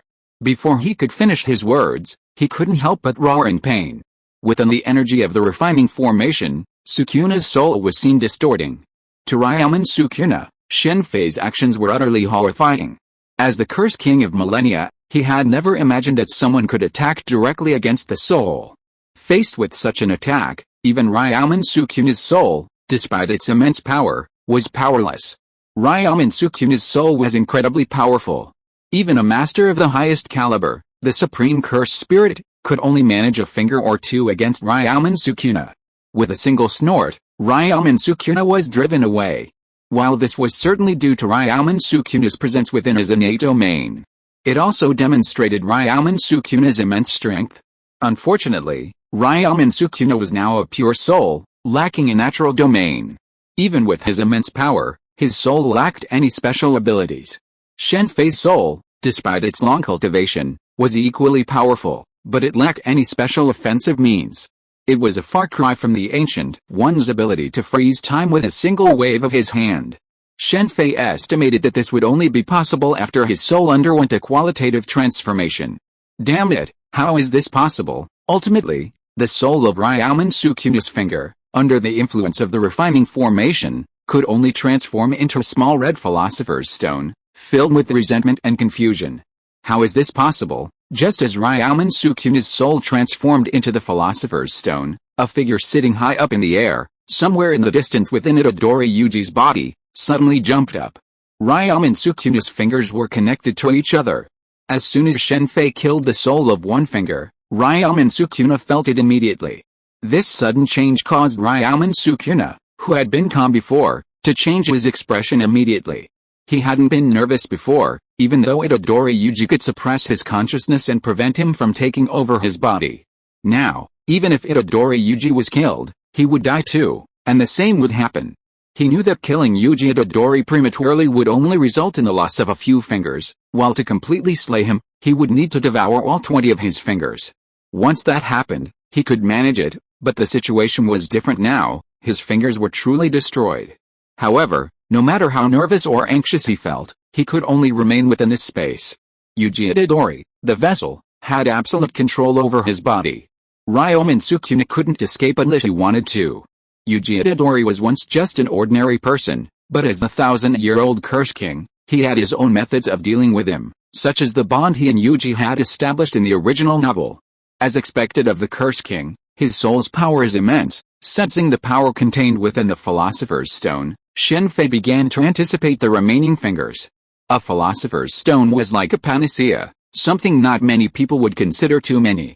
It could be used for self-purification and cultivation, to aid others, and even to extend lifespan. That was the Philosopher's Stone. I wonder if those ordinary cursed spirits have souls. After cleaning up Ryomen Sukuna's now reduced finger, Shen Fei took out a few ordinary cursed spirits he had captured earlier. As expected, they were soulless. After all, they were the product of human negativity. If all of them possessed souls, it would be too terrifying. Of course, those special, exceptional cursed spirits should have souls. Solved? Seriously, Gojo Satoru was incredibly shocked upon learning that Shen Fei had solved Ryomen Sukuna's finger. Even though Shen Fei had previously claimed he could do it, Gojo Satoru himself didn't have much confidence. After becoming the strongest, he had tried to destroy the finger, but naturally, he had failed. So, he gave Shen Fei the finger as a last-ditch effort. Deep down, Gojo Satoru was convinced that even if Shen Fei couldn't destroy Sukuna's finger, he could still take a few fingers with him from this world.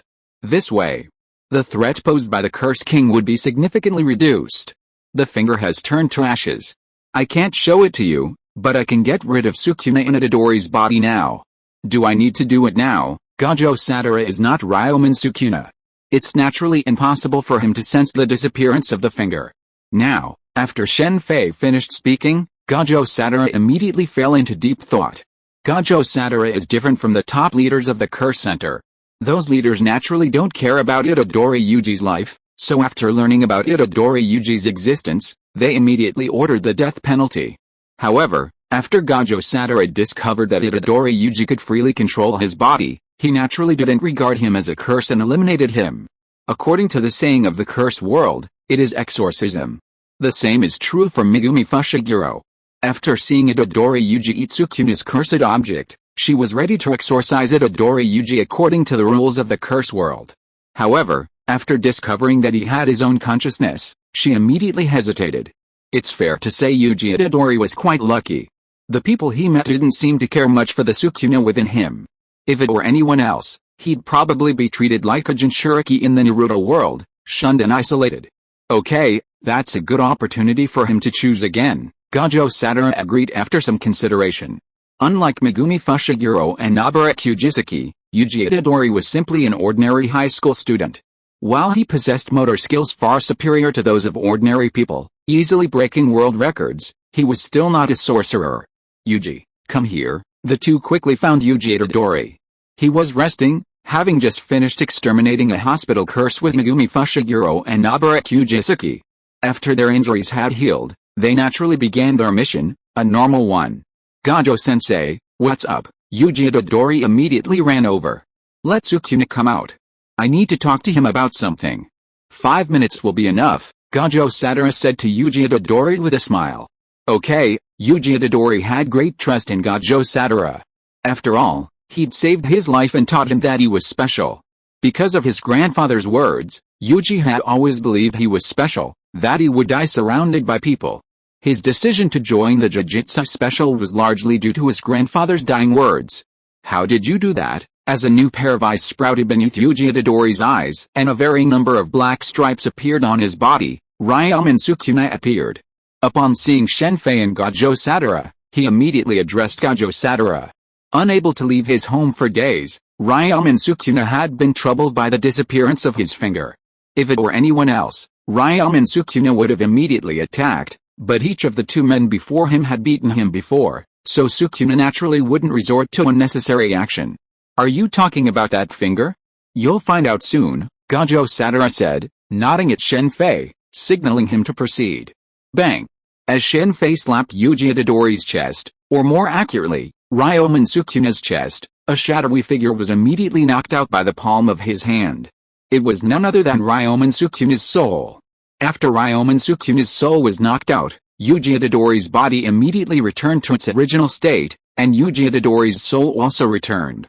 How is this possible? Ryoman Sukuna's soul, floating in the air, looked at the situation around it and was stunned for a moment. Soul conjuration and general dispatching, Shen Fei immediately used one of the 8 great techniques on Ryoman Sukuna. As one of the 8 great techniques specifically targeting soul techniques, combined with Shen Fei's own powerful strength, he instantly suppressed Ryoman Sukuna's soul. Come to think of it, now I can definitely use Sukuna as a Shikigami. Shen Fei had learned about Sukuna's origins over the past few days. Sukuna wasn't a curse, but a human curse caster from thousands of years ago. His original job was as a chef, so his domain evolved to encompass that area. The place Shen Fei had seen Sukuna summon was not, strictly speaking, a shrine, but a kitchen. Do you have anything to say to Sukuna? Shen Fei said to Gajo Sadara, pinching the now spherical soul of Ryoman Sukuna. Goodbye, Gajo Sadara said to Ryoman Sukuna with a bright smile. You guys, Ryoman Sukuna was about to say something, but Shen Fei had no intention of listening.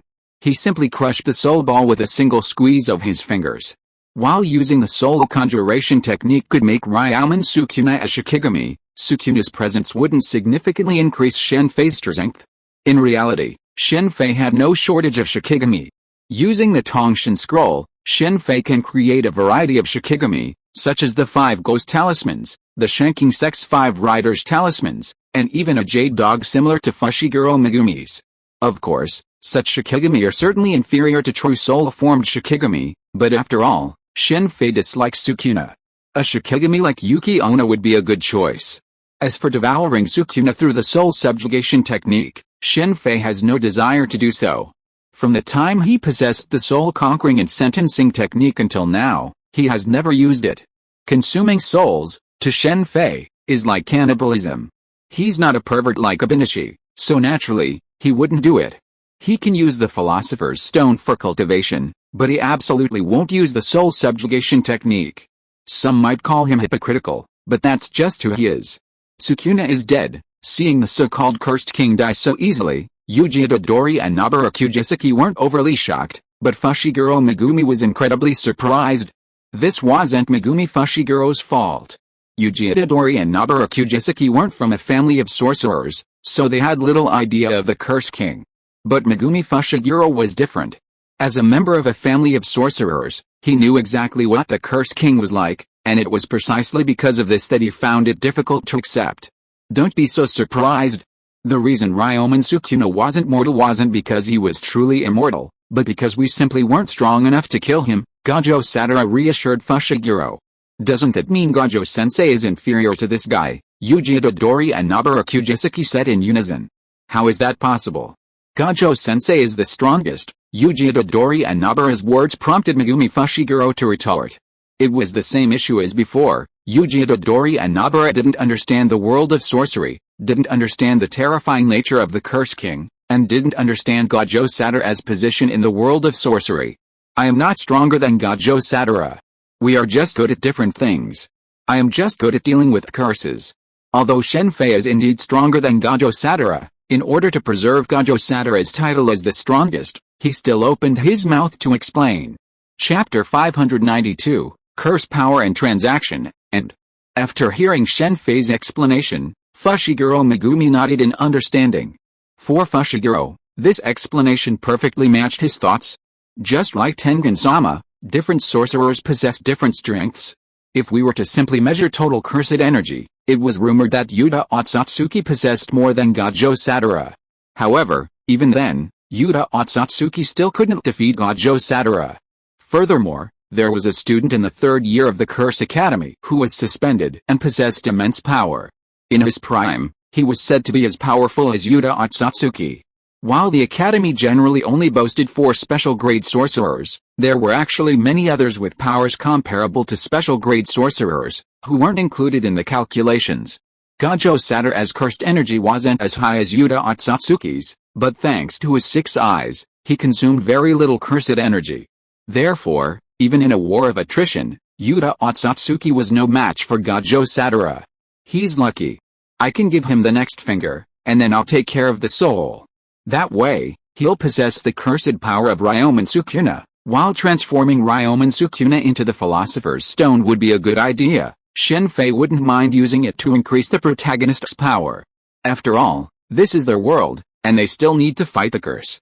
Even if Shen Fei defeats the several powerful cursed spirits that appear later, as long as the problem isn't completely resolved, the curse will continue to grow over time. If the source of the curse in Demon Slayer's world is Muzan Kibutsuji, it's fine. But the curse in this world stems from humanity. They can't just kill everyone to resolve it, right? Even Thanos, to save the universe, would only have the life force now, not wipe it out completely. It depends on whether he wants to continue being a sorcerer. Being a sorcerer isn't a good profession. While the salary is high, the risks are extremely high. There's a saying in the sorcerer world, no sorcerer dies without regrets. Therefore, many sorcerers prefer not to fight the curse, instead integrating into society as ordinary people. For example, Nanami Kento, a first-level sorcerer, once gave up his profession to work as a salaryman, only to return to sorcery later. Although Yuji Itadori now possesses the cursed power of a finger of Ryomen Sukuna, he was previously sentenced to death for consuming Sukuna's finger, a sentence that was only reduced to a suspended death sentence thanks to Gojo Sadara's intervention. Now that he is no longer Sukuna's vessel, an ordinary person might not be willing to continue as a sorcerer. Yuji Itadori is different from other curses or humans. Others or curses that possess Sukuna's finger at best borrow Sukuna's cursed power. If killed, the finger would reappear intact, much like the cursed child Ion's special grade curse spirit. However, Yuji Itadori is different. He digested Sukuna's finger, leading to the saying that if Yuji Itadori were killed, Ryomen Sukuna would also die. What are you talking about? Yuji Itadori looked at Gojo Sadara and Shen Fei with a puzzled expression. He didn't understand what they were saying at all. Fushiguro Megumi and Kujisaki Nobara, on the other hand, looked remarkably calm. They understood. It's simple, kid. Now that Ryomen Sukuna is no longer in your body, your death sentence is lifted. You can return to your old high school if you wish. Gojo Sadara immediately explained his current situation to Yuji Itadori. Of course, this was a lie. Yuji Itadori was free now, but with such a unique physique, the higher-ups at the Curse Center would certainly not let him go. Of course, if Gojo Sadara insisted, the higher-ups would be helpless. However, besides them, the Curse Spirits and Curse Casters would also be on the lookout for Yuji Itadori. Although the Curse Center had kept the fact that Yuji Itadori was the vessel of Ryomen Sukuna a secret, it was merely self-deception. In reality, Yuji Itadori's name had long been known throughout the world of curses. Both the Cursed Spirits and the Curse Casters hope for the resurrection of Ryomen Sukuna, the Curse King from 1,000 years ago. It would be even better if they could suppress Gojo Sadara. Gojo Sadara is too powerful, overwhelming both the Cursed Spirits and the Curse Casters. While the Cursed Spirits won't be discussed here, the Curse Casters, especially those who don't want to become sorcerers but still want to give up the unique power of Cursed Power, choose this profession for the vast majority of those who choose it for the money. While the salary for a Curse Caster is quite high, for example, Kujisaki Nobara became a sorcerer for this very reason, moving from a remote village to bustling metropolitan life, strictly speaking, to find her childhood sister, whom she admired. Kasumi Miwa also pursued the same goal. However, the salary is vastly different from that of a Curse Caster. Furthermore, the dangers of the two are also incomparable. A Curse Caster's enemy is a Cursed Spirit, while a Curse Caster's enemy is humans, mostly ordinary humans. Simply put, a Curse Caster is a killer. Just like Fushiguro Jayori choosing his profession, they're willing to do anything for the money. However, the strength of a Curse Caster makes it too easy to deal with ordinary people, even capable of causing something as catastrophic as a spontaneous combustion accident. However, after Gojo Sadara's arrival, the actions of Curse Casters were severely restricted. Most of those who acted recklessly were eliminated by Gojo Sadara. The Six Eyes power was too terrifying, and any Curse Caster who took action could not escape its detection. Under these circumstances, these Curse Casters naturally hoped for Gojo Sadara's swift demise, even if it meant joining forces with Cursed Spirits. So, what about Ryomen Sukuna? Itadori Yuji immediately asked. This is our business, and we'll find a way to resolve it. In fact, if Itadori Yuji truly wanted to return to a more ordinary life, Gojo Sadara would certainly agree. Previously, there had been no solution, but now that Shen Fei had appeared, he could easily resolve those fingers. I think only I can do this kind of thing. Although Itadori Yuji didn't specify the issue, everyone present understood what he was asking about, the matter of Ryomen Sukuna's container. That's right, Gojo Sadara nodded. Then we have to proceed. Gojo-sensei, do you have any fingers? Itadori Yuji asked with a bright smile. Yuji, you'd better think it over carefully. Being a sorcerer is very dangerous. You might encounter the same dangers you encountered before, Fushiguro Megumi advised immediately. If possible, he certainly didn't want Yuji Itadori to be involved in the world of sorcery.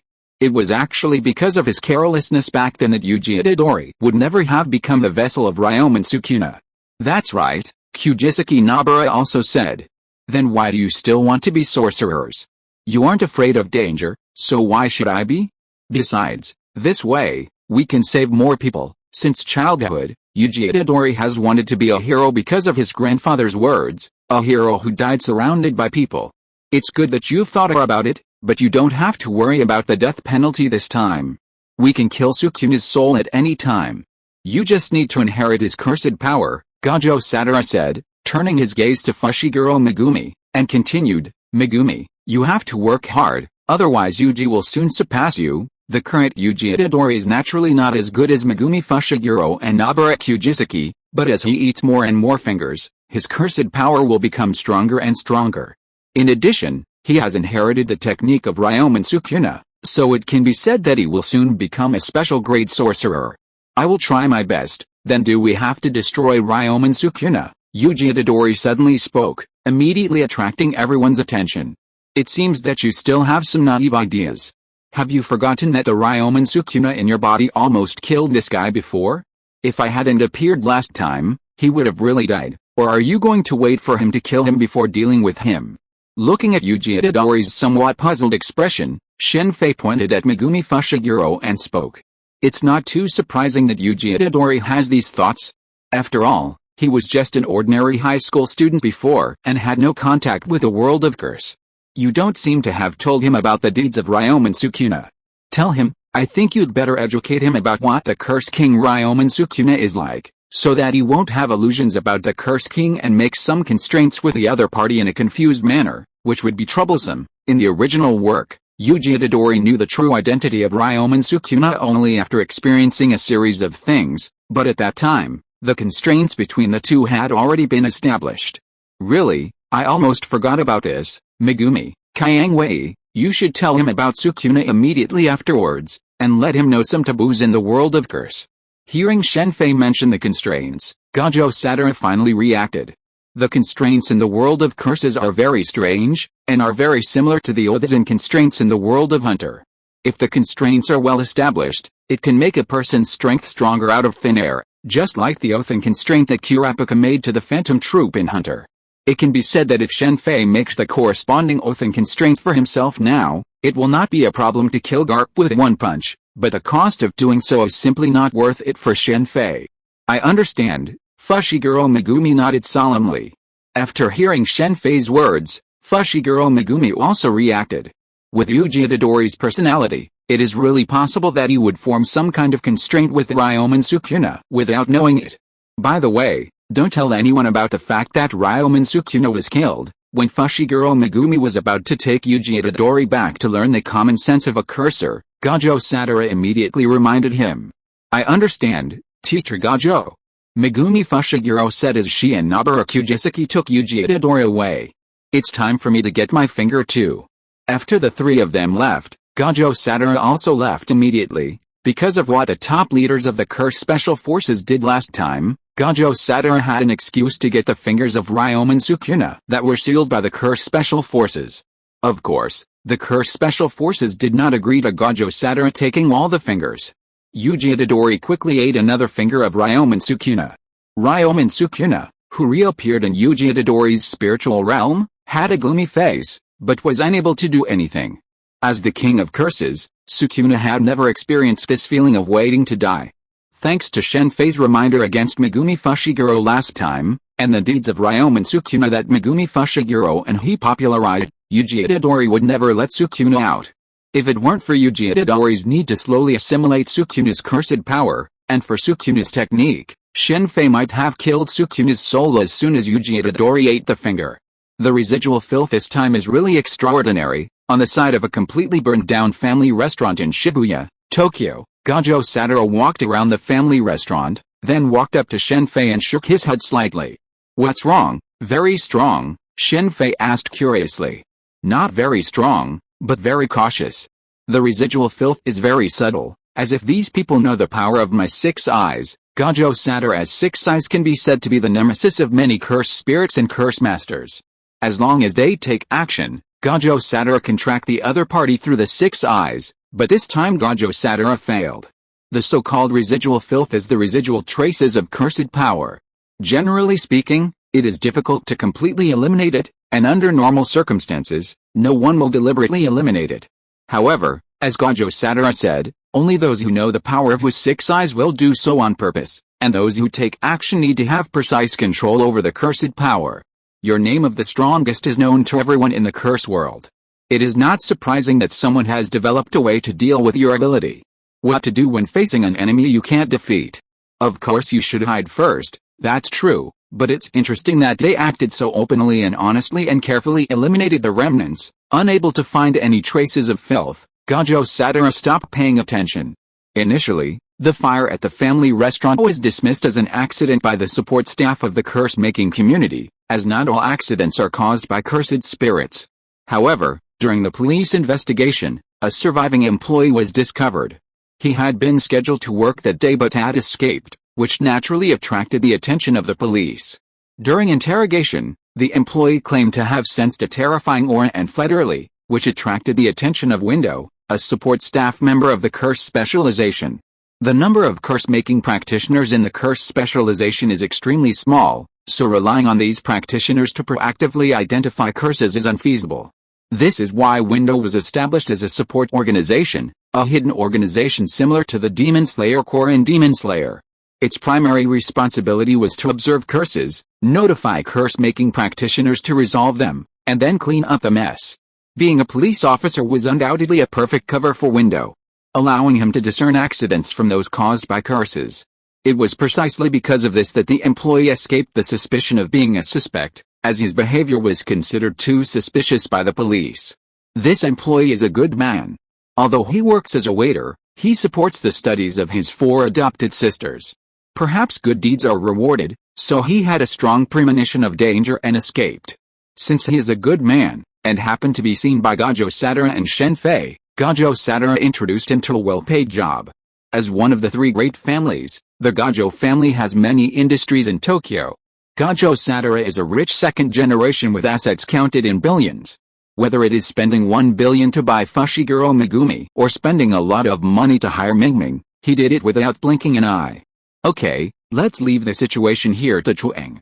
It's time to go see Megumi's sister. Chapter 593 Exchange Meeting, Part 1. Fushiguro Tsumiki is Megumi Fushiguro's older sister. Although not related by blood, they have a very close relationship.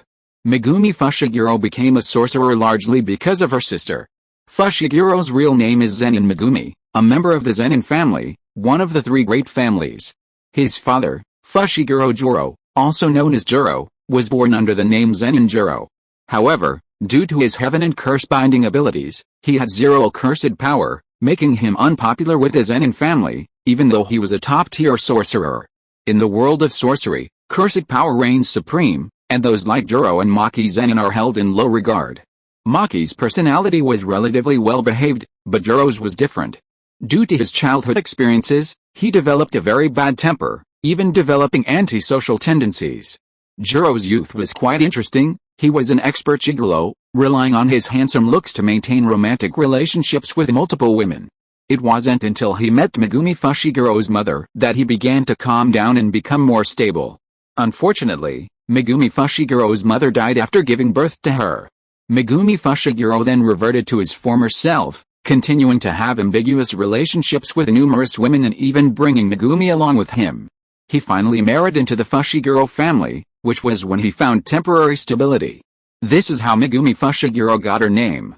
Because of this, Megumi Fushiguro didn't have a good impression of her father, even forgetting his appearance in the end. She also didn't care at all about being sold to the Zenin family by her father. What Megumi Fushiguro didn't know was that although Fushiguro Juro appeared indifferent to him, he actually cared deeply for him. Otherwise, he wouldn't have named him Megumi, meaning his parents' kindness, and selling him to the Zenin family was for Megumi Fushiguro's own good. Unlike Juro Fushiguro, Megumi Fushiguro was born with exceptional skills and could perfectly inherit the Zenin family's 10-cage skills. Such a person would undoubtedly be highly valued by the Zenin family, receiving a completely different treatment than Juro Fushiguro had received. Aristocratic families are called aristocratic families because they control the vast majority of resources. Even those who are poorly treated within them are far superior to ordinary people. Just as some billionaires claim bankruptcy has made them paupers, the reality is that even those who are bankrupt are vastly different from truly poor people. Fushiguro Juro, despite his immense power, lacks cursed energy, earning him even self-deprecation. His self-referential calling of himself a monkey reveals his true intentions. Later, after a battle with the peak-level Gojo Sadara, he sold Fushiguro Megumi to him, also for Megumi's benefit. Gojo Sadara's power and status would provide him with greater protection. While Gojo Sadara's privileges may seem due to his immense power, in reality, this is not solely due to his status within the Gojo family. Fushiguro Megumi can now bear the surname Fushiguro, rather than Zenin, because of Gojo Sadara's 1 billion. Gojo Sadara's 1 billion purchase of Fushiguro Megumi actually only purchased his surname and educational rights. Fushiguro Megumi still belongs to the Zenin family and is eligible to succeed him as head of the Zenin family. Before his death, Zenin Naohi left a will stating that under special circumstances, Megumi Fushiguro would be eligible to become the head of the Zenin family. Faced with this will, Zen and Naoya simply sought to eliminate Megumi Fushiguro so he could become the head of the family, without questioning her eligibility to inherit the Zenin family. Strange, what kind of curse is so powerful that even you can't overcome it? Shen Fei asked curiously on the way to the hospital where Megumi Fushiguro's sister, Tsume Fushiguro, was being treated. After hearing Gojo Satoru's account of Megumi Fushiguro and Tsume Fushiguro's importance to her, he immediately asked. Gojo Satoru's 6 eyes possess abilities similar to those of the Byakugan and Sharingan. Such eyes should be immune to ordinary curses. Speaking of the Hyuga clan, after Akatsuki unified the ninja world, many ninja turned to medical ninja. This was Shen Fei's suggestion. The Hyuga clan was perfectly suited for medical positions, and the Byakugan's abilities made them perfect for surgeons. I'm sorry, I really didn't see it this time. Given Gojo Satoru's regard for Megumi Fushiguro, and the importance of Tsumaki to her, Gojo Satoru immediately intervened after Tsumaki's accident. He even summoned Irishoko and Otsutsuki Yuta, the only 2 curse masters capable of using reversal techniques to heal others, but they were equally ineffective. Cursed energy originates from negative emotions, so positive, reversal techniques are mostly offensive. However, reversal techniques are different. It's like a double negative equals a positive. After reversal, cursed energy can be used for healing. Gojo Satoru is one of the few who possesses reversal techniques for healing.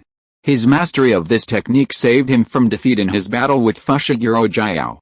However, Gojo Satoru's reversal techniques are incapable of healing others. In fact, the reversal techniques of most curse masters are incapable of healing others, which demonstrates the value of Irishoko and Otsutsuki Yuta. Then I can only try. Healing Fushiguro Tsumaki was one of the conditions Shen Fei and Gojo Satoru had agreed upon. If she could be cured, Fushiguro Megumi would undoubtedly be delighted. However, since Gojo Satoru had no solution, Shen Fei couldn't guarantee a cure. Some abilities in the world of curses were quite strange. It's probably a bondage, Shen Fei said to Gojo Satoru after a quick examination of the beautiful woman with silky black hair lying quietly in her private room. If it were a normal curse, Tsumaki would have died long ago. Only a bondage can turn someone into a vegetable. All that's left is waiting for the right moment for the bondage to activate. That's right, but Naoko and the others also made that assumption, but it's hard to tell what kind of bondage she has. Bondages vary greatly depending on the conditions. Furthermore, Tsumaki's bondage isn't just any ordinary bondage. If it were, Gojo Satoru could probably break it with a price.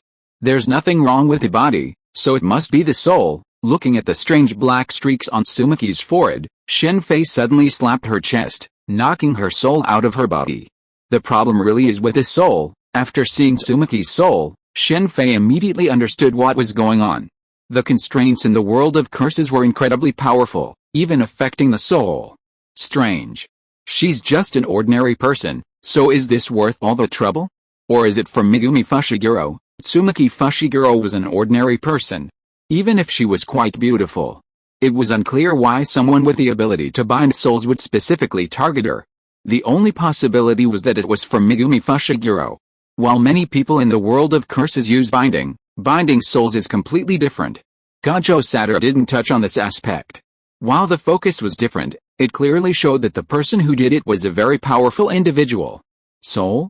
Is there any way? Gojo Satoru, after a moment's silence after hearing Shen Fei's words, immediately asked. It's not a big deal, but since I'm attacking a soul, I need an absolutely stable environment. Otherwise, if something goes wrong, it'll be disastrous. Don't worry, no one can disturb us here, Gojo Satoru said, immediately leaving the ward. Shen Fei had already heard the hidden meaning in his words. This is the only way. After Gojo Satoru left, Shen Fei immediately took out the Philosopher's Stone that had been transformed from Ryomen Sukuna's finger. Breaking a bondage is not difficult, all it takes is a price. If it's a personal bondage, simply destroy the object obtained through the bondage to break it. However, if it's a bondage imposed on someone else, the price depends on the bondage, and the Philosopher's Stone, like a panacea, can cover any price. Shen Fei sent Gojo Satoru out because he didn't want him to see the Philosopher's Stone.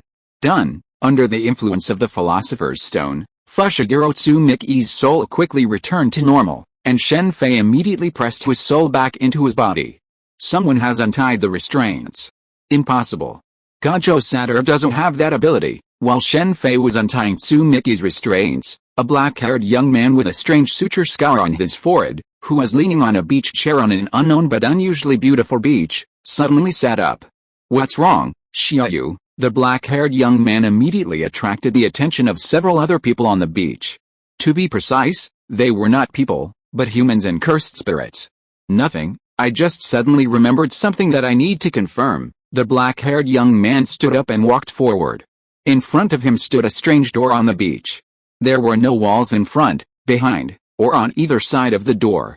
It just stood there out of thin air. The black-haired young man opened the door, walked in, and disappeared.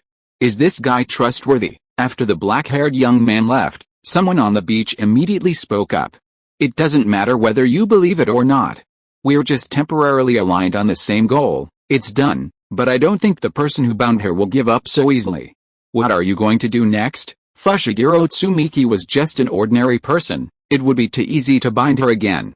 Furthermore, the other person was quite powerful, so Gojo Satoru couldn't possibly stay by her side forever. "Don't worry, I've already thought about this. Thank you for your hard work. Leave it to me from now on." Gojo Satoru smiled as he spoke, but to Shen Fei, there wasn't a hint of a smile. "Nothing.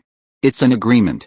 "Okay, I should be leaving." Since Gojo Satoru had already made preparations, Shen Fei didn't intend to intervene. "Megumi, guess where I am?" After Shen Fei left, Gojo Satoru immediately took out his phone and dialed a number.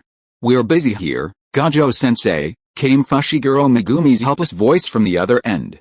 To help Yuji Itadori quickly familiarize himself with dealing with cursed spirits, and to provide training for the three of them, the Fushiguro Megumi trio hadn't rested much, constantly completing their missions.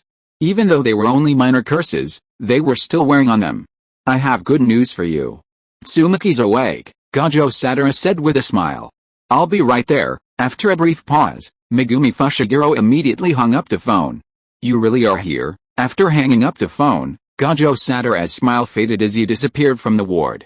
Suddenly, several powerful cursed spirits appeared at the hospital. Of course, this strength was nothing to Gojo Satoru. Just cursed spirits. Gojo Satoru quickly dealt with the cursed spirits that suddenly appeared. Apart from these, there were no other unusual things, completely ruining Gojo Satoru's previous plan. "We've alerted the enemy. It seems we need to act quickly." In the distance, out of Gojo Satoru's sight, a black-haired young man with a suture scar on his forehead smiled and shook his head slightly after noticing that the cursed spirits had all disappeared. "Are they the ones inside the Tokyo Metropolitan Jiu-Jitsu High School?" Shen Fei nodded to Gojo Satoru as he watched the group appear before him. With the exception of Yuji Itadori, all the other students from the school were present. Also present was a non-living thing, a national treasure, a giant panda, the iron-eating beast. This panda wasn't a cursed spirit, nor was it human, but a cursed skeleton, a creature created by the school's principal, Masamichi Yaga. Seeing the panda reminded Shen Fei of Zhang Mei's mutated, lifeless panda in Fullmetal Alchemist. Pandas are adorable, and a miniature version is even cuter. If it weren't for Zhang Mei's deep attachment to it, he'd seriously want one. Shen Fei had never had much of a pet, let alone a pet, not even a shikigami. But he truly loved that little panda. Besides the Pixiu, it was the one he most wanted.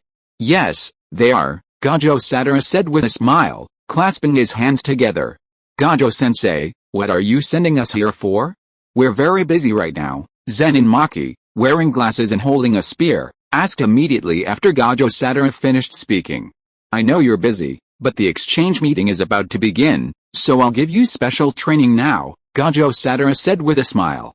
"Oh, is it Gojo-sensei himself giving you special training?" "I'm interested." Hearing about the special training, Zenin Maki immediately piqued her interest, as did the others. After all, Gojo Satoru was known as the strongest. "Of course not me, but this one," Gojo Satoru said, pointing at Shen Fei. "But this special training is a little different. Participants must accept restraints and promise not to spread the content of the special training." "Can he make me stronger?" Zenin Maki asked immediately. "If it were you, you would definitely be stronger than you are now. Even if you met Fushiguro Shiro, you wouldn't necessarily be forced to fight." "Interesting, I agree." Upon hearing Fushiguro Shiro's name, Zenin Maki was immediately stunned. The two were from the same family and both were bound by heaven and curse. "Wait for me to finish. This special training is life-threatening." Those who don't want to participate can withdraw. Gajo-sensei, stop talking nonsense. It's life-threatening. Who doesn't risk becoming a sorcerer? It was Nobara Kugisaki who spoke this time. Yuji Itadori's rapid progress made Nobara Kugisaki feel a sense of urgency. Originally, Yuji Itadori was the weakest of the three, but now she was the weakest. Then let's begin to establish the constraints. If you're listening to this novel on a channel other than Fanfic World, it means they downloaded and uploaded it without effort. We cordially invite you to visit our channel, Mundo Fanfic Novelis. There you'll find the original version of this story and you can explore many other novels of various genres. We're waiting for you to immerse yourself in a world of incredible novels. Chapter 594 Exchange Meeting, Part 2. Why can't I? The binding went smoothly. Everyone except the giant panda was bound. However, despite the giant panda's binding, he couldn't participate in the special training. Because the giant panda was a cursed skeleton, a creation, his strength was fixed at creation. The only thing that could grow was his personality and combat experience. Of course, strictly speaking, the giant panda's strength could be increased by strengthening his core cursed energy, but this had nothing to do with Shen Fei's special training. This is a method only humans can cultivate. Shen Fei knew many methods to increase one's strength, but he didn't intend to teach things like chakra and ki. He intended to use breathing techniques from Demon Slayer to enhance the strength of Megumi Fushiguro and others. The breathing techniques he intended to use to enhance the strength of the Demon Slayer core could counter demons. If a sorcerer mastered this breathing technique and combined it with cursed energy, their strength would undoubtedly increase significantly, thus reducing unnecessary losses when fighting against cursed spirits. The reason for establishing the binding wasn't what Shen Fei had in mind. He didn't care about the breathing technique being leaked. While it could greatly enhance one's physical fitness, strictly speaking, in modern society, even if it were leaked, it wouldn't pose a significant threat, given the technological nature of the world. Cursed sorcerers rarely used modern weapons against cursed spirits, primarily because they were ineffective. However, against humans, modern weapons held a significant advantage. Similarly, in modern society, even those who acquired the breathing technique wouldn't necessarily persevere in practicing it. Tanjiro, with his exceptional talent, mastered water breathing after 2 years of practice. Talent like that of the Kasumi pillar was exceptionally rare. In Shen Fei's opinion, those who could unleash the full power of the breathing technique in the shortest possible time were those like Zenin Maki, who possessed both heaven and curse binding, or those with formidable physiques like Todawi. For others, it would at most only provide a slight increase in strength. However, since Todawi was a student at another curse school, Gajo Satoru wasn't unwilling to teach him the breathing technique, but he planned to wait until after the exchange meeting. It was Gajo Satoru who proposed the binding. Perhaps the breathing technique would be leaked later, but Gajo Satoru didn't want to reveal it for the time being. Of course, the more important reason was the presence of the markings. The most dangerous aspect of practicing the breathing technique lay there. The markings could greatly increase one's strength, but they limited one's ability to survive past the age of 25, making it fatal. The Demon Slayer core of Demon Slayer didn't care about this for the sake of killing demons, but in modern society, few would do so. I'm going to teach you a breathing technique. Through special breathing techniques, you can improve your physical fitness while simultaneously unleashing the full power within. After the bindings were established, Gajo Satoru left, leaving the scene to Shen Fei.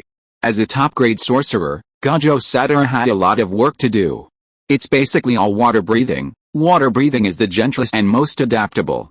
Fushiguro Megumi, Kugisaki Nobara, and others are well suited to it. Even Gajo Satoru practiced water breathing. However, perhaps due to the heaven and curse binding, Zenin Maki's practiced not only water breathing but also flame breathing, ultimately learning flame breathing. If you want to increase your strength before the exchange meeting, you must have mastered the breathing method before then, and you can use the breathing method at any time. In fact, the breathing method can be divided into 2 stages if you want to greatly improve your strength. One is naturally the stripes, and the other is the full concentration of breathing. That giant panda, you come and practice with them. Megumi Fushiguro and others are all sorcerers. Their physical fitness is stronger than that of ordinary people. When training, they naturally do not need to be treated like ordinary people. Therefore, Shen Fei's goal from the beginning was to fully concentrate on breathing. As for the supervisor, although he himself is the most suitable, He wanted to be lazy and directly handed the responsibility of supervision to the giant panda. This supervision during the day does not matter, and at night, full concentration of breathing requires the use of breathing methods even when sleeping. Taozu is training with the help of the three little ones, and he does not want to accompany them to practice this all night. The giant panda is the most suitable place. Are you kidding? We are going to sleep together. Hearing that they were going to sleep together at night, Nobara Kugisaki immediately screamed, but unfortunately her resistance was futile, because as long as she was the only one who objected, Zenin Maki would even become impatient. The training here looks much more comfortable. After teaching the breathing techniques and having the giant panda supervise, Shen Fei immediately left.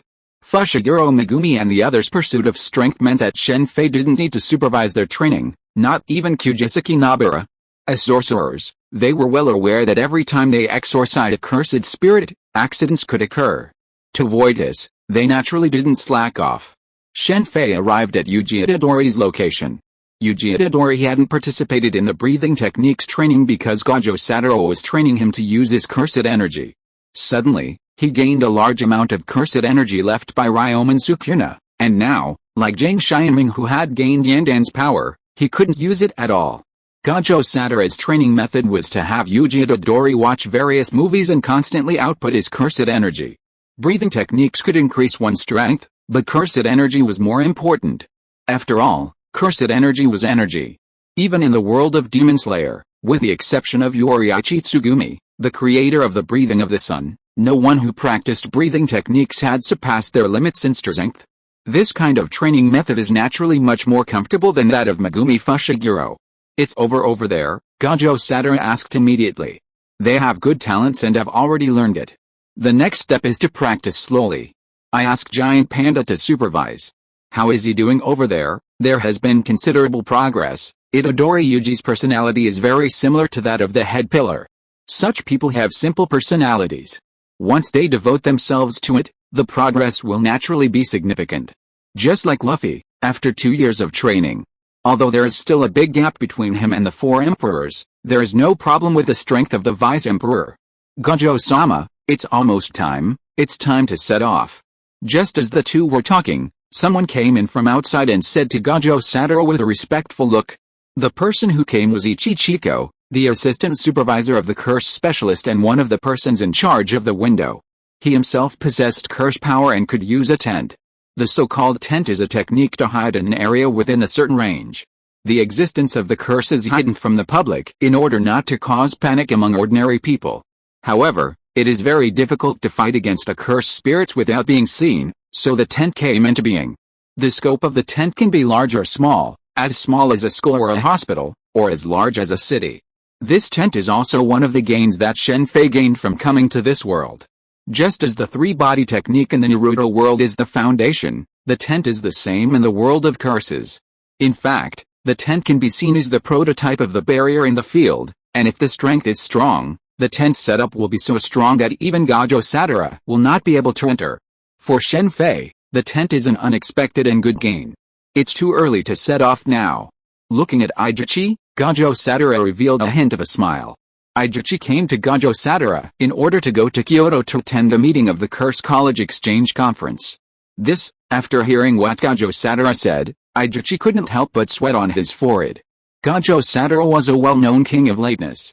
It was common for him to be late for an hour or two or half a day. This was very similar to Kakashi.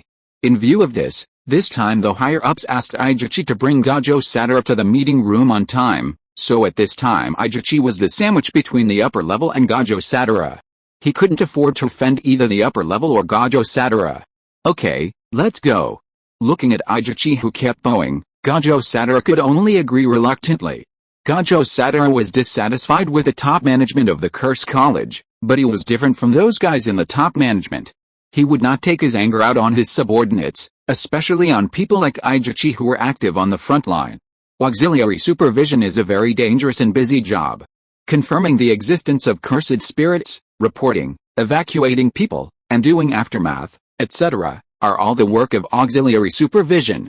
The car is outside. After hearing Gojo Satoru's agreement, Ijichi immediately said with a look of surprise that it had been prepared here a long time ago. After Gojo Satoru left, Shen Fei glanced at Yuji Itadori, who was watching a horror movie, and then returned to the Curse College High School, watching Megumi Fushiguro and the others practicing, and giving instructions from time to time. Stop! The black car was driving fast on the wide and deserted highway. Gojo Satoru's sudden voice made Ijuchi immediately slam on the brakes. You leave first, I'll go there myself later. After the car stopped, before Ijuchi could ask, Gojo Satoru got out of the car with a serious face. I understand, Ijuchi nodded immediately, and drove away without asking anything. Gojo Satoru's expression had already made Ijuchi understand that something must have happened. And it was not that Gojo Satoru wanted to go back on his word and not go to the meeting room now. Boom. Not long after Ijuchi drove away, a figure fell from the sky in front of Gojo Satoru. The impact of the landing directly smashed the ground into a hole several meters in size. You are Gojo Satoru? The person looked at Gojo Satoru and sounded disappointed. Yes, you are a cursed spirit. Looking at the figure that appeared in front of him, Gojo Satoru frowned. The figure in front of him was obviously not human, with pale skin, one eye, and an even more peculiar head. The person who came was none other than a special grade curse spirit, a curse formed by human beings' fear of the earth, Luhu. Go to hell. Luhu didn't waste any words with Gojo Satoru. He took action immediately while Gojo Satoru was talking. On the guardrail of the road on the right side of Gojo Satoru, something like a crater appeared, and then a powerful flame spurted out from the crater. The blazing flame directly sprayed out a distance of dozens of meters, burning the road, the guardrail on the other side of the road, and the forest on the side of the road to ashes. Is this the end? Is this the strongest of mankind? It turns out that it is all hyped up by humans. Luhu is naturally stronger than Gojo Satoru, but before they actually fight, he will never believe that Gojo Satoru is stronger than him, because his curse is different from other curses. It is born from human fear of natural disasters. Strictly speaking, curse spirits like Luhu are actually imaginary curse spirits. General curse spirits are derived from various human emotions, such as bullying in school and fear of death in hospitals. But there are also students' fear of exams, office workers' fear of work, and things like queuing and squeezing in trams. Human fears are diverse, and curses are naturally diverse as well. Among them is a kind of imaginary curse spirit, which is the kind of image that has no entity but gives people a terrifying impression. The demons, dragons, monsters, etc. that appear in major comics and light novels are all imaginary curse spirits. Tamamonami, Shuten Daoji, and Yuki Onna are also imaginary curse spirits. The term hypothetical cursed spirit is, to some extent, hypothetical. In the world of curses, some sorcerers have suggested that if a curse were powerful enough, legends could manifest in the form of a curse. Sadly, no such cursed spirit has ever appeared. Even the so-called night parade of 100 demons unleashed by Jito Suguru was merely a large number of cursed spirits controlled by him, a far cry from the legendary night parade of 100 demons. Similarly, cursed spirits like Roku, born out of a fear of natural disasters, while somewhat unexpected in appearance, lack the power of legends. Even so, Roku is immensely powerful. In the ninja world, the power of that attack alone would have reached the level of a cage. Unfortunately, facing Gojo Satoru, the strongest of all, this time was a truly unlucky encounter. Fushiguro among humans, Rakuro among spirits, both consistently receive a beating. The sorcerer Megumi Fushiguro and the special grade curse spirit Rakuro share a remarkably similar experience. They constantly encounter foes they cannot defeat. Megumi Fushiguro has perfectly inherited the 10-cage technique of the Zenin family. Before he met Itadori Yuji, he had carried out many missions, and basically completed them easily. But after he met Itadori Yuji, his luck seemed to have run out, and all he met were special grade curse spirits. The same was true for Rohu.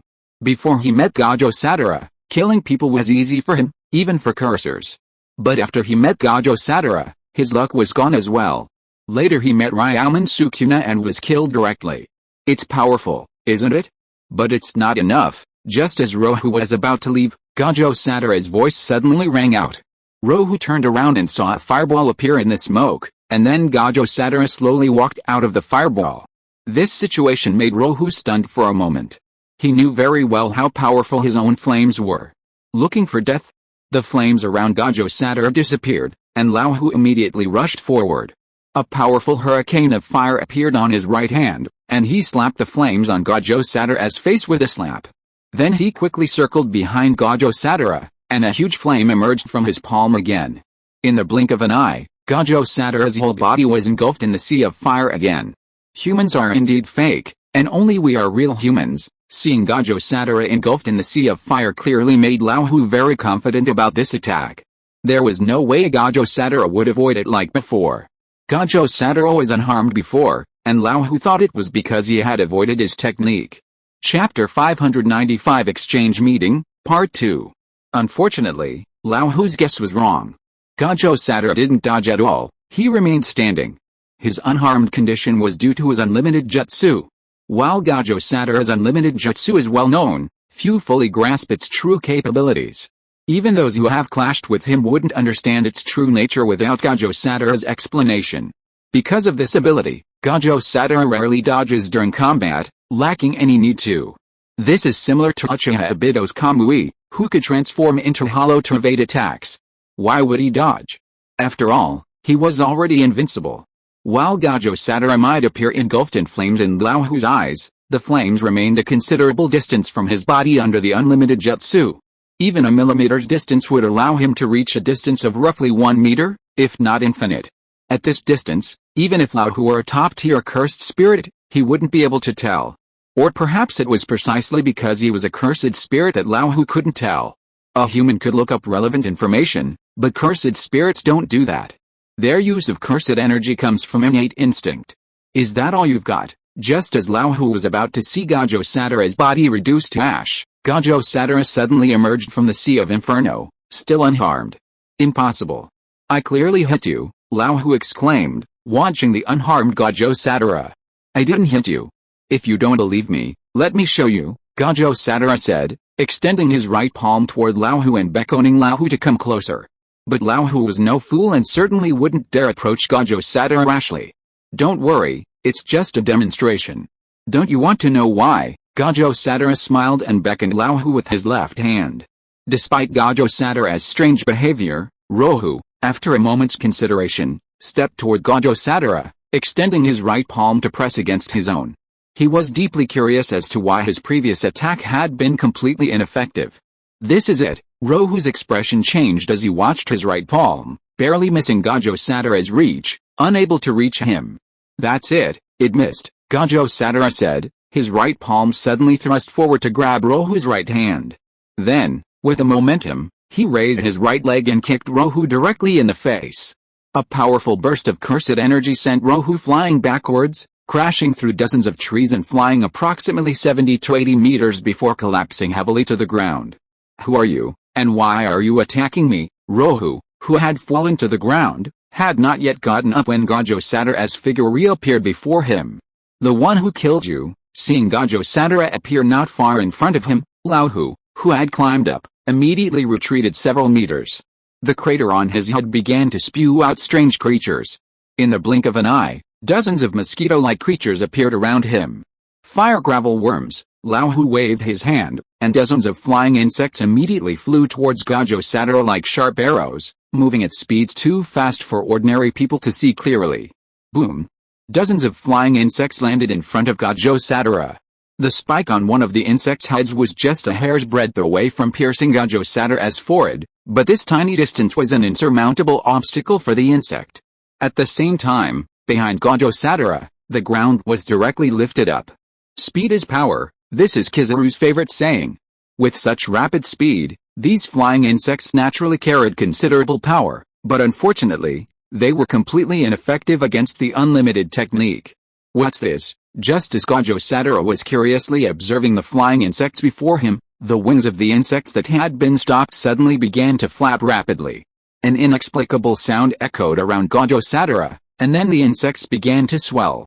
Boom! Dozens of flying insects suddenly exploded, and the resulting sea of fire once again engulfed Gojo Sadara. Sounds, explosions, your abilities are truly remarkable. Before Rohu could confirm the effect of his attack, Gojo Sadara's figure suddenly appeared from behind him. Then, Rohu felt a powerful force surge through his head, and his entire head slammed to the ground. Damn it, Rohu, whose head had been smashed to the ground, was surrounded by a sea of fire, and then he was kicked away by Gojo Sadara. He had no power to fight back. As a curse born from humanity's fear of the earth, a special grade curse spirit, Rohu was like a child before Gajo Satara. At this moment, Rohu finally believed Gajo Satara's previous judgment. This is an opportunity. Gajo Satara, who had beaten Rohu black and blue, looked at Rohu lying by the water, and suddenly seemed to remember something. His figure suddenly flew into the sky, and disappeared from Rohu's side in the blink of an eye. Itadori, come with me, Gajo-sensei. Itadori Yuji, who was continuing to watch a movie in the room, was stunned when he saw Gajo Satara appear, but before he could finish his words, Gajo Satara grabbed his shoulders, and then the two of them flew directly through the air. Amidst Itadori Yuji's shouting, the two landed on a piece of water. What was amazing was that both of them were floating on the water. Gajo-sensei, what's going on? Itadori Yuji was very surprised to see himself standing on the water. Don't worry about that. I brought you here for him. Nothing speeds up the process of rapid strength improvement like actual combat, especially for someone like Yuji Itadori who has suddenly gained immense cursed energy. While Rakugo is powerful, Gajo Satara is even stronger. Under his protection, he's absolutely confident he can protect Yuji Itadori. Boom. On the playground of Jujutsu High School, Megumi Fushiguro was sent flying by a blow from Zenin Maki's staff. Meanwhile, Kujisaki Nobara, who attempted to seize the opportunity to attack Maki from behind, was promptly kicked away by her.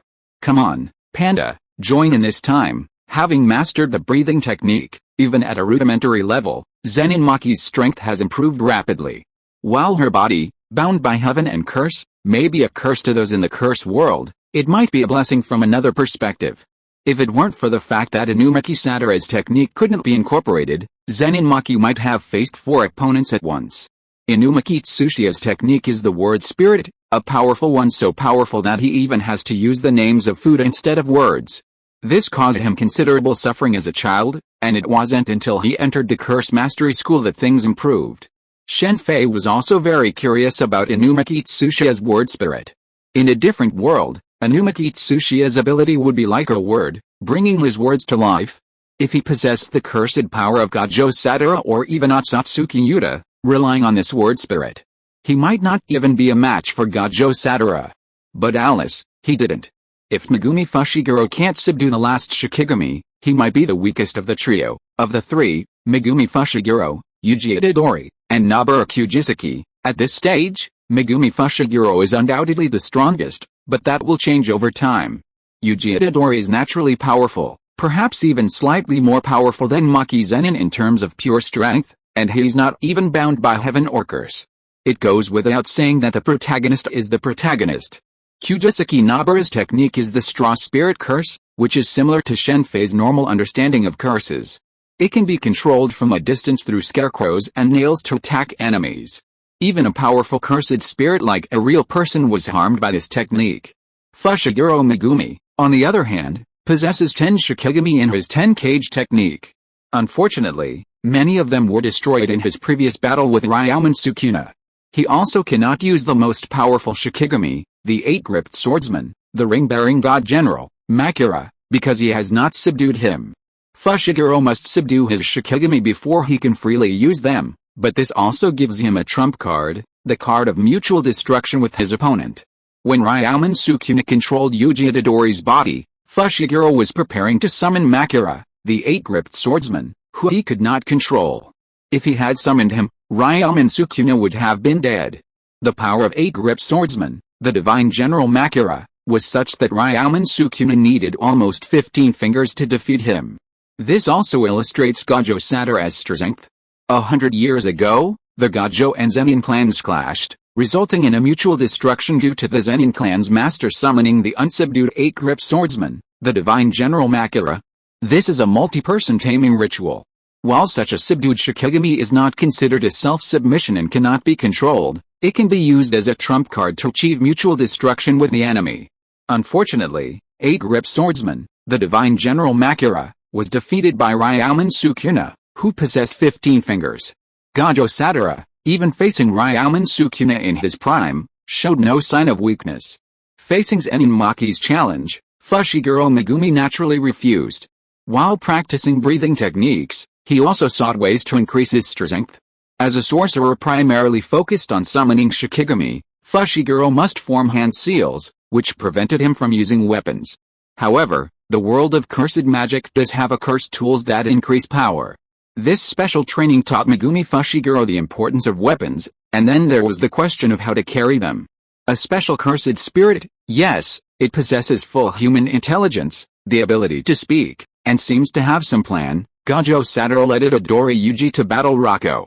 Although he ultimately failed to kill Rocco and didn't extract anything from him, Rocco's mere presence, his earlier words, and the cursed spirit that later rescued Rocco, clarified many things for Gojo Satoru.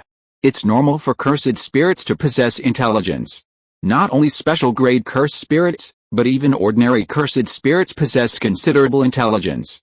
For example, during the initial tests conducted by Noboru Kujisaki at the Curse Academy, the cursed spirits there knew how to take hostages and threaten the sorcerers to lay down their weapons. However, these cursed spirits possess limited intelligence and are largely incapable of speech. Rocco's actions and speech were indistinguishable from those of a human. Add to that the speech of a real human and the subsequent appearance of Hane Mitaya, and Gojo Satoru would surely be suspicious. Gojo Satoru was not only formidable in strength, but also ingenious. He wasn't one to rely solely on force, otherwise he wouldn't have known of the traitor within the Curse Master's ranks. He also prepared for the worst-case scenario, anticipating his own misfortune. He had already entrusted Yuji Itadori to another masterful Curse Master, Otsutsu Katsuyuda. Even the current head of the Zenin family, Naohito Zenin, had been informed, leading to the subsequent will that would establish Megumi Fushiguro as head of the Zenin family. The enemy had a plan, and he, the strongest Curse Master, was the biggest obstacle, a target that had to be eliminated. Even with his title, what mattered? 1,000 years ago, Ryomen Sukuna was known as the Curse King, yet he ultimately fell. So what? Shen Fei asked with a smile. They'll never guess you're here. I'm sure their expressions will be quite amusing, Gojo Satoru said, before bursting into laughter. So you mean for me to hide? Indeed. You'd better not make a move until I can. I really want to know what they have prepared for me. As the most powerful sorcerer, Gojo Satoru is incredibly confident. It would be difficult to disable him. As long as you like it, Shen Fei wasn't surprised by Gojo Satoru's idea. As an ordinary man in his previous life, even with his current strength, he didn't have the arrogance of a powerful being. But Gojo Satoru was different. It's surprising that there are cursed spirits that can transform souls at will. A week later, Shen Fei and Gojo Satoru arrived at the playground of an ordinary high school. The campus was now covered in traces of battle. The playground was pockmarked, the corridors and windows were severely damaged, and there were also corpses of strange shapes scattered everywhere. These corpses looked like cursed spirits, but in fact they were not cursed spirits, but humans. Cursed spirits do not leave corpses after death, only humans do. The traces of the battle here were left by Yuji Itadori and Kento Nanami. In order to make Yuji Itadori progress faster, Gojo Satoru asked Kento Nanami to take Yuji on in action after the movie training. As a result, when investigating the accidental death in the movie theater, he encountered a special grade cursed spirit who claimed to be the real person. His unique technique, which could not be transformed, almost killed Kento Nanami. It can be said that if Yuji Itadori had not ignored this technique because he was the vessel of Ryomen Sukuna, Kento Nanami might have been killed. However, this incident was not without gains, that is, Yuji Itadori's mentality changed. He originally only wanted to kill the cursed spirit and would never kill anyone, but in this incident, he finally killed people. Of course, the people he killed were all cyborgs whose souls were transformed by the real person's technique. But even so, it was a spiritual baptism for Yuji Itadori, and he finally understood what Megumi Fushiguro had said to him before. Another thing is that it made Yuji Itadori completely recognize the true face of Ryomen Sukuna and understand the meaning of that sentence, that is, the curse is a curse. Chapter 596 Exchange Meeting, End. Yoshino Junpei was one of the victims of the cursed spirit incident. Although he and Itadori Yuji had only known each other for a short time, they seemed like longtime friends. Itadori had originally planned to introduce him to the curse school to become a cursed sorcerer, but unfortunately, he was too late, and Yoshino Junpei died under the transformation of Masato's soul. Also killed was Yoshino Junpei's mother, a very kind mother, who fell victim to the curse, a devastating blow to Itadori Yuji. Yoshino Junpei's fate was truly pitiful, constantly bullied at school. If not for this, He wouldn't have followed Masato out of curiosity, leading to this tragedy. Bullying in schools is a serious matter, yet it's often overlooked, especially in the West and Japan, where minors are often used as an excuse to perpetuate the problem. Even Spencer, a member of the behavioral analysis department, was often bullied as a child, forcing him to skip grades and complete his education as quickly as possible. Yoshino Junpei is just an ordinary person, with no obvious special talents and a modest family background. In this respect, Yuji Itadori, Megumi Fushiguro, and Nobara Kujisaki are completely different. Yuji Itadori's physical condition makes it impossible for bullies to bully him at school. Honestly, he's lucky he doesn't bully others. Meanwhile, Megumi Fushiguro, in junior high, beat up every delinquent boy around him. As a sorcerer, ordinary people were a piece of cake for him. In this respect, Megumi could actually be considered a delinquent. As for Nobara Kujisaki, although she's a woman, her first words to the delinquents when she and Megumi Fushiguro went to school to investigate the curse reveal her character. There's a bunch of delinquents here. Beat them up and make them change their ways and become good people. These are Nobara Kujisaki's words. Like Megumi Fushiguro, Nobara was a delinquent in her school days. At her school, anyone who bullied her girlfriend would be beaten up by her.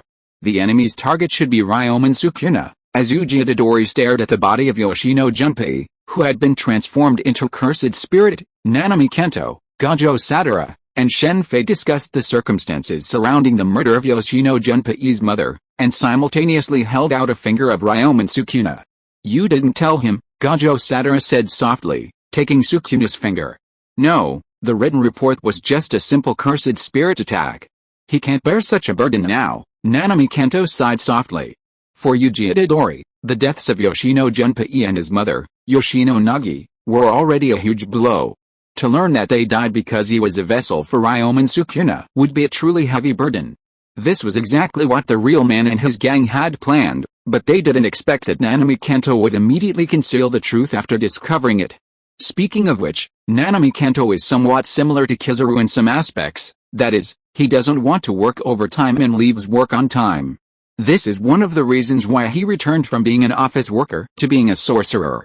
Even though being a sorcerer is a life-threatening job, he will never work overtime. Then never tell him, Gojo Sadara said as he threw the finger of Sukuna in his hand to Shen Fei. Since Yuji Itadori couldn't know about it, Yuji Itadori naturally couldn't eat this finger. Although Yuji Itadori looked stupid, he was not stupid. You don't have to tell me that. Okay, I should go. Damn it, I actually worked overtime today, Nanami Kento said as he was about to leave. Although Nanami Kento always said that he would never work overtime, the reality was very helpless. This battle with a real person not only injured him seriously, but also took longer than his working hours. Nasiko's waiting for you. And remember, next time you encounter a cursed spirit like this, if you can't defeat it, retreat immediately. I don't want you to die. If you do, I'll be in trouble. Don't worry, I won't die. I'm still looking forward to retirement. Nanami Kento waved to Gojo Sadara with his back to him and left. His injuries needed to be treated at Ieri Sadara's. Nanami Kento didn't know how to use the reversal technique. Gojo Sadara knew how, but it could only heal himself, not others. I'll go check on the bodies first. After Nanami Kento left, Shen Fei also left. There were many cyborg bodies at the scene, which was a good opportunity for him to understand the true person's transformation technique. The true person's abilities were eye-opening. Although Shen Fei was a veteran expert in the field of souls, he couldn't transform people's souls as freely as the true person could. Even the double hands could only acquire and modify memories, not arbitrarily transform souls. However, the true person's technique can, and by maintaining the soul's form, it allows the body to remain intact regardless of any damage, channeling the soul to heal. The only way to defeat the true person is to attack the soul. Nanami Kento suffered such severe injuries because his attacks were ineffective. Fortunately, Yuji Itadori's attack with Ryomen Sukuna was able to injure the true person, saving Nanami Kento and forcing him to flee. However, this battle also significantly improved the true person's strength, even allowing him to comprehend the domain. This now makes the true person even more dangerous than before. The domain of the curse is a guaranteed hit, meaning that as long as he's within his domain, the true person can directly perform the mutual transformation. Facing such an enemy, one must possess a domain, or even a simplified domain, to withstand it. Without an enemy of humanity, Shen Fei sighed softly after a brief inspection of the transformed bodies. Cursed spirits were already enemies of humanity, but this true person went even further. Shen Fei always held the utmost respect for the soul and consciousness. Even though he sometimes annihilated people, he never considered altering their souls. Just like his ability to possess the all-powerful hand, it was mostly used to peer into memories and heal injuries. No one had ever considered using it to alter a person's consciousness. This was his limit. Otherwise, if he unleashed the all-powerful hand, it would be too easy for him to rule the world. Just like in the world of pirates, controlling the navy and pirates was a piece of cake. For Shen Fei, completely altering a person's consciousness was something he loathed. As the saying goes, do not do to others what you do not want done to yourself, so he himself would never do such a thing. Even if he killed someone or refined the philosopher's stone into something, it would not change their consciousness and turn them into a good person. Uchiha seemed to share this sentiment, which is why he possessed the powerful Mangekyo Sharingan, even though he was a Shinto god. But he didn't use it. In this situation, encountering a Shinto who recklessly altered human souls, in his mind, the Shinto was already a dead person, of course, before he could squeeze out all his usefulness. After the Yoshino Junpei incident, Yuji Itadori stopped carrying out missions with Nanami Kento and returned to the jiu-jitsu school. Partly to practice his breathing techniques, and partly to have Megumi Fushiguro and Nobara Kujisaki comfort him. Also, the exchange meeting between the two schools was about to begin. What kind of woman do you like? Just as the exchange meeting was about to begin, the sorcerers from the Kyoto Prefectural Jiu-Jitsu High School arrived a day early. The exchange meeting, which lasted only 2 days, was held at the same school that had won the previous competition. The school where Megumi Fushiguro and the others were from was the winner of the previous competition. If Yuta Otsutsuki hadn't been abroad, they would have been the victors this time too. As one of the 3 supreme sorcerers, Yuta Otsutsuki could easily have wiped out the other side single-handedly. The first words of a burly young man among the visitors surprised Shen Fei, and not just him, but Megumi Fushiguro and the others as well. Shen Fei naturally knew who the visitor was. He knew all the sorcerers at the Kyoto Prefectural School of Jutsu, and even what techniques they possessed. However, the person who deserved Shen Fei's attention was the one who was speaking, Aoi Taodao. Aoi Taodao's technique was the unjust game, a spatial displacement ability similar to the Operation Fruit and the Sky Hand power. By clapping her hands, she could swap the positions of 2 objects, both living and non-living. If used well, it was an extremely powerful ability. The only drawback was that the objects that could be swapped must possess cursed energy. Objects without cursed energy could not be swapped, which was a minor flaw. Answer me. At first, Megumi Fushiguro didn't want to answer Taodao's question, but after Taodao continued to inquire, Megumi Fushiguro opened up and revealed what kind of woman he liked. You can't do that. Taodao shook her head after hearing Megumi Fushiguro's answer, and her gaze immediately shifted to Yuji Itadori beside her. It seems to be Fushiguro Miki. This thought immediately popped into Shen Fei's mind after Fushiguro Megumi finished speaking. This was only after he had met Fushiguro Miki before. Since they weren't related by blood, it wasn't like they couldn't be together. I like women with big bodies and big butts. At the beginning, on Yuji Itadori's side, Aoi Taodao seemed to have found a soulmate, looking at a kindred spirit with an expression that left everyone present speechless. They also looked at Yuji Itadori with curiosity.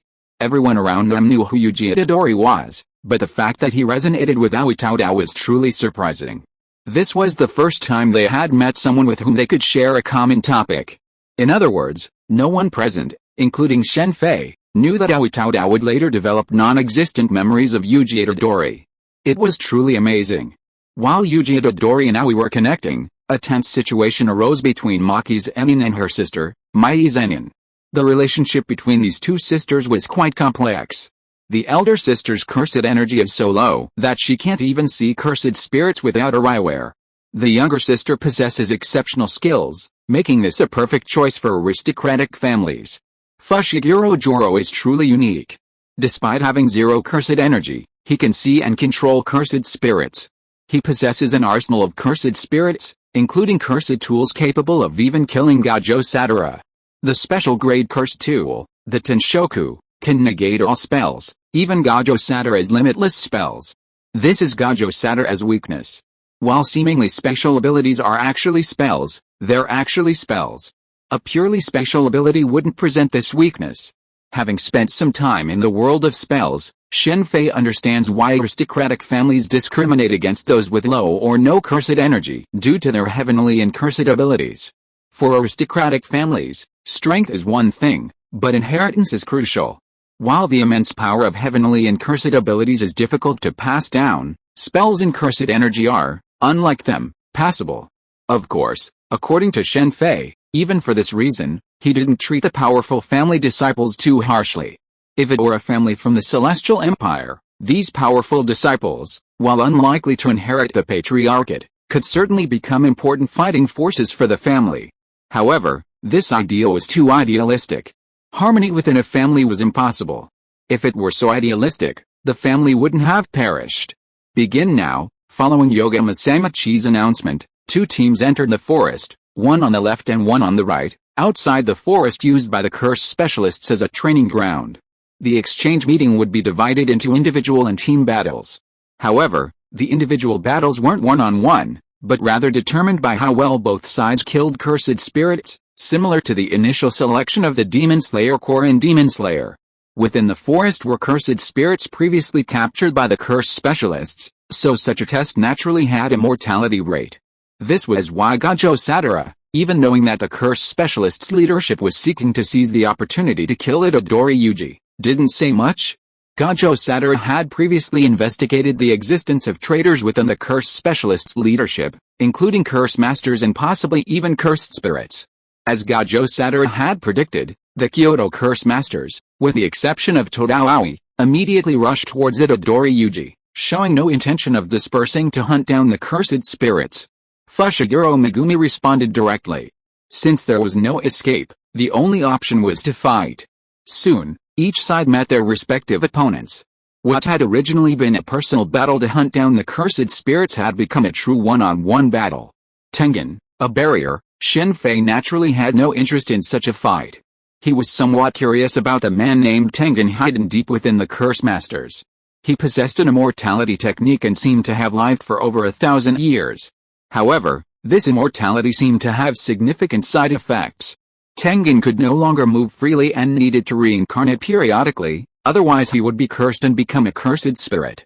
As a result, Tengen had become solely responsible for maintaining the barrier. This is a tent, as Shen Fei stood in one of the curse master's teaching buildings, gazing at the mountain behind. A tent suddenly rose up outside the forest used for testing. The sudden change brought Gajo Sadara and the others to the scene immediately, and then they discovered that this tent was specifically designed for Gajo Sadara. Except for Gajo Sadara, everyone else could enter freely. It was a specialized tent that utilized restraint. Chapter 597, In Action Transformation, Part 1.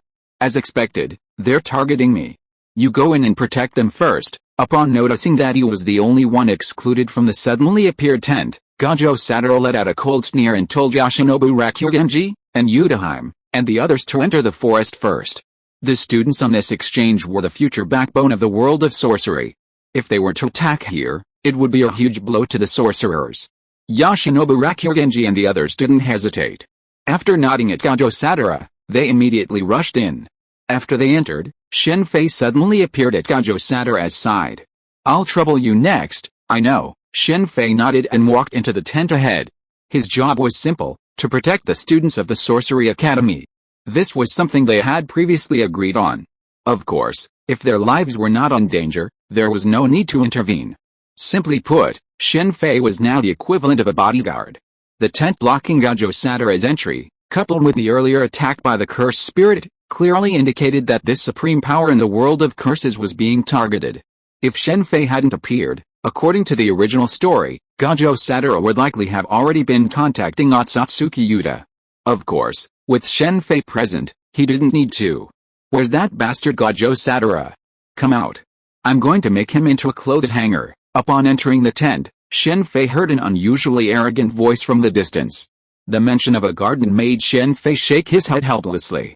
While the voice was incredibly arrogant, seeming to completely disregard Gajo Sadara, making such boasts in a tent Gajo Sadara couldn't enter was simply bullying him. I never expected that. Shen Fei quickly spotted the person who had made those bold statements. He also spotted his opponent, Yoshinobu Rakugenji, the principal of the prefectural curse school and one of its top brass.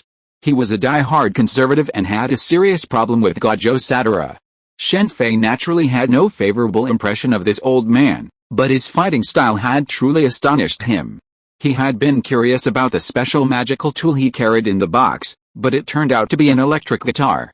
A bald, white-browed old man fighting with an electric guitar was, admittedly, quite surprising. But Shen Fei soon stopped caring about him. A powerful surge of magical energy and the sounds of intense fighting emanated from the front, prompting him to rush in the direction of the fray. Poor prefectural curse masters. As he walked along, Shen Fei couldn't help but shake his head slightly at the sight of the scattered, wounded casters of the prefectural curse masters. Although both were masters, the casters of Yuimo Zhengdao's division were noticeably more powerful than those of Laganji Jiashin's division, even without Otsutsuki Yuta. Strictly speaking, the four greatest sorcerers in the world of curse arts were all trained by Gojo Sadara's curse school. The other curse school had never produced a single master. Their already formidable strength, combined with their previous intensive training in breathing techniques, was even greater, so much so that all but Todaowi from the prefectural curse school were defeated in a one-on-one duel.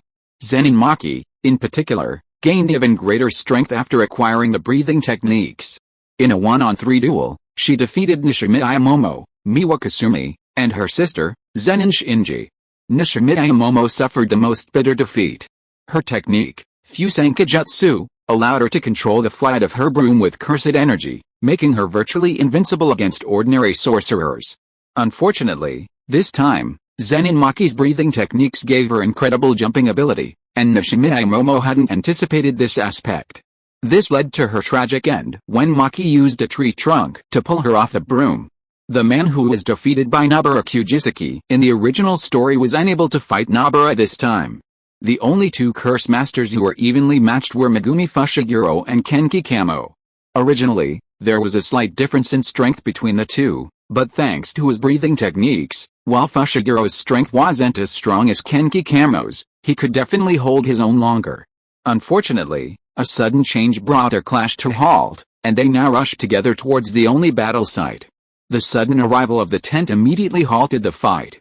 Gojo Sadara's little fangirl. On the road to the battle site ahead, Shen Fei saw a girl with long blue hair lying in the forest. Shen Fei naturally recognized this girl. She usually looked serious and reserved, but after meeting Gojo Sadara, she immediately changed, becoming a person similar to Aoi Taodao. Shen Fei had seen her before, when she asked Gojo Sadara for an autograph. Cursed spirit, it seems I don't need to intervene. The exchange meeting had been previously filled with numerous cursed spirits. Normally, someone like Kasumi Miwa who collapsed should have been removed, and escorted out by someone outside. However, due to the current situation, the tracking devices previously prepared were ineffective. Fainting among the cursed spirits in this situation was inherently dangerous. Just as Shen Fei was about to take action against a cursed spirit that was about to attack Kasumi Miwa, Iwayuta appeared. Seeing her attack, Shen Fei gave up. Although Iwayuta was only a quasi-first-level sorcerer, she could easily handle these ordinary cursed spirits. After all, she was Gojo Sadara's senior. This is the cursed spirit that Gojo Sadara mentioned earlier that controls plants. I wonder if he'll cry his heart out if I defeat him with a wood release. After seeing Kasumi Miwa and the others rescued by Iwayuta, Shen Fei immediately headed to where Yuji Itadori and the others were fighting. The cursed spirit fighting Itadori Yuji and the others was the same one that had previously rescued the cursed spirit named Roku from Gojo Sadara. Its power was plant control, a curse born from humanity's fear of the forest. Controlling plants was instinctive, and a cursed spirit like Hanamika would likely go mad if defeated by humans controlling plants. How pitiful. The special grade curse spirit Hanamika was undoubtedly formidable, but unfortunately, this time he was facing a siege from Itadori Yuji, Todaowi, Zenin Maki, and Kujisaki Nobara. Professor Shen Fei's butterfly effect had significantly altered the situation. If it weren't for Fushiguro Megumi and Kamo Kenki, who were far away and now rushing over, the situation would likely have been sieged by 6 people. Who says muscled men don't have brains? Anyone who underestimates this guy is probably dead. As the 4 men attacked Hanamiya, Shen Fei was most surprised by Todaowi's behavior. He was fond of asking people he'd just met what kind of women they liked. His muscular appearance and direct, aggressive fighting style might have given many the impression of Cao Daohui as a reckless, unthinking individual. However, during the siege of Hanemiya, Cao Daohui completely shed his reckless attitude. He became meticulous, cautious, and had a broad perspective, completely overturning Shen Fei's initial impression of him. It was Cao Daohui who spotted Hanemiya's weaknesses, and his unjust game technique played a significant role in the four-man siege. Hanemiya had to pay considerable attention to Cao Daohui's clapping and be wary of his unjust game exchange, as different tactics were required to deal with different opponents. The unjust game technique was incredibly effective when used in tandem with multiple players. Even Law, with his Operation Fruit, couldn't match his application in this regard. For example, Yuji Itadori and Maki's Enion could easily gather momentum and then launch an attack at the same location, at which point Aoi Toda would activate a technique to move Hanemiya to their attacking position. In this four-man siege, Maki's Enion was the main attacker, Yuji Itadori was the tank, Aoi Toda was the support, and Nobara Kujisaki was the controller. Law, despite possessing the Ope no Joy, barely utilized this advantage during the battle. Of course, the reason for this was likely because there weren't many strong members in the Heart Pirates who could cooperate with him. However, Law seemed to have grown considerably later on.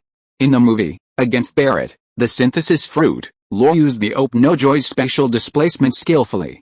Looks like I don't need to intervene. In the original story, Hanemiya was still able to inflict considerable damage on Itadori and Aoi Toda, but this time, he was constantly on the receiving end. Even when he occasionally tried to counterattack, he was interrupted by Nobara Kujisaki, who was in charge of the controller. With the help of her teammates, Kujisaki Nobara's Grass Spirit spell, which captured Hanemi's aura, was too simple to use. It was simply that Kujisaki Nobara was too weak to fully unleash the Grass Spirit spell's power. Otherwise, she could have achieved something similar to Hidden, obtaining the opponent's blood and cursing them to death. Deploy the domain. Under siege, Garden finally decided to use his strongest ability. If he didn't, Sora would have no chance. Boom. However, just as Hanemi was creating a large number of trees around him for defense, buying him time to use his domain, a sudden loud bang shattered the sky tent, and Gajo Sadara descended from the sky. Even though the tent had been specifically designed to target Gajo Sadara, it didn't last long before Gajo Sadara shattered it from the outside. Gajo Sadara, I'm going to turn you into a clothes hanger. Upon seeing Gajo Sadara appear, the bald curse master who had fought with Yoshinobu Rakugenji immediately swung his axe and charged at him. It turned out that the curse master, who had boasted before, was completely brainless. Bang! Before the curse master could even get close to Gajo Sadara, his body suddenly flew up, exploding in the air, sending a torrent of blood splattering everywhere. Don't kill him, Yoshinobu Rakugenji shouted, stopping his rock guitar. Don't worry, I'm just teaching him a lesson. He's not dead. Take him back for questioning. As he spoke, Gajo Sadara's gaze immediately turned towards the direction where Yuji Itadori was fighting. And he began to form hand seals with his hands. As Gajo Sadara formed hand seals, a huge blue and red energy sphere appeared on either side of him. The two energy spheres then merged, forming a single purple energy sphere emitting powerful waves of cursed energy. Hippotype. After the purple energy ball formed, Gajo Sadara waved his hand, and the powerful purple energy ball quickly rushed towards Hanemiya, destroying everything in its path. Everyone retreat, Cao Daohui shouted immediately after Gajo Sadara launched his attack. Except for Yuji Itadori and Nobara Kujisaki, who hesitated briefly, Cao Daohui and Zen and Shinji immediately pulled the two back. Meanwhile, not far ahead of them, Hanemiya's domain was expanding, about to envelop them. However, with a loud roar, Hanemiya disappeared from the side of Yuji Itadori and the others, and before them appeared a massive trench over 100 meters long. This is Gajo Sadara's strongest attack, the hollow style. It's quite powerful. Shen Fei, floating invisibly in midair, was slightly surprised by the commotion caused by Gajo Sadara's hollow style. He had heard of Gajo Sadara's strongest attack while studying his unlimited technique, but had never personally witnessed it. After all, by then, he was no longer Gajo Sadara's opponent. This was the only attack Shen Fei hadn't seen. Before that, he had even explored Gajo Sadara's domain, the Infinite Void. The Infinite Void was incredibly powerful, and it could be activated in just 0.2 seconds, multiple times. With this domain, even cage-level masters in Naruto would be at his mercy if they entered his realm. Simply put, Gajo Sadara's strength was like that of Uchiha Madara or the first Hokage in the Naruto world, crushing everyone else before the Otsutsuki clan appeared. Shen Fei, in other words, could rely on the might of his soul to counter this domain.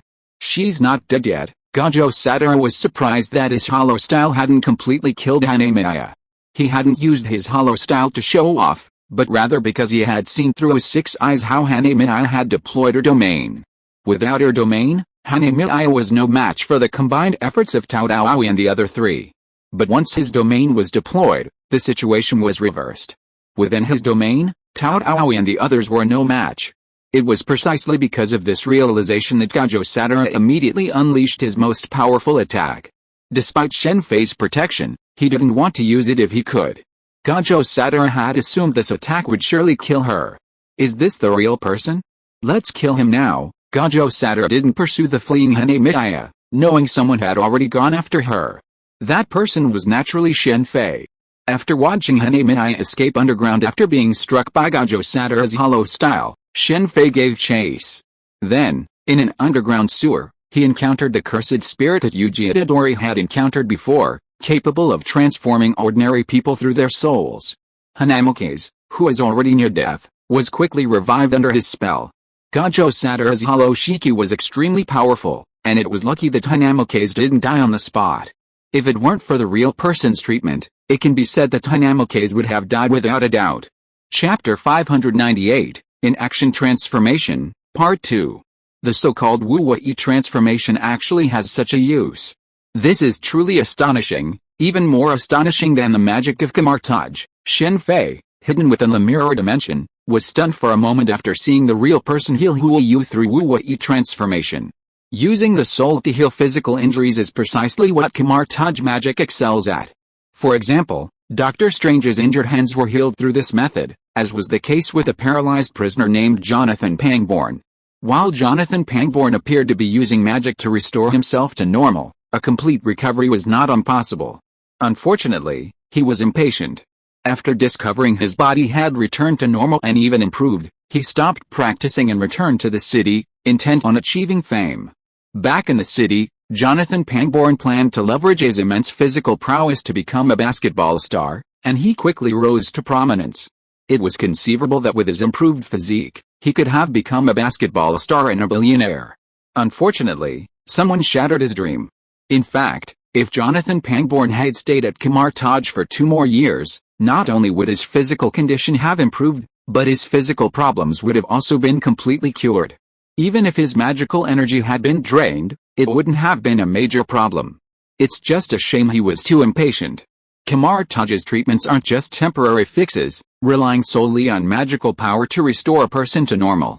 They can completely heal a person, just like Dr. Strange's hands. Of course, due to various factors like individual talent, the recovery time is entirely up to the individual. The Ancient One won't interfere. However, even Dr. Strange's hands would take considerable time to heal, regardless of their talent. But the true man, relying on his Wu-Wei transformation, can heal a person instantly, far faster than Kamar-Taj's methods. Originally, Shen Fei had assumed that Wu-Wei transformation could only alter a person's soul, turning them into a cyborg. Now, having discovered its potential, Shen Fei has become even more determined to master the true man, or more accurately, his technique. It's a shame we can't act now. Although Shen Fei wanted to attack the real person immediately, remembering his agreement with Gajo Sadara, he had to wait a few days. Gajo Sadara intended to use this opportunity to eliminate the curse spirits, curse casters, and defectors from the curse specialization's senior management. If it were the original Gajo Sadara, he might have found it difficult to make such a decision, influenced by traditional thinking, perhaps similar to that of the Warring States period. However, his time with Shen Fei had significantly changed Gajo Sadara's thinking. Because they were studying Gajo Sadara's unlimited techniques, the two had actually spent quite a bit of time together. Space Gate. Curse casters have such diverse abilities. Even Gajo Sadara would have had a hard time tracking them, as the real person and the mostly recovered enemy disappeared through a door, leaving only the curse caster behind. Shen Fei immediately began to analyze the coordinates of the Space Gate. While Gajo Sadara's ability could be considered spatial, it lacked the ability to teleport. Within the Curse School, only 2 people could use such a technique, Todawi and Mimi's younger brother, Yuwayu. His technique could transport someone from Kyoto, Japan, to Malaysia instantly, similar to the Flying Thunder God technique. While it seemed unable to be used continuously, it was still enough to save his life. Even Gajo Sadara wouldn't be able to pursue an enemy that could teleport that far in an instant. Masashi, Hanemiya, Rakuro, and a curse caster, these should be the enemy's main force. By locating the coordinates opposite the special gate, Shen Fei located Masashi and the others on an uninhabited island not far from Kyoto. So they were after the 9-phase diagram and the prison gate zombie. From their conversation, Shen Fei learned the purpose of their previous intrusion into the curse school exchange meeting, the sudden appearance of the tent, and Hanemiya's mission to attract the attention of Gajo Sadara and the curse school teachers, as well as to test Ryaman Sukuna and eliminate the curse school's curse caster. Masamune and his companions seized the opportunity to infiltrate Tengen's barrier and enter the Curse Master's forbidden vault, stealing the special grade Curse Embryo 9-phase diagram and Sukuna's 2-faced finger. Perhaps because Gajo Sadara's strength exceeded their expectations, and the primary target was Sukuna's finger, they ultimately only managed to take 3 pieces of the Curse Embryo 9-phase diagram. Gajo Sadara's current strength is significantly stronger than before he met Shen Fei. Perhaps the appearance of a formidable foe like Shen Fei has given Gajo Sadara a boost, boosting his previously stagnant strength. As the protagonist of the previous generation, Gajo Sadara's every upgrade came during encounters with powerful foes. If it weren't for Fushiguro Shinobu's near-fatal attack, Gajo Sadara might not have reached his current peak. His strength at that time would have been at most that of the Gajo family's successive masters, possessing the 6 eyes and the unlimited jutsu. Because of the 6 eyes and the unlimited jutsu, those who possessed both abilities rarely faced mortal danger in combat, but when they did, it was essentially their end. Not every generation of 6 eyes and the holder of the unlimited jutsu can keep the unlimited jutsu active, even while sleeping. Gajo Sadara, facing Fushiguro Shinobu's attack, was similarly unable to do so. "What did you find out?" Shen Fei asked when he returned to see Gajo Sadara. "Good find. For example, the weapon they were planning to use against you is the Jakuman zombie," Shen Fei said immediately. "I see. Seal me? That's a good idea, but using the Jakuman zombie isn't so easy. The special grade Jakuman zombie is actually a living barrier, a cursed artifact left behind by a high-ranking monk in Japanese history. It possesses powerful sealing abilities. Even if Gajo Sadara were sealed in, he would remain there forever without rescue. For Gajo Sadara, this would be no different from killing him. After all, he's not Kaguya Otsutsuki, and he doesn't possess immortality. Gajo Sadara is just an ordinary person with a lifespan. Of course, if Gajo Sadara wanted to transform into cursed spirit, that would be another matter. Ryaman Sukuna, the 1,000-year-old Curse King, was actually a cursed spirit transformed from a sorcerer. While a sorcerer cannot leak their cursed energy, creating a curse, they can become a cursed spirit after death. Fortunately, this transformation is extremely difficult. Otherwise the world of cursed spirits would be in even greater trouble. After all, compared to humans, cursed spirits possess an advantage that humans find hard to resist: longevity. Ryaman Sukuna, Tengen, and the fake Jiro Suguro all survived this way. Transforming into cursed spirit is difficult for most people, but for Gajo Sadara, the difference lies in whether he wants to or not. "I'm curious how they'll seal me up, and it seems I'm really going to be sealed," Gajo Sadara said with a hint of a sneer. "You trust me so much, aren't you afraid I won't save you later?" "You know, the bondage isn't impossible to break," Shen Fei suddenly asked, observing Gajo Sadara's smile. "It's simple. You're human, but some people no longer want to be human." "I see." Gajo Sadara's words made Shen Fei understand why the Curse Corps top brass had allied themselves with curse casters and curse spirits. Gajo Sadara certainly didn't want to become a curse spirit, but for some, especially those in power, they wouldn't mind becoming one for the sake of longevity. Countless wealthy individuals in the Marvel Universe attempt to extend their lifespans through technology. In the Hunter Universe, V5 forbids others from exploring the Dark Continent, yet they themselves continuously send people to their deaths, all for the sake of their longevity. Under normal circumstances, humans would certainly not trust cursed spirits, but if strict constraints were imposed on both sides, the situation would be more complex. Thank goodness Muzan Kibutsuji is such a coward, otherwise he wouldn't be so easy to kill. Gajo Sadara's words reminded Shen Fei of the most cowardly boss ever. If his IQ had been slightly higher, and he had tempted the top brass with a promise of immortality, the Demon Slayer core situation would have been even more dire. It's not that Muzan couldn't think of this. Though timid, he's no fool. Strictly speaking, he possesses a strength most people lack, his inquisitive spirit. To find a way to bask in the sun, he diligently studied medicine. Even in modern times, he'd even delved into physics and chemistry, and he'd actually found it. Only Orochimaru surpassed him in this regard. How could someone like Muzan not have considered using immortality to tempt those death-fearing humans? He didn't do it, not because he couldn't think of it, but because he was too cowardly to act. Even demons, who possessed complete control over life and death, feared rebellion and dared not gather together. How could they dare to turn powerful human leaders into demons? On Gojo Satoru's side, the cursed spirit was clearly less timid.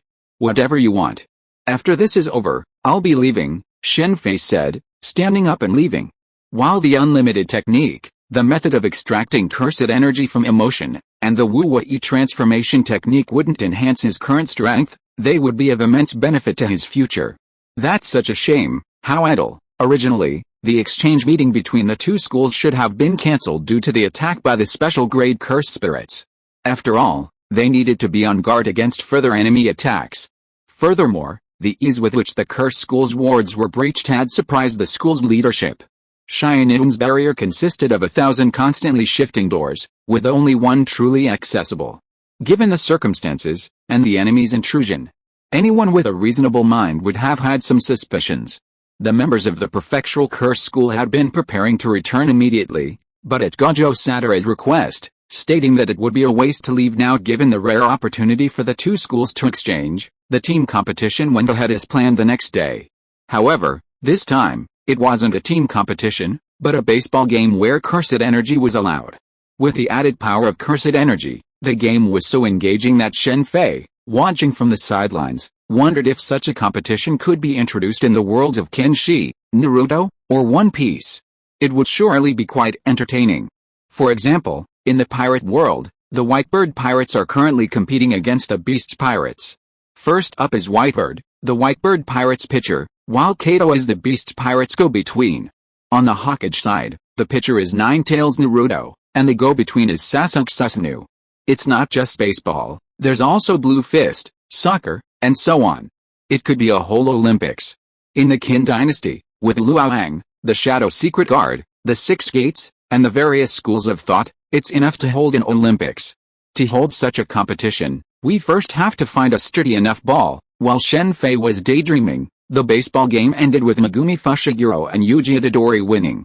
It wasn't that the Prefectural Curse Academy's players weren't skilled, in fact, they were quite good at baseball, with Nishimiya Momo making an alley-oop and Kasumi Miwa performing a simple field play. However, they didn't understand the rules and were ultimately ejected. As sorcerers, they hadn't practiced enough, so how could they have time for baseball? Even after Gojo Satoru explained the rules at the start of the game, they still didn't remember. Megumi Fushiguro's side, the Fury Curse Master, was able to win primarily because Yuji Itadori, Megumi Fushiguro, and the others knew the rules. This competition improved the attitude of the Fury Curse Master towards Yuji Itadori, and Gojo Satoru wasn't being so frivolous. After all, it's a world, leaving it wouldn't be a waste. Considering the presence of the real person, Shen Fei's original body didn't intend to leave. However, he still created two shadow clones, one to the east and one to the west, to gather resources from this world. These weren't cursed tools, but medicinal herbs and the like. While it might not be possible to gather the herbs needed to refine the immortal gathering pill in this world, as the herbs required age quite a bit, it was still possible to gather herbs like the True Person pill and the Key Gathering pill. Level 1 Curse Master Test, that's a pretty fast upgrade, isn't it? Shortly after the exchange meeting, Yuji Itadori, Megumi Fushiguro, and the others received a document from the Curse Master's leadership, which included Zenin Maki, who wasn't supposed to be promoted. As a member of the Zenin clan, Maki, a heaven and curse bound, is formidable. However, due to the Zenin family's connections, even with the strength of a first-level curse bound, she remains a 4th-level curse bound. Advancement requires a recommendation, but due to the Zenin family's suppression, no one dares to recommend Maki. Gojo Satoru and Yagami Samichi, while authorized to recommend, unfortunately, cannot recommend students from their own schools. However, this time, Maki has a recommendation. Gojo Sadara spent 10 million to have the first level curse bound. Mimi, recommend her. With the addition of recommendations from Todao, Nanami Kento, and others, all members were promoted. Of course, the 10 million wasn't just for the recommendation, it also came with assistance in identifying the traitor. For Mimi, as long as the money was in hand, everything was easy. Mimi and Yuda's investigation quickly identified the traitor within the curse boundary.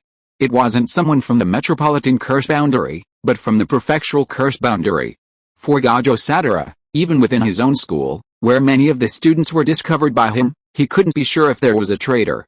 His own investigation may be biased due to his own ideas, but it is different for outsiders. Chapter 599, In Action Transformation, Part 2. Makamaru is the traitor.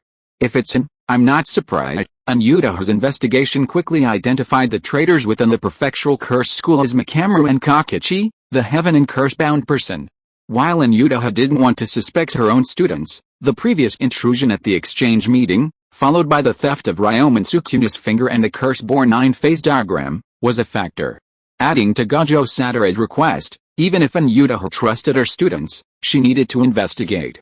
Although Yuda and Gojo Sadara seemed to have a strong rift, it was rumored that Gojo Sadara often bullied him to tears during their school days, Yuda still trusted Gojo Sadara deeply.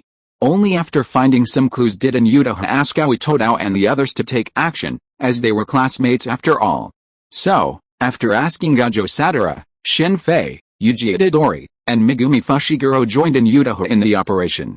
It's just a suspicion, not confirmed yet. After hearing Shen Fei's words, Iwaka's face darkened slightly. Even though the investigation had revealed that Makamaru and Kakichi were highly suspicious, it hadn't been confirmed yet. Iwaka was still very much hopeful that Makamaru wasn't a traitor. Why do you say that? Fushiguro Megumi asked, puzzled. You should confirm this with him yourself later. Shen Fei didn't directly answer Fushiguro Megumi's question. After hearing Iwaka's words, he immediately thought of Masato. Makamaru and Kakichi's heaven and curse binding were very different from Fushiguro Jiner and Zenin Maki. Jiner and Maki, one with 0 purple cursed energy and the other with very little, remained intact and even became stronger. But Makamaru's case was different. Because of the heaven and curse binding, Makamaru was born without a right arm and a body below the knees. He has no feeling below the waist, his skin so fragile that even moonlight can burn it, and every pore in his body feels like it pricks with needles. While the price he gains is a vast range of spells and a cursed energy output exceeding his own strength, his condition confines him to specific rooms and facilities, using puppets to navigate the outside world. This means that Machinemeru is a sorcerer, otherwise he wouldn't be alive today. A normal person with this condition would be practically hopeless. For someone like him, persuasion is easy, simply offer him the chance to return to normalcy, and Machinemeru would find it hard to refuse. To be frank, even Yuji Itadori would likely do so if he had a body like this. A body bound by heaven and curse is inherently difficult to treat. If it were truly possible, Ieri Shoko and Otsutsuki Yuta would surely help. However, the fact that Machinemeru's body remains intact suggests they can't. Under normal circumstances, curse casters and curse spirits can't do the same. Regenerating severed limbs is the privilege of cursed spirits, even humans with reversal spells can't. But who knew that a real person had appeared within the cursed spirit? His transformation into an action was enough to restore the Makamaru to its original state. Furthermore, the bindings were in place, and even if the real person wanted to repent, they couldn't. Under these circumstances, Shen Fei felt he couldn't refuse. He's right here. Led by Iwata, the 4 of them arrived at a hidden basement in Kyoto. Iwata pointed inside and began preparing a ritual. Even though they hoped the Makamaru wasn't a traitor. Facing the possibility of a fight, Iwata, as a sorcerer, naturally needed to be prepared. Her rituals, unlike those of others, required accumulated energy and preparation.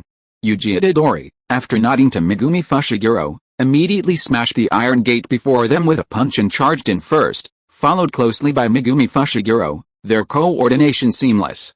No one, unfortunately, the Makamaru wasn't inside. The vast underground space was empty, save for a bathhouse-like structure. The puppets are gone. Looks like he's really gone, and Yudaheim entered the basement and sighed in disappointment after taking in the surroundings. Given Makamaru's condition, it would have been impossible for him to leave the basement under normal circumstances. After all, if he moved, his entire body would be in severe pain. Furthermore, all the puppets around him had disappeared. He must have known he was exposed, so he fled. This basement served not only as Mechamaru's rest room, but also as his mechanical workshop. Few people within the prefectural Jutsu school truly knew Mechamaru's situation. Due to his physical condition, Mechamaru disliked interacting with others. He hated seeing expressions of pity or disgust. Damn it, Yuji Itadori looked deeply disappointed after discovering Mechamaru's escape. He had originally hoped to use Mechamaru to find the real person and avenge Junpei Yoshino and the other humans killed by the real person. This is a bit troublesome. You guys go back first. I'll check around. After discovering that Mechamaru was missing, Shen Fei gave some instructions to Fushiguro Megumi and the others before immediately leaving the basement. His reason for this trip was to ensure he was captured and to learn the enemy's plan from him, so he could better counter their strategy. While Mechamaru's escape wouldn't affect the overall situation, finding him and learning the details of his plan would be a significant improvement. Other details aside, it would definitely reduce casualties. It doesn't look like a hasty escape, it seems like it was planned long ago. Let's give it a try, Madoka. Although Shen Fei hadn't conducted a thorough inspection of the basement, even a cursory glance, combined with the information previously provided by Ange, gave him a reasonable guess. Finding Mechamaru under these circumstances would undoubtedly be extremely difficult, even with observation haki. However, with Madoka's combined nen, finding him might not be impossible. Shen Fei had been integrating his strengths, the breadth of observation haki, the detail of Madoka's nen, and the combination of nen's strength and tenacity with armament haki. Something's happening over there. Shen Fei had originally used the circle with the intention of testing it, but to his surprise, he actually discovered something unexpected. The circle detected a faint reaction of cursed energy about 4 kilometers to his right and ahead. It's a tent. Who set it up here? Let's go in and take a look. Sensing something was amiss, Shen Fei immediately soared high into the sky. From his vantage point, he quickly located the source of the cursed energy, a black tent covering an area of dozens of meters. If it were plain, Shen Fei wouldn't have needed the circle to spot it, but now, deep in the city, the numerous skyscrapers obscured his view. Another unfinished building. Real estate in this world is really tough, due to the existence of curses. Unfinished buildings and uninhabited areas are common in the world of curses, even in bustling cities. Unaware of the curse, ordinary people mistake it for a ghost. As the curse rages, many buildings are halted due to this phenomenon. This is when curse casters and curse casters come into play, providing a significant source of income for them. Mingming is an expert in this area, and it's one of her primary duties. It doesn't look like there are any special conditions. Shen Fei tentatively tapped the tent with his finger, immediately noticing that it didn't block entry.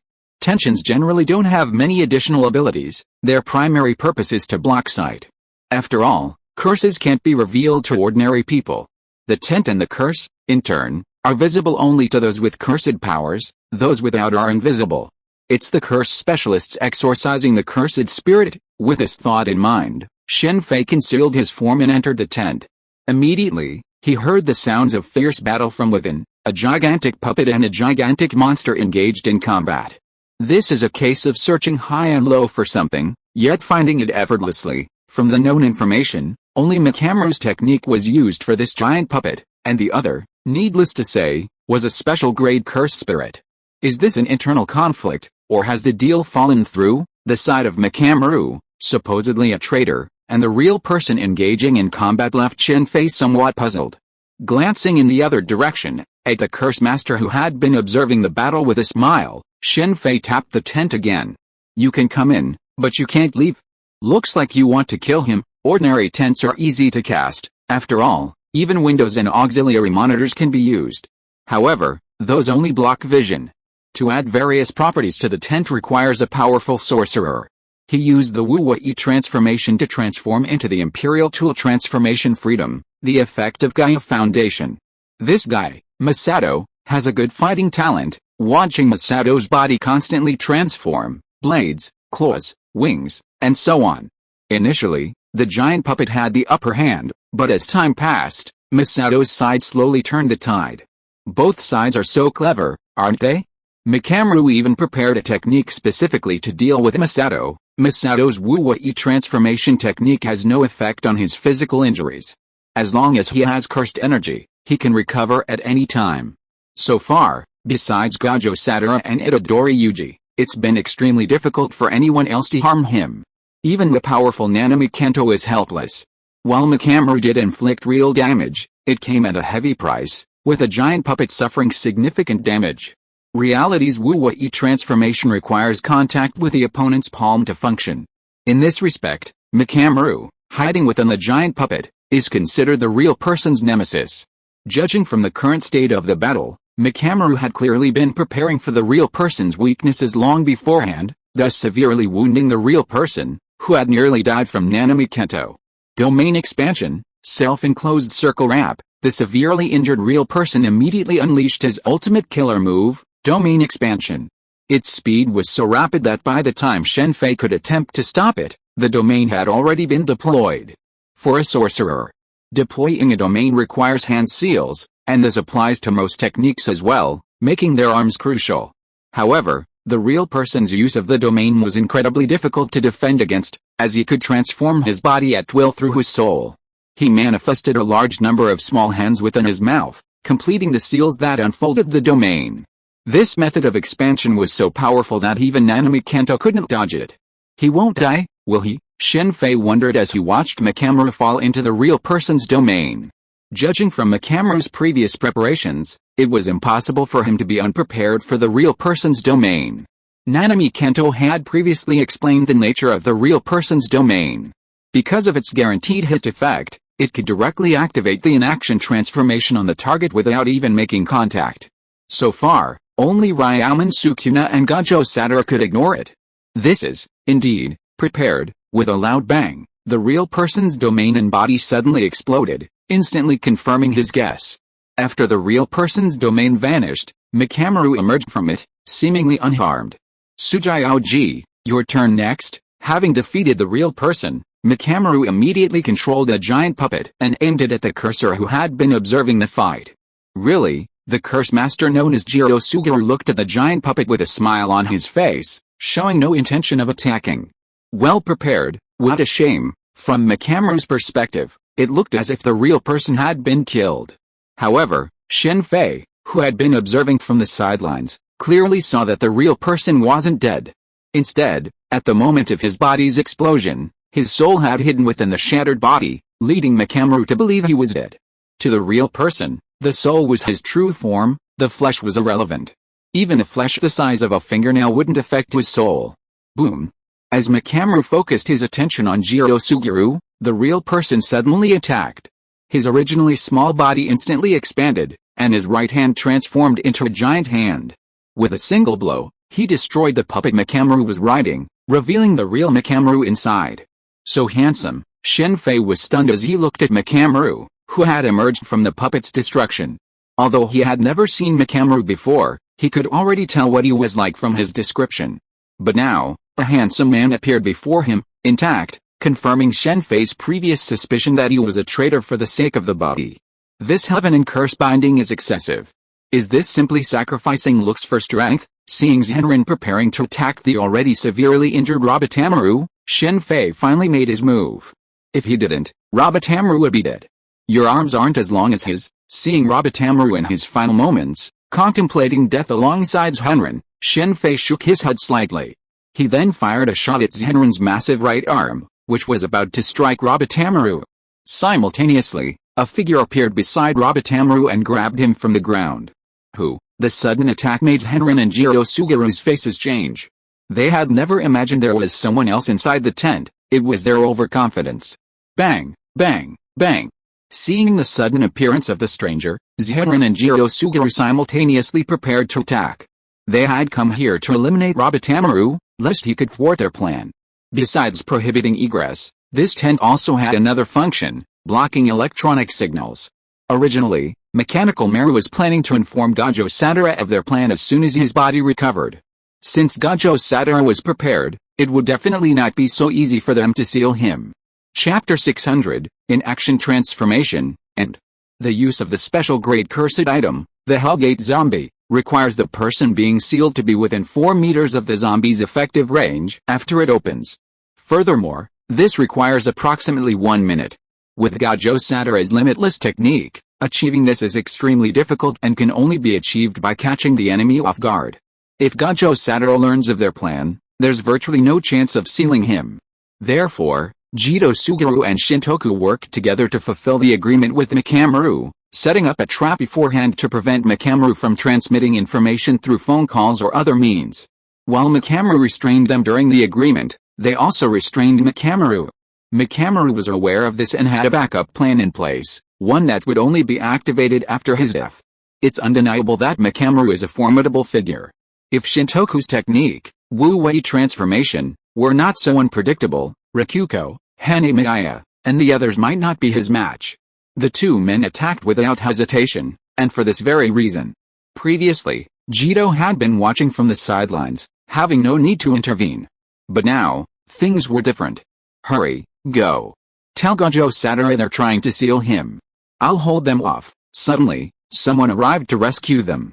Mikamaru and Kakichi, stunned for a moment, then immediately told Shen Fei to leave, their cursed energy surging through them, ready to buy Shen Fei time. Mikamaru, though young, had already reached the highest level of cursed energy thanks to the heaven and curse binding. Otherwise, he wouldn't have been able to fight Masashi for so long and injure him. Don't worry, you won't die. If it weren't for the bondage to Gajo Satura, he could easily have killed Jito and Masashi. While he couldn't kill them, escaping with Mikamaru would have been easy. Bang, bang, bang. Facing the charging Masashi and Jiro, Shen Fei fired several shots at each. These two were no ordinary men, so Shen Fei wasn't using ordinary bullets, but specially crafted incendiary bombs. Ordinary bullets wouldn't have stopped Masashi from killing Mikamaru. Goodbye. After the bullets slowed the two men down, Shen Fei immediately launched several smoke bombs. Even though he was now extremely powerful, his space ring still contained a considerable amount of modern weaponry, including various firearms, grenades, smoke bombs, and more. It was like Mingo, Blackbeard, and Roger from One Piece, who, despite being completely unafraid of firearms, still carried pistols on their waists. Damn it, seeing the sudden rise of black smoke, Jito Suguru's face immediately changed, and he immediately summoned a large number of cursed spirits to rush around. While Jito Suguru was powerful, he unfortunately lacked observation haki or the 6 eyes of Gajo Satura. Finding Shen Fei and the others amidst the smoke bombs was difficult, and he had to rely on his vast arsenal of cursed spirits to search. Fortunately, he had a considerable number of cursed spirits, summoning nearly 60 or 70 of various forms in the blink of an eye. I'll break the tent down. If you want to leave, bring the message to Gajo Satura. After releasing the smoke bomb, Shen Fei led Mikamaru to the edge of the tent. Mikamaru, despite his severe injuries, immediately used his cursed energy to breach the tent. Don't worry, I'll do it. Seeing Mikamaru's injuries worsening from the accumulation of cursed energy, Shen Fei immediately stopped him. He then produced several grenades, throwing some towards Jiro Suguru and Masato, and others towards the tent. The fact that sorcerers rarely possessed modern weapons puzzled Shen Fei. Modern weapons were clearly very convenient. They might not be very effective against cursed spirits, but against cursed spirits, defeating the strong with the weak was no problem. Zen and Shinai was well equipped, making her a good choice in Shen Fei's opinion. However, she seemed to have not considered increasing the power of her weapons. While the world of sorcery lacks storage devices like space rings, there were many cursed spirits with storage capabilities. Fushiguro Jiaoji had a cursed spirit as his arsenal. With the sound of a distant explosion, the tent was pierced. Shen Fei immediately fled outside with Mechimaru. The real one reacted quickly, transforming into a gigantic, worm-like monster and pursuing the two. However, under the shockwaves of Shen Fei's grenade, he could only watch helplessly as they fled. While the grenade couldn't kill the real one, it damaged his flesh, enough to buy him time. As for Jiro Suguru, facing Shen Fei's modern weaponry, especially the powerful grenade, he could only hide behind the cursed spirit. Although this fake Jiro Suguru was already dead, if Shen Fei's grenade damaged his body, especially his arms, it would be extremely troublesome. Jito Suguru's technique was what the fake Jiro coveted, as was the real one's Wu-Wei transformation. He was determined to acquire these two techniques, otherwise, he wouldn't have followed the real one to make a deal with Mechimaru. Because only these two techniques could complete his long-planned plan, Just like the reason why Black Zetsu from Naruto remained hidden in the ninja world for over 1,000 years was because the Rinnegan was difficult to activate. While Ashura and Indra have been reincarnated and fighting constantly, not every generation of Indra has a brother who possesses the Mangekyo Sharingan. Without the eternal Mangekyo Sharingan, the Samsara Eye cannot evolve. This is also the case with the fake Jiro Sasukiro. He has also been hidden in the world of curses for over 1,000 years. While curse control techniques are rare, they did exist for a few thousand years. However, due to the Wu-Wei transformation, only one true person has appeared in over 1,000 years, and none of the curse control techniques that have appeared in previous generations are as powerful as the current Jiro Sasukiro. This generation is arguably the era the fake Jiro has always dreamed of. The only obstacle is the existence of Gojo Satoru. Theoretically, even if the fake Jiro's arms were destroyed, he could recover through the true person's Wu-Wei transformation, so there's no need to worry. However, unfortunately, the collaboration between these two is ulterior motives, and the fake Jiro will never allow the true person to access his soul. Unlike Ryomen Sukuna, the over a millennium curse king who could completely ignore the real person's passive transformation, the fake Jiro Suguru lacked the formidable power to allow the real person to heal him with his magic. If the real person had a bad thought, he'd be finished. Damn it. We can't give Gojo Satoru time to prepare. Activate our plan immediately, upon noticing Shen Fei disappearing with the fake Jiro Suguru. The fake Jiro Suguru immediately said to the real person with a nervous expression. Is this urgent? Our arrangements aren't even complete yet, the real person said, his body returning to its original form. There's no time to wait now. If Gojo Satoru is prepared, your plan will never be completed, the fake Jiro Suguru said gravely. It seems you're even more anxious than we are. The real person looked at the fake Jiro Suguru with confusion. Even though they had been working together for quite some time, the real person had never trusted the fake Jiro Suguru.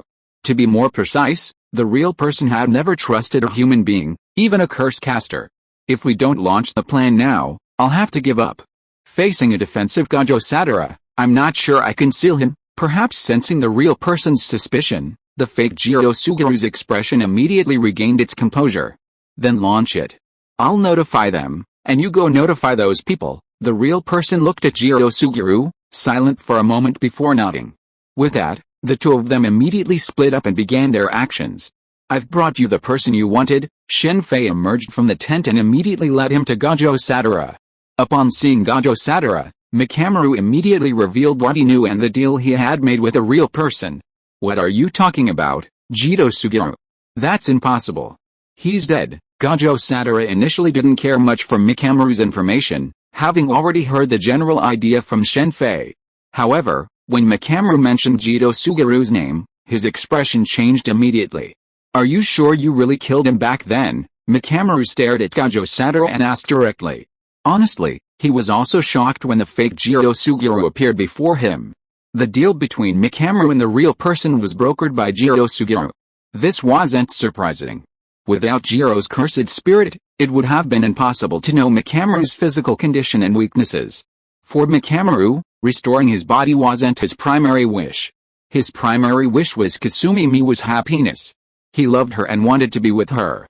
However, Mikamaru's cursed body had left him with a deep sense of inferiority, making it impossible for him to confess his feelings.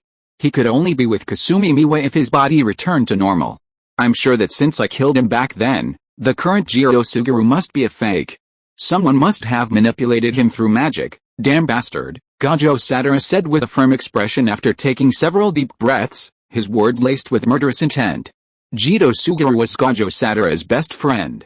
Even though their differences ultimately led to their separation, and even Gojo Satoru was forced to kill him, he remained his best friend and would never allow anyone to defile Jiro Suguru's body. After a brief silence, Gojo Satoru immediately pulled out his phone and dialed a number. You actually called me. Who's been hurt this time? A familiar figure came from the other end of the line. It was Iori Shoko, the only doctor in the curse school. What happened to Jiro Suguru's body back then? Gojo Satoru immediately asked in a deep voice. Originally, a top-grade sorcerer like Jiro Suguru? No, at that time, he was already a curse caster, had his body destroyed immediately after being killed.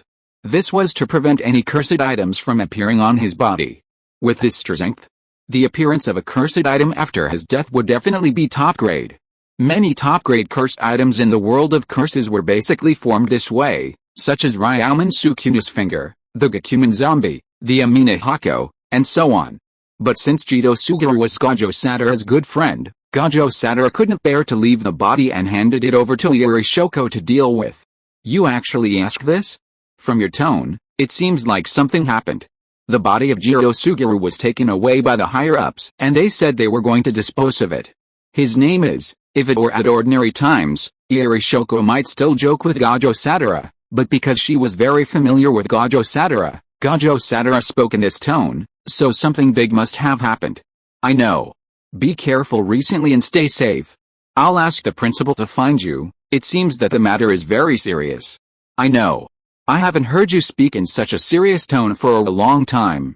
You should be careful too. Don't worry, I'm the strongest. With that, Gojo Satoru hung up the phone, and then asked Mikamaru for information about the fake Jiro Suguru. Gojo Satoru was very confident in his own strength. Jito Suguru was definitely dead at that time, and there was no technique that could bring the dead back to life in the world of curse arts. In the original novel, Gojo Satoru, upon encountering the fake Jiro Suguru, quickly realized he was a sham. His reason for this certainty was simple: a person's personality and behavior are difficult to change.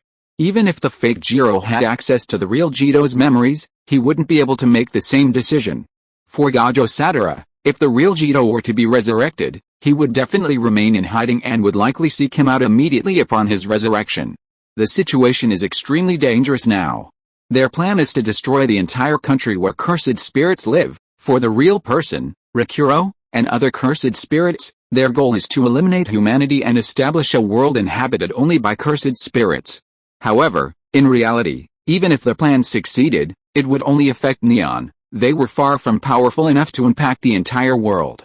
Although the real person and the fake Jiro didn't tell Mikamaru about their plan, Mikamaru, due to his connection to the Heaven and Curse binding, had arranged that could cover all of Tokyo, arranged that even Shen Fei's full observation haki couldn't achieve. This is a gifted talent, just like Matt, Marvel's Daredevil.